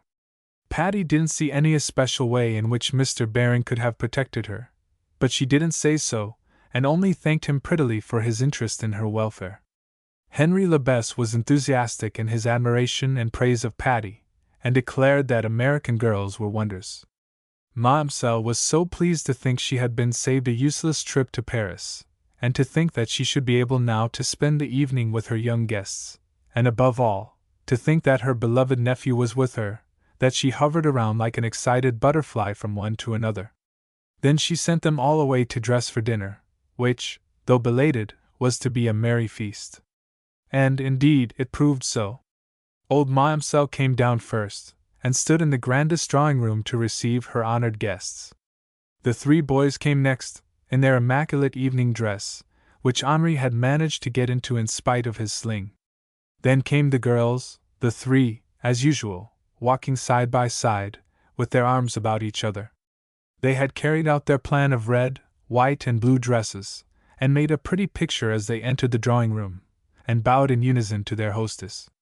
The dinner was especially elaborate as to decorations, and confections that would please the young people, and the chef had done his very best to make his part of the occasion a worthy one. Henri Lebes proved to be an exceedingly jolly young man, quite bubbling over with gay spirits and witty sallies. He did not hesitate to joke with his aunt, who, notwithstanding her dignity, was never offended at her nephew's bantering speeches. The other two boys, though a trifle more formal than Henri, and perhaps a little bit shy, after the manner of very young Frenchmen, were willing to do their share, and as our three American girls were in the highest of spirits, the feast was a gay one, indeed. Mademoiselle gazed around at her brood with such delight and satisfaction that she almost forgot to eat. Over and over again she wanted it explained to her how Henri had broken his arm in his gymnasium class, how he had thought he would not be able to go to St. Germain, and so had telegraphed his aunt to come to him, and how, later, the doctor had patched him up so that he could go, and he had followed close upon the heels of a second telegram. The delayed message arrived while they were at dinner, and Henri twisted it up, and lighting it at a candle flame, burned it, saying it was a bad spirit which had worked them ill, but which should trouble them no more. Then Mademoiselle wanted to hear again all about Patty's wonderful ride, the difficulties she had encountered, the nerve strain she had experienced, and the help and comfort Rosamond had been to her.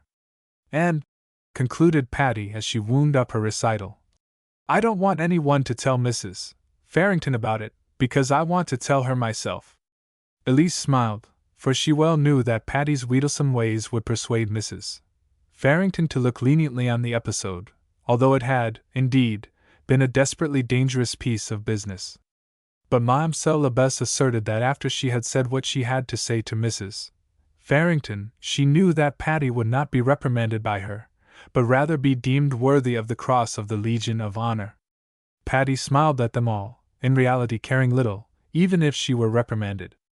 She knew she had done a daring thing, but she had kept her head, and had come through it safely, and having won, she felt it was her right to laugh. Are all American girls so brave and fearless? Inquired Mr. Villiers. I think most of them are, said Patty. But you must understand I was not recklessly daring. I have had many lessons in motoring, and I'm a fairly expert driver. Of course, everybody is liable to accidents, and I took my chances on them, but not on my driving. You took chances on losing your head, remarked Rosamond. So did Marie Antoinette, returned Patty saucily. But you see I fared better than she did. Chapter 18 A New Year Fate. The next morning was the day of the New Year. As usual, every one did as he or she chose during the morning hours, but luncheon time brought them all together again. The three boys had been out of doors all the morning, and seemed glad to return again to the society of the American strangers. The girls had been happy enough by themselves, and though they liked the French boys well enough, had privately agreed that they were not half as nice as American boys. But half a dozen young people, if good-natured and enthusiastic, are bound to have a merry time together, and as the six grew better acquainted their national differences wore away somewhat.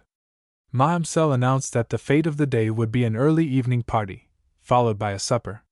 She had invited the neighboring gentry, both young and old, as was her custom on Jour de l'An, and, as she explained, she was making it more of an elaborateness this year by asking her guests to come in fancy costumes. This delighted the girls, for they all loved dressing up, but they had no notion where their fancy costumes were to come from. But Mademoiselle replied, "It is arranged," and during the afternoon she led them to a large apartment, which she called the Room of the Robes. Here she displayed to the enraptured girls costume after costume of wonderful beauty and magnificence. The Labesse line had been a long one, and apparently its ladies had never worn out or given away any of their robes. Nor its men either, for there were costumes of knights and courtiers, some of which would surely fit the three young men at present under the chateau roof. The girls were bewildered at the maze of costumes, and scarcely knew which to select.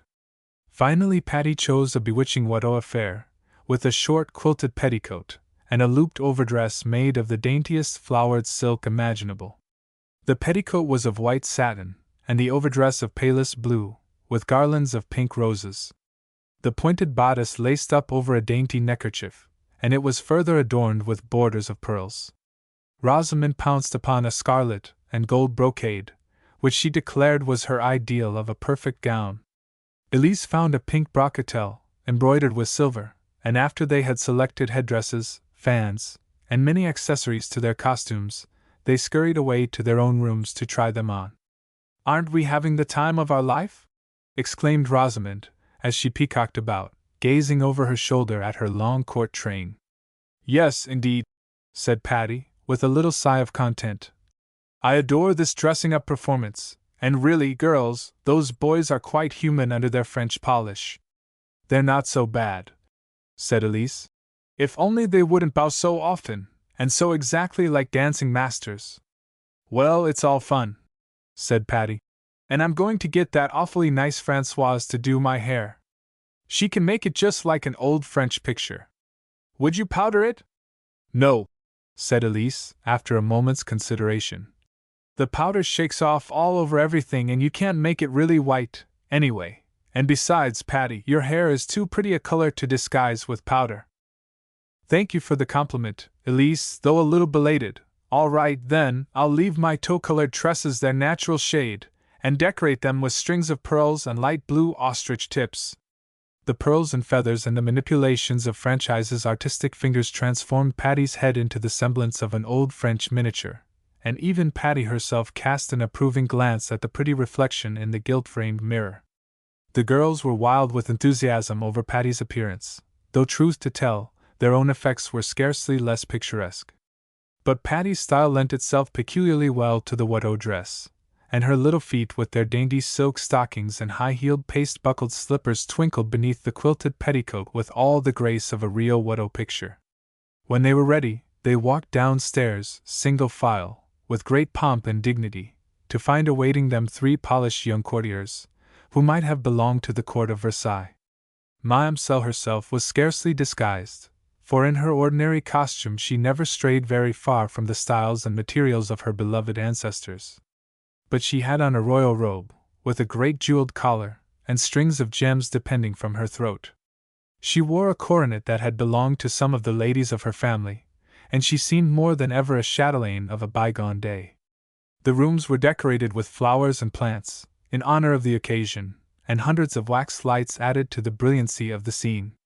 An orchestra of stringed instruments played delightful music, and Patty tried to forget entirely that she lived in the 20th century, and pretended that time had been turned back many, many years. The guests began to arrive, and though their costumes were of great variety, they were nearly all of French effects, and quite in harmony with the scene. Patty did not seem to care much to converse, or even to dance, but wandered around in a blissful state, enjoying the picturesque scene. Probably I shall never see anything like this again, she thought to herself. And I just want to gaze at it until it is photographed on my mind forever. Oh, won't it be fun to tell Nan and Papa about it? Just then she saw Henri Lebes approaching her. I fear I shall be awkward, mademoiselle, he said, glancing at his arm in a sling. But if you would forgive, and dance with me just once? Of course I will, said Patty, her kind heart full of sympathy for the poor fellow. We can manage quite nicely, I'm sure. Henri put his good arm round Patty's waist, and lightly laying her hand on his shoulder, they glided away. Like most Frenchmen, young Lebes was a perfect dancer, and as Patty was skilled in the art, they danced beautifully together, and seemed to be in no way impeded by the young man's broken arm. What a dance! Exclaimed Patty, as the music stopped. I never met anyone who dances as well as you do. If you dance like that with one arm, what would do with 2? All the merit of my dancing was due to my partner, said Henri, with one of his best bows. You are like a fluff of thistledown, or a will-o'-the-wisp. Forgive me, but I had imagined that American ladies danced like automobiles. Patty laughed. If you hadn't already paid me such a pretty compliment, she said, I should be angry with you for that speech. But if you wish to know the truth of the matter, go and dance with Elise and Rosamond, and then come back and tell me what you think of American dancing. Henri went away obediently, leaving Patty to decide among the group of partners who were begging her for a dance. Later on Henri returned. You are right, he said gravely. The American demoiselles are, indeed, divine dancers, but may I say it? They are yet not like you. Will you not give me one more turn, and then I must dance no more tonight, my aunt forbids it, on the absurd score that I'm an invalid. Willingly, Patty danced again with the young man, and as this time it was a fancy dance, the exquisite grace of the couple soon attracted the attention of the onlookers. One by one the other couples ceased dancing, until at last Patty and Henri were alone upon the waxed floor, while the others looked admiringly on. Inspired by the moment, Patty indulged in some fancy steps, which were quickly understood and repeated by Henri, and depending on a whispered word now and then for direction, they advanced and retreated, bowed and chaste in an elaborate and exquisite minuet. Henry's disabled arm, so far from being an obstacle to his grace, seemed to lend a certain quaint dignity to his movements, and in his court dress he looked like a wounded knight who had returned triumphant from the tourney, to dance with his fair lady. Great applause followed the final figure of their dance, and Henri led pretty Patty, blushing with the honors heaped upon her, to his aunt. The old mamselle kissed her dear little friend, and the tears in her eyes told Patty how much she had enjoyed the scene. Then came the feast, which was all gaiety and merriment, and finally, by general acclamation, Patty was about to be crowned Queen of the New Year. This, however, she would not allow, and taking the crown which was offered her, she went over and placed it on the white hair of her hostess, remarking that mamselle was queen, and she herself the first lady in waiting. The picture of pretty Patty as she stood by the side of the regal old lady, who sat, crowned, in her own chair of state, was worthy of a painter, and many who saw it wished it might have been transferred to canvas. The festival broke up early, for the old mamselle would not allow late hours for her children, and as soon as the last guest was gone she sent them scampering to bed, with strict injunctions for them not to reappear until noon the next day. The next day was ushered in by a dismal, pouring rain, and certain outdoor pleasures which were planned for the afternoon had to be given up. "But I'll tell you what we will do," announced Patty as they gathered in the great hall after luncheon. "We'll have an afternoon of American fun, and we'll show you French boys some tricks you never saw before." Having asked permission from mamselle, who would not have refused her had she asked to build a bonfire on the drawing-room carpet, Patty took her friends to the kitchen. The fat old chef was amazed, but greatly pleased that the American demoiselles should honor his precincts, and he put himself, his assistants, and all his pantries at their service. "First," said Patty, "we're going to have a candy pull." The French boys had no notion what a candy pull might be, but they were more than willing to learn. A difficulty arose, however, when Patty undertook to explain to old Caesar, the chef, that she wanted molasses. She didn't know the French word for molasses, and when she tried syrup, Caesar affably flew around and brought her such a variety of syrups that she was overwhelmed. Nor were they of any use to her, for they were merely sweet essences of various fruits, and nothing like good old New Orleans molasses. Caesar was desolate that he could not please Patty, and berated his assistants down to the scullion for not knowing what the American young lady wanted. As soon as he could for laughter, Henri helped matters out by explaining that what was desired was molasses. "Ah! Oui, oui, oui!" exclaimed the delighted Caesar, and he sent the kitchen boys flying for the right thing at last. Laughing herself at the absurdity of making molasses candy, with the assistance of half a dozen French cooks, Patty proceeded to measure out cupfuls of the treacle and pour it into a skillet. She was enchanted with the immaculate purity and spotlessness of the French kitchen, which even that of a New England housewife cannot rival. She had set the boys to cracking nuts and picking them out, and when the time came, she added butter and a dash of vinegar to her boiling candy, watched with great interest by Caesar, whose French repertoire did not include any such strange mess as this. After the candy was poured out into the pans, and partly cooled, the pulling began. Patty never liked this part of the performance herself, and she frankly said so, stating that if the others wanted to pull the taffy she would show them how. Elise declined, but Rosamond pulled away briskly, using only the tips of her fingers, and with a practiced touch, until her portion of candy became of a beautiful cream color, and then almost white. After watching her a few moments, Caesar caught the trick, and taking a large panful, pulled and tossed it about with such dexterity that they all applauded.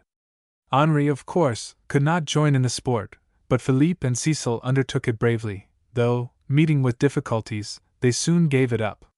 "It is a knack," said Patty, "and though I can do it fairly well, I hate it because it's so messy. But Caesar is an artist at it, so suppose we let him do the rest." Caesar willingly consented to this plan, and the young people ran away, leaving him to finish the taffy. "Next," said Patty, as after much washing of hands they had again assembled in the glass parlor, "I'm going to teach you to play beanbags." Elise and Rosamond set up a shout of laughter at this, and the boys looked politely inquisitive.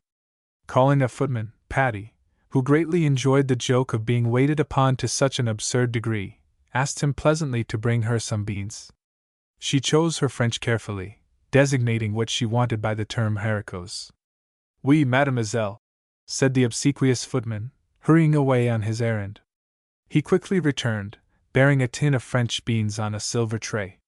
Patty burst into laughter, and so did the rest of them, though only Elise and Rosamond knew what the joke was about. "Non, non!" exclaimed Patty, between her peals of laughter. "Beans, beans! Oh, wait a minute, I'll tell you! Stop, let me think!" After a moment's hard thought, she triumphantly exclaimed, "Feeve!" Oui, exclaimed the footman, comprehendingly, and away he stalked once more. This time he returned with a large silver dish full of coffee beans, either roasted nor ground. These Patty accepted with many thanks. "I don't believe," she said, "that they have real beanbag beans in this benighted country, and these will answer the purpose just as well."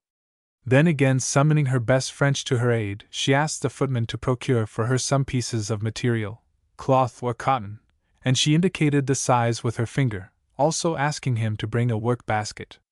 Then with an exhausted air she sat back in her chair and waited. "Patty, you do beat the Dutch," said Elise. "You know he can't find such things." "Can't he?" said Patty complacently. "Something tells me that able footman will return with material for bean bags." The boys were looking on with great amusement, though only half understanding what it was all about. They understood English, and nearly all of Patty's French, but bean bags was an unknown word to them. True to Patty's prophecy, the clever footman returned, still grave and immovable of countenance, but bearing a well-filled work-basket, and a quantity of pieces of magnificent satin brocades which had been cut in 6-inch squares, that being the size indicated by Patty. Patty took them with a gracious air of satisfaction, and rewarded the footman with thanks in French and a smile in American. "Now," she went on calmly, "I shall be pleased to have the assistance of you two ladies, as I fancy these young men are not any more accustomed to sewing than to pulling taffy." But to her surprise Cecil declared himself an expert needleman, and proved it by stitching up a bean bag, under Patty's direction, in most praiseworthy fashion.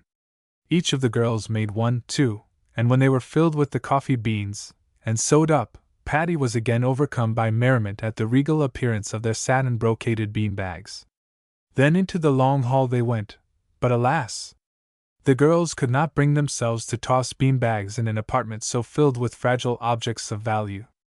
In despair Patty again consulted her friend the footman.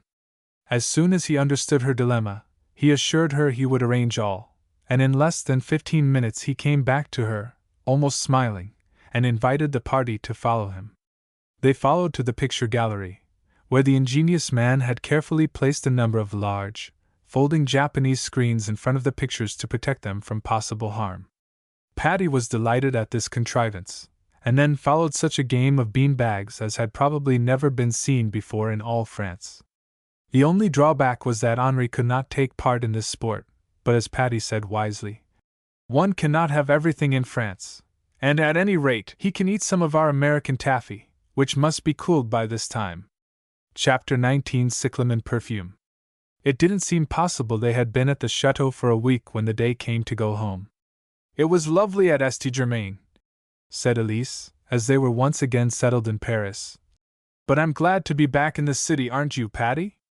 "Yes, I am, but I did have a lovely time at the chateau. I think I like new experiences, and the memory of them is like a lot of pictures that I can look back to and enjoy whenever I choose. I think my mind is getting to be just like a postcard album. It's so filled with views of foreign places. Mine is more like a kaleidoscope, it's all in a jumble, and I can't seem to straighten it out." But after a day or two the girls settled down into a fairly steady routine of home life. They were both interested in their various lessons, and though there was plenty of work, there was also plenty of play. They did not become acquainted with many French people, but the members of the American colony, as it was called, were socially inclined, and they soon made many friends. Then there was much shopping to be done, and Mrs. Farrington seemed quite as interested in selecting pretty things for Patty as she did for her own daughter. The girls had especially pretty winter costumes of dark cloth, and each had a handsome and valuable set of furs. In these, with their Paris hats, they looked so picturesque that Mrs. Farrington proposed they should have their photographs taken to send to friends at home. The taking of the photographs developed into quite a lengthy performance, for Mrs. Farrington said that while they were about it, they might as well have several styles. So it resulted in their taking a trunk full of their prettiest dresses and hats, and spending a whole morning in the photograph gallery. "It's really more satisfactory," observed Patty, "to do these things by the wholesale. Now I don't think I shall have to have photographs taken again before I'm 70, at least." "You ought to have them at 50, replied Elise. "You'll be such a charming middle-aged lady, Patty. A little prim, perhaps, but rather nice, after all." "Thanks for the flattering prospect. I prophesy that when you're 50, you'll be a great artist, and you'll look exactly like Rosa Bonheur, and you'll wear short gray hair and a linen duster. So you'd better have plenty of photographs taken now, for I don't believe the linen duster will be very becoming." The photographs turned out to be extremely successful, both as likenesses and as pictures. The girls sent many copies to their friends in America, and Nan wrote back that she thought the girls ought to hurry home, or they would become incorrigible Parisiennes. Both Elise and Patty thoroughly enjoyed the hours they spent in the great picture galleries. Although Elise had herself a talent for painting, Patty had quite as great a love for pictures, and was acquiring a true appreciation of their value. Sometimes Elise's teacher would go with them, and sometimes Mr. or Mrs. Farrington. But the girls liked best to ramble alone together through the Louvre or the Luxembourg, and although the watchful Lisette walked grimly behind them, they followed their own sweet will, and often sat for a long time before their favorite pictures or statues. "The time has come," the walrus said Patty one day, "when I really must hunt up those things for Marion. She made a list of about 50 things for me to take home to her, and though they're mostly trifles, I expect some of them will not be very easy to find. Suppose we start out with that cyclamen perfumery she wanted. It's a special make by a special firm, but I suppose we can find it." So that afternoon the girls started on their cyclamen hunt. Lisette was to have accompanied them, but she was suffering from a headache, and rather than disappoint the girls, Mrs. Farrington said that just for this once they might go shopping alone in the motor car with the chauffeur. In great glee the girls started off, and went first to several perfumers in search of Marion's order. But cyclamen extract, made by Boissier Frères, was not to be found, although many other French brothers signed their illustrious names to cyclamen extracts, and although the Boissier Frères themselves seemed to manufacture an essence from every known blossom except cyclamen. "It's no use," said Patty, "to take any other kind, for Marion simply won't have it, and she'll say that she should think I might have found it for her. Let's go to the Magasins du Louvre, they're sure in that big place to have every kind there is." Leaving the motor car at one of the entrances to the great building, the girls went in. After following devious directions and tortuous ways, they found the perfumery counter, and as they had now sufficient command of the French language to make their wants accurately known, they inquired for the precious cyclamen. The affable salesman was at first quite sure he could supply it, but an exhaustive search failed to bring forth the desired kind.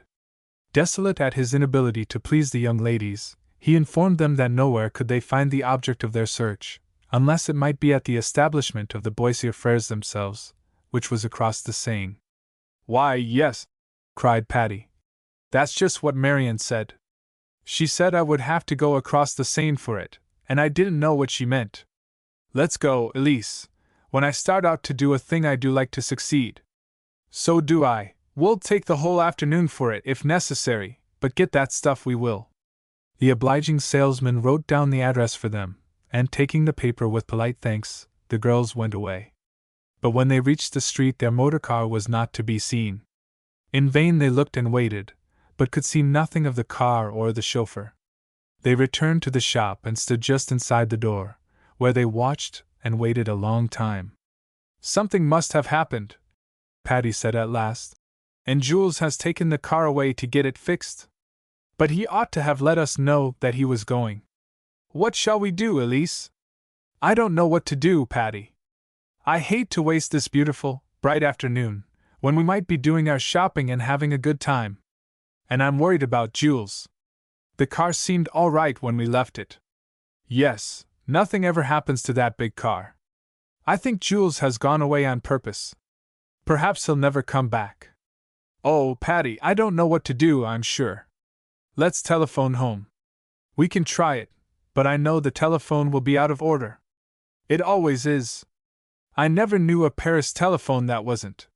Sure enough, when they tried to telephone, after much delay and many unsuccessful attempts, they were informed that there was some difficulty with the wires and that connection with the Farrington house was impossible. The girls returned to their posts at the glass-doored entrance, and stood looking out with a discouraged air. Still no car appeared that they could recognize as their own. At last Patty said, "There's no use, Elise, in standing here any longer. Jules has absconded, or been kidnapped, or something. Now I'll tell you what we'll do. Let's take a cab over to this perfumery place and back again, and then if Jules isn't here waiting for us we'll go right home in the same cab. I know your mother doesn't let us go in a cab alone, but this is an emergency, and we have to get home somehow, and while we're about it we may as well go over to the perfumery place. It isn't very far." "How do you know it isn't far?" "Because I know a lot about Paris now, and I know the names of the streets, and I know just about where it is, and of course the cabman will know. We can talk French to him, and we can act very dignified, and anyway we'll be back here in 15 or 20 minutes, so come on." Elise was a little doubtful about the matter, but she yielded to Patty's argument, and they went out in the street. Patty stopped a passing cab, and giving the driver the address, the girls got in. As they rolled smoothly along, Patty's spirits rose. "You see, we did just the right thing," she said, "and we'll be back there now before Jules is." On they went, across the Seine and into a strange district, unlike any they had ever seen before. But it was not long before they came to the address written on the paper. The girls went into the shop and found to their dismay that the perfumery company was there no longer, but had moved some time since to another address. With great dignity, and fairly good French, Patty inquired the present address of the firm, and receiving it, returned to the cab. "I'm determined," she said to Elise, "to go on with this thing, now that I've begun it. I'm going to find that cyclamen, just because I've made up my mind to do so." The cabman seemed to know the address indicated, and started his horse off at a jog trot. On they went, farther and farther, and getting into a more and more disagreeable district. The streets grew narrower, the houses shabbier, and the people along the streets were noisy and boisterous. Patty did not like to admit it, but she began to wish she had not come, and Elise was plainly frightened, for the people along the street stared at the pretty American girls driving about alone in a public conveyance. At last Patty said in a low voice, "It's horrid, Elise, and I'm truly sorry I insisted on coming. Shall we ask the man to go back?" "Yes," said Elise. "That is, if you think best. But I hate to go any farther in this horrid quarter." So Patty explained to the driver that they had concluded not to go to the perfumer's that day, and directed him to take them back to the Magasins du Louvre. But the cabman objected to this proposition, and said they were now not far from the place they were in search of, and he would go on till they reached it. Patty expostulated, but the cabman was firm in his decision. He was not impertinent, but he seemed to think that the young ladies were too easily discouraged, and assured them they would soon reach their destination. So they went on, and Patty and Elise grew more and more alarmed as their situation became more unpleasant. It was certainly no place for them to be, unattended, and the fact that they could not persuade the cabman to go back dismayed them both. But Patty's pluck stood by her. Grasping Elise's hand firmly, she whispered, "Don't you collapse, Elise! If you cry I'll never forgive you. Brace up now and help me through. It will be all right if we don't act afraid." "How can I help acting afraid?" said poor Elise, her teeth chattering, "when I'm as scared to death." "Don't be scared to death. I tell you there's nothing to be afraid of. Brace up, I say." Patty gave Elise's arm such a pinch as to make her jump, and just then the cab stopped at the establishment of Boissier Frères. It proved to be the right place this time, and the girls went in. Behind the counter stood a dapper young man, who waited on them obsequiously. But when he heard Patty's request he said they did not have that essence in their regular stock, and only made it when ordered. "Then," said Patty at the end of her patience, "I'll order some. Will you make it for me, please?" "For that," said the young man, "I must refer you to another department. You'll have to go to C.M. Poirier, Who takes such orders? And where shall I find him? Asked Patty. The obliging young man began to write down an address. It is some distance away, he said, and not a very accessible place to get to. Patty looked at Elise and laughed. I give it up, she said. I thought I could do Marion's errand, but it's proving too much for me. She thanked the young man for the address and put it away in her purse, with but slight intention of ever using it. She bought a bottle of another sort of perfumery, and, saying good afternoon, left the shop. But when she and Elise regained the sidewalk, there was no cab in sight. They looked in every direction, but could see nothing of it. He can't have gone away, said Patty, for I haven't paid him. But he has gone away, said Elise. And oh, Patty, I just remember. I left my purse on the seat. Was there much in it? Yes, a good deal. I haven't done any shopping yet, you know. Well, that explains it. He's gone off with your purse, for he knew that very likely we didn't have his number, and of course we can never find him again. Elise, don't you dare to cry. We're in an awful scrape now, but we'll get out of it somehow if you'll only be plucky about it. Don't you fail me, and I'll get out of it somehow. Patty's admonitions were none too soon, for Elise was on the very verge of bursting into tears. But when Patty appealed to her for aid, she tried hard to overcome her fears and be a help instead of a hindrance. Patty considered the situation. I hate to go back into that shop and ask that young man to call me a cab, she said, for he was so fawning and officious that I didn't like his manner a bit. But there doesn't seem to be anything else to do, for there's no policeman in sight, and of course no telephone station, and of course it wouldn't work if there was one, and there's no other place about here that looks as if I dare go in, and so we must go back and ask that horrid man. Now brace up, Elise, put on your most haughty air and look as dignified as a duchess. Illustration with caption. I just remember. I left my purse on the seat. Chapter 20 The Bazaar. Elise tried hard to follow Patty's directions, but she did not represent a very haughty type of duchess as she tremblingly followed Patty into the shop. But Patty herself held her head high, and assumed the dignity of a whole line of duchesses as she stalked toward the counter. She chose her French with much care, and in exceedingly formal diction informed the young man that she desired to call a cab. Without expressing astonishment at this, the young man politely assured her that he would call a cab for her at once, that it would take some time to procure one, as there were none save at a considerable distance. There being nothing else to do, poor Patty expressed herself as willing to wait, but coldly desired that all possible haste be made. The 15 minutes that the girls waited was perhaps the most uncomfortable quarter of an hour they had ever spent in their lives, and indeed it seemed more like 15 hours than 15 minutes. They scarcely spoke to one another. Patty, feeling the responsibility of the whole affair, was thinking what she should do in case a cab didn't come, while Elise was entirely absorbed in her earnest endeavors not to cry. But at last a cab appeared and the two girls got in.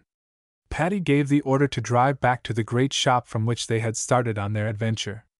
It seemed an interminable distance through the unpleasant streets, but when at last they reached the Magasins du Louvre and drew up to the entrance, Elise gave a delighted cry, and said, "Oh, there's our car, and Jules in it!" The car was across the street, and the chauffeur sat with his arms folded, in an attitude of patient waiting. The girls got out of the cab, Patty paid the cabman, and as they beckoned to Jules, he started the car across the street toward them. "Where have you been?" inquired Elise, in a reproving tone. But the chauffeur declared that he had sat the whole afternoon in that one spot, waiting for the young ladies. When Elise said that they had come to the door and looked for him in vain, he only asseverated that he had not moved from the spot opposite the entrance, but had been there all the time watching the door for their reappearance. As she had never known Jules to be untruthful, Elise was bewildered at this statement, but presently a light dawned on Patty. "I see, Elise," she cried. "It's the other entrance. The doors are almost exactly the same. This is the one where we went in, but we came out at the door on the other street, and we were such idiots we didn't know the difference. And we flattered ourselves that we knew Paris," exclaimed Elise. "Well, Patty, let's go home. We're not fit to be trusted out alone." So home the girls went, feeling decidedly light-hearted that they were so well out of their scrape. Patty went at once to Mrs. Farrington and gave her an exact narrative of the whole affair. She took all the blame on herself, and it was rightfully hers, saying that she had persuaded Elise against her will to go in the cab across the Seine to the perfumer's. Mrs. Farrington laughed at Patty's extremely penitential air, and said, "My dear child, don't take it quite so seriously. You're not to blame for mistaking the doors. That big shop is very confusing, and after waiting for Jules, and telephoning, and all that, you did quite right to take a cab, as it was really an emergency. But you did not do right to go exploring an unfamiliar quarter of Paris on an uncertain errand. However, you certainly had punishment enough in your bewilderment and anxiety, and I think you have learned your lesson, and nothing more need be said about it." Nothing more was said about it by way of reprimand, but many times Patty was joked by the Farrington family, and often when she started out anywhere was advised not to try to buy cyclamen and perfumery. Toward the end of January the Van Ness girls came to call. They had returned to Paris as they expected, and were truly glad to see Patty and Elise again. "We've had a lovely trip," Doris declared, "but we're awfully glad to get back to Paris. And oh, girls, I want to tell you about a plan in which we're awfully interested. There's a poor girl, an American, and her name is Layla Hunt." "Let me tell," broke in Alicia. "She's an art student, and she's trying to support herself in Paris while she studies. And the other day we were walking through the Louvre, and we saw her there." "Copying a picture," chimed in Doris. "Yes, copying a picture," went on Alicia. "And she was so faint, because she doesn't have enough to eat, you know, that she fell off the stool and fainted away from sheer exhaustion." "How dreadful!" cried Patty. "Can't we help her?" "That's just it," said Doris. "We want to help her, and we're getting up a bazaar for her benefit. But she mustn't know it, for she's awfully proud, and wouldn't like it a bit." "You know her personally, then?" asked Elise. "Yes, we hunted up her address and went to see her, and the poor thing is so weak and thin, but awfully brave and plucky.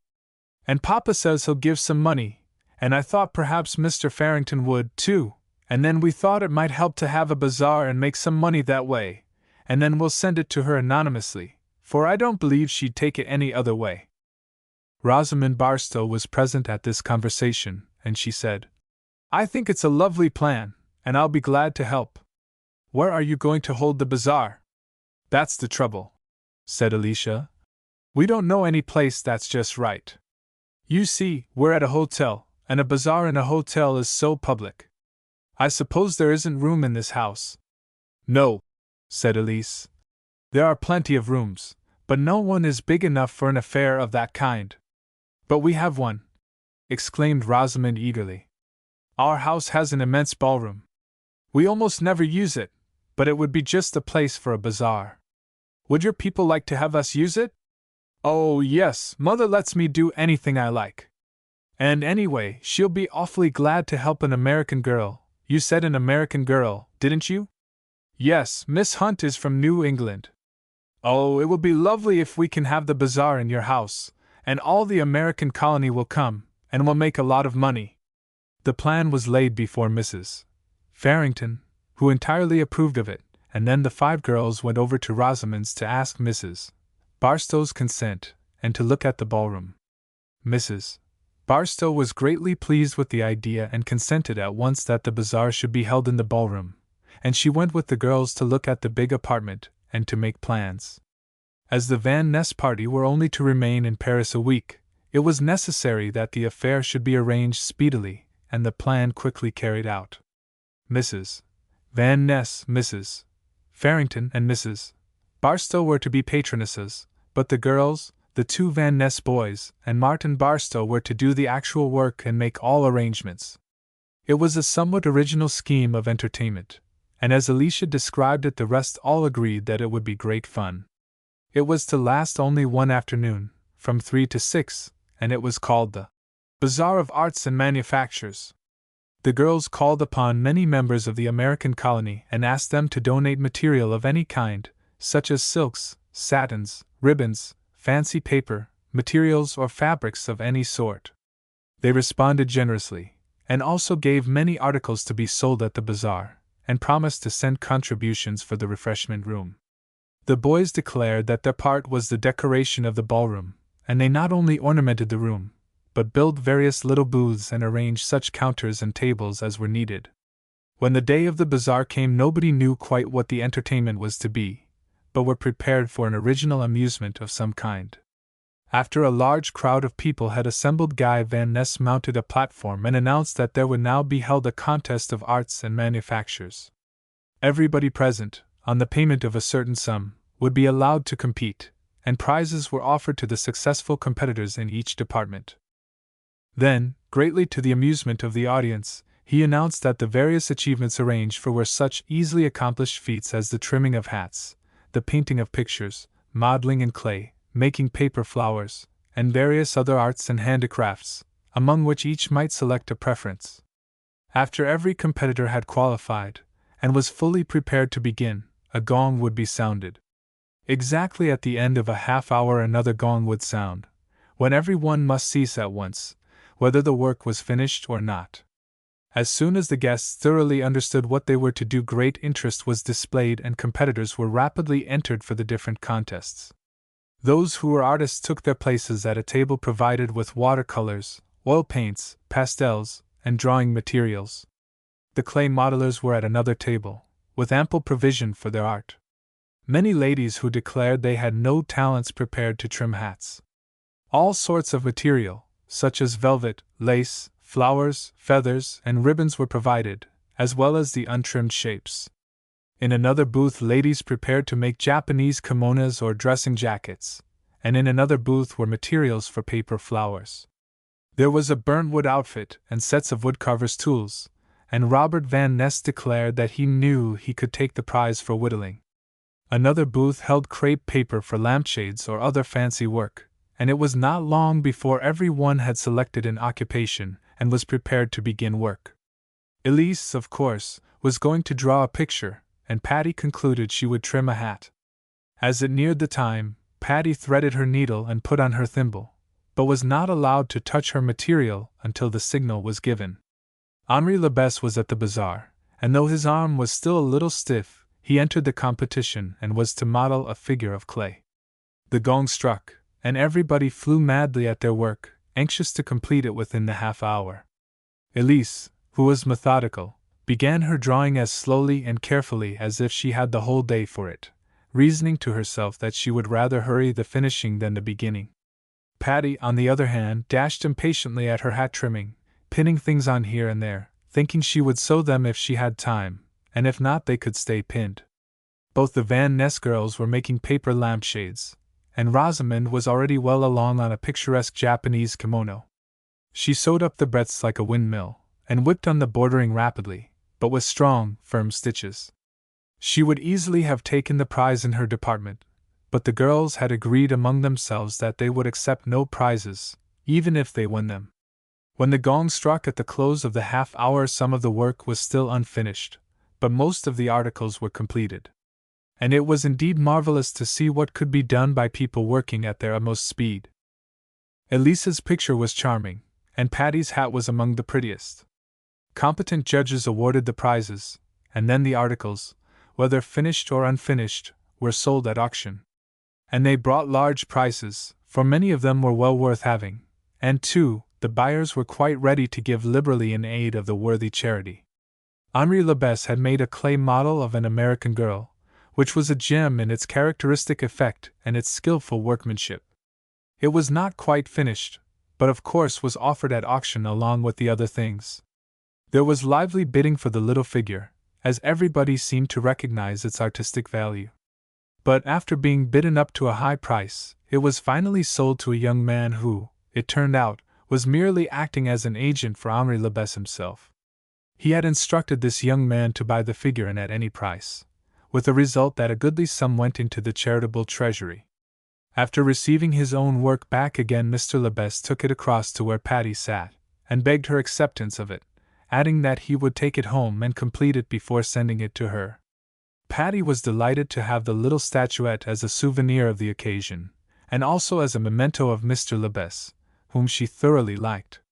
The rest of the afternoon was spent in serving ices and cakes and fruit to the patrons of the bazaar, and after it was all over the girls were delighted to find that they had realized about twice as much money as they had hoped for.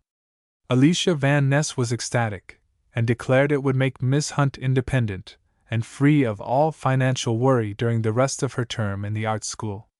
And as it was to be sent to her without a hint as to its source, she could not refuse to accept it.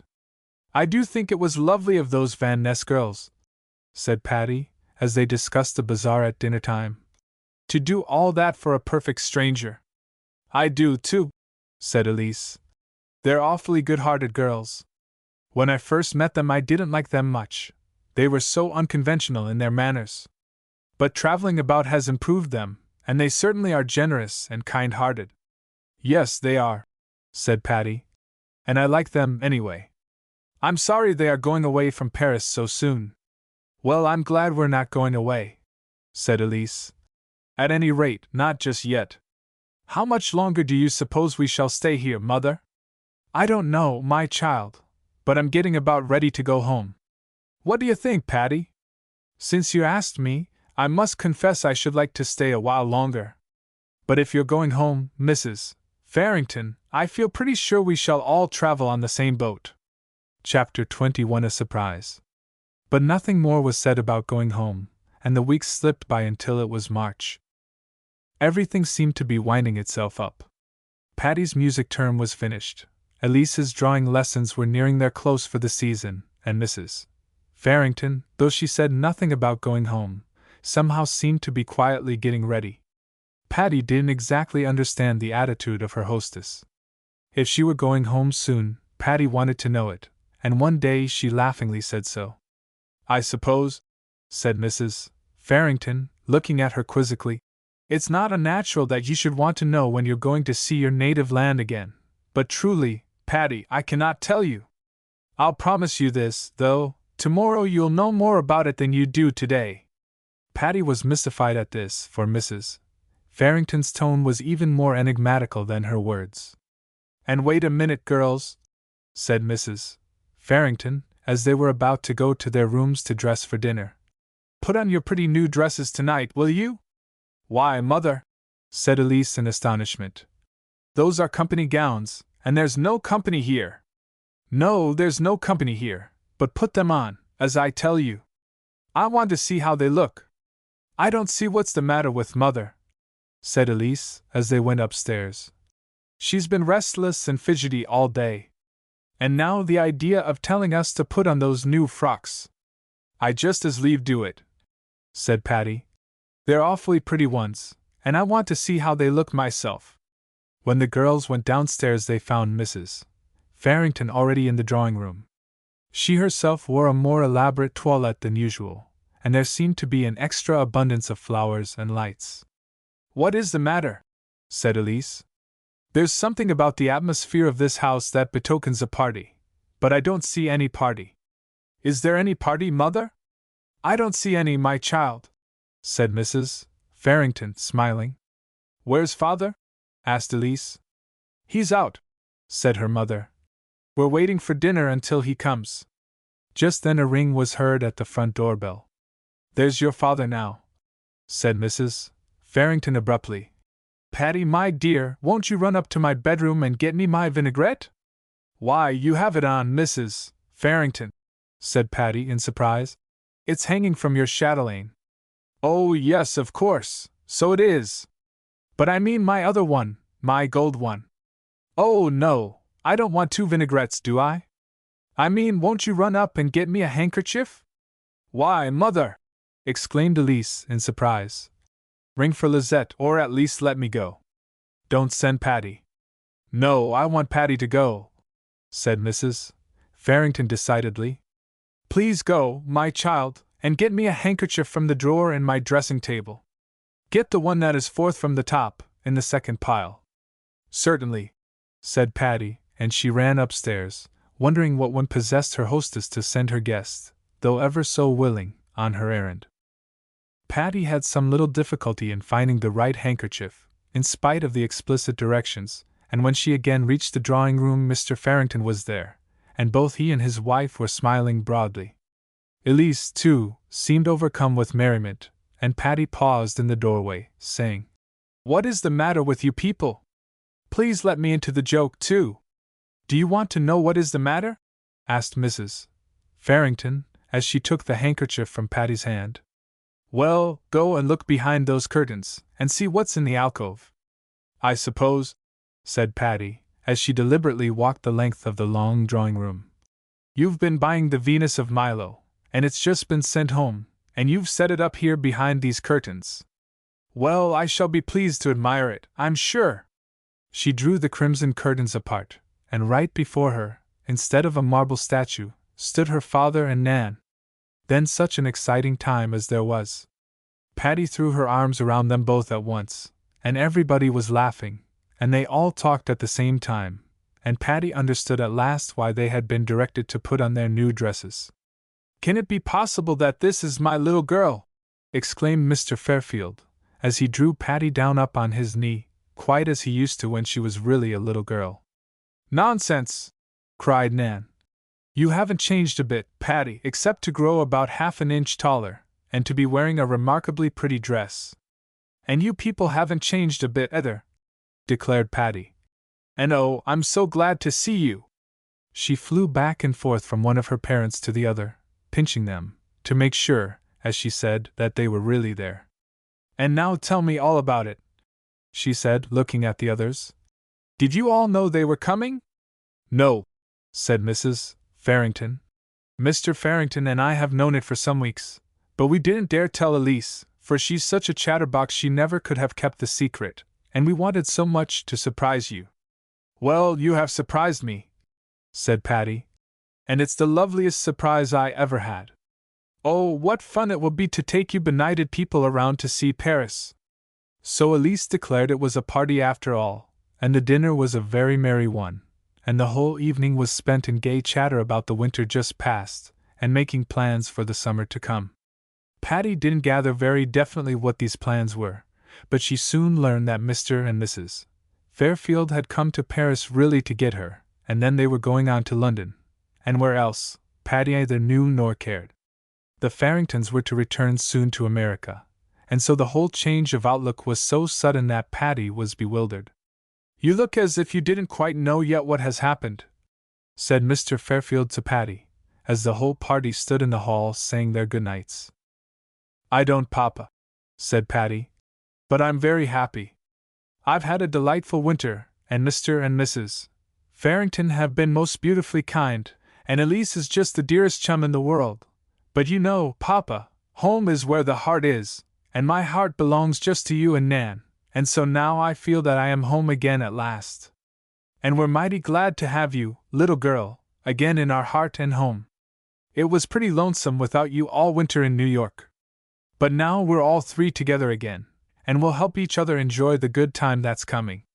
"It seems too good to be true," said Patty, as she kissed her parents good night, and ran away to all sorts of happy dreams.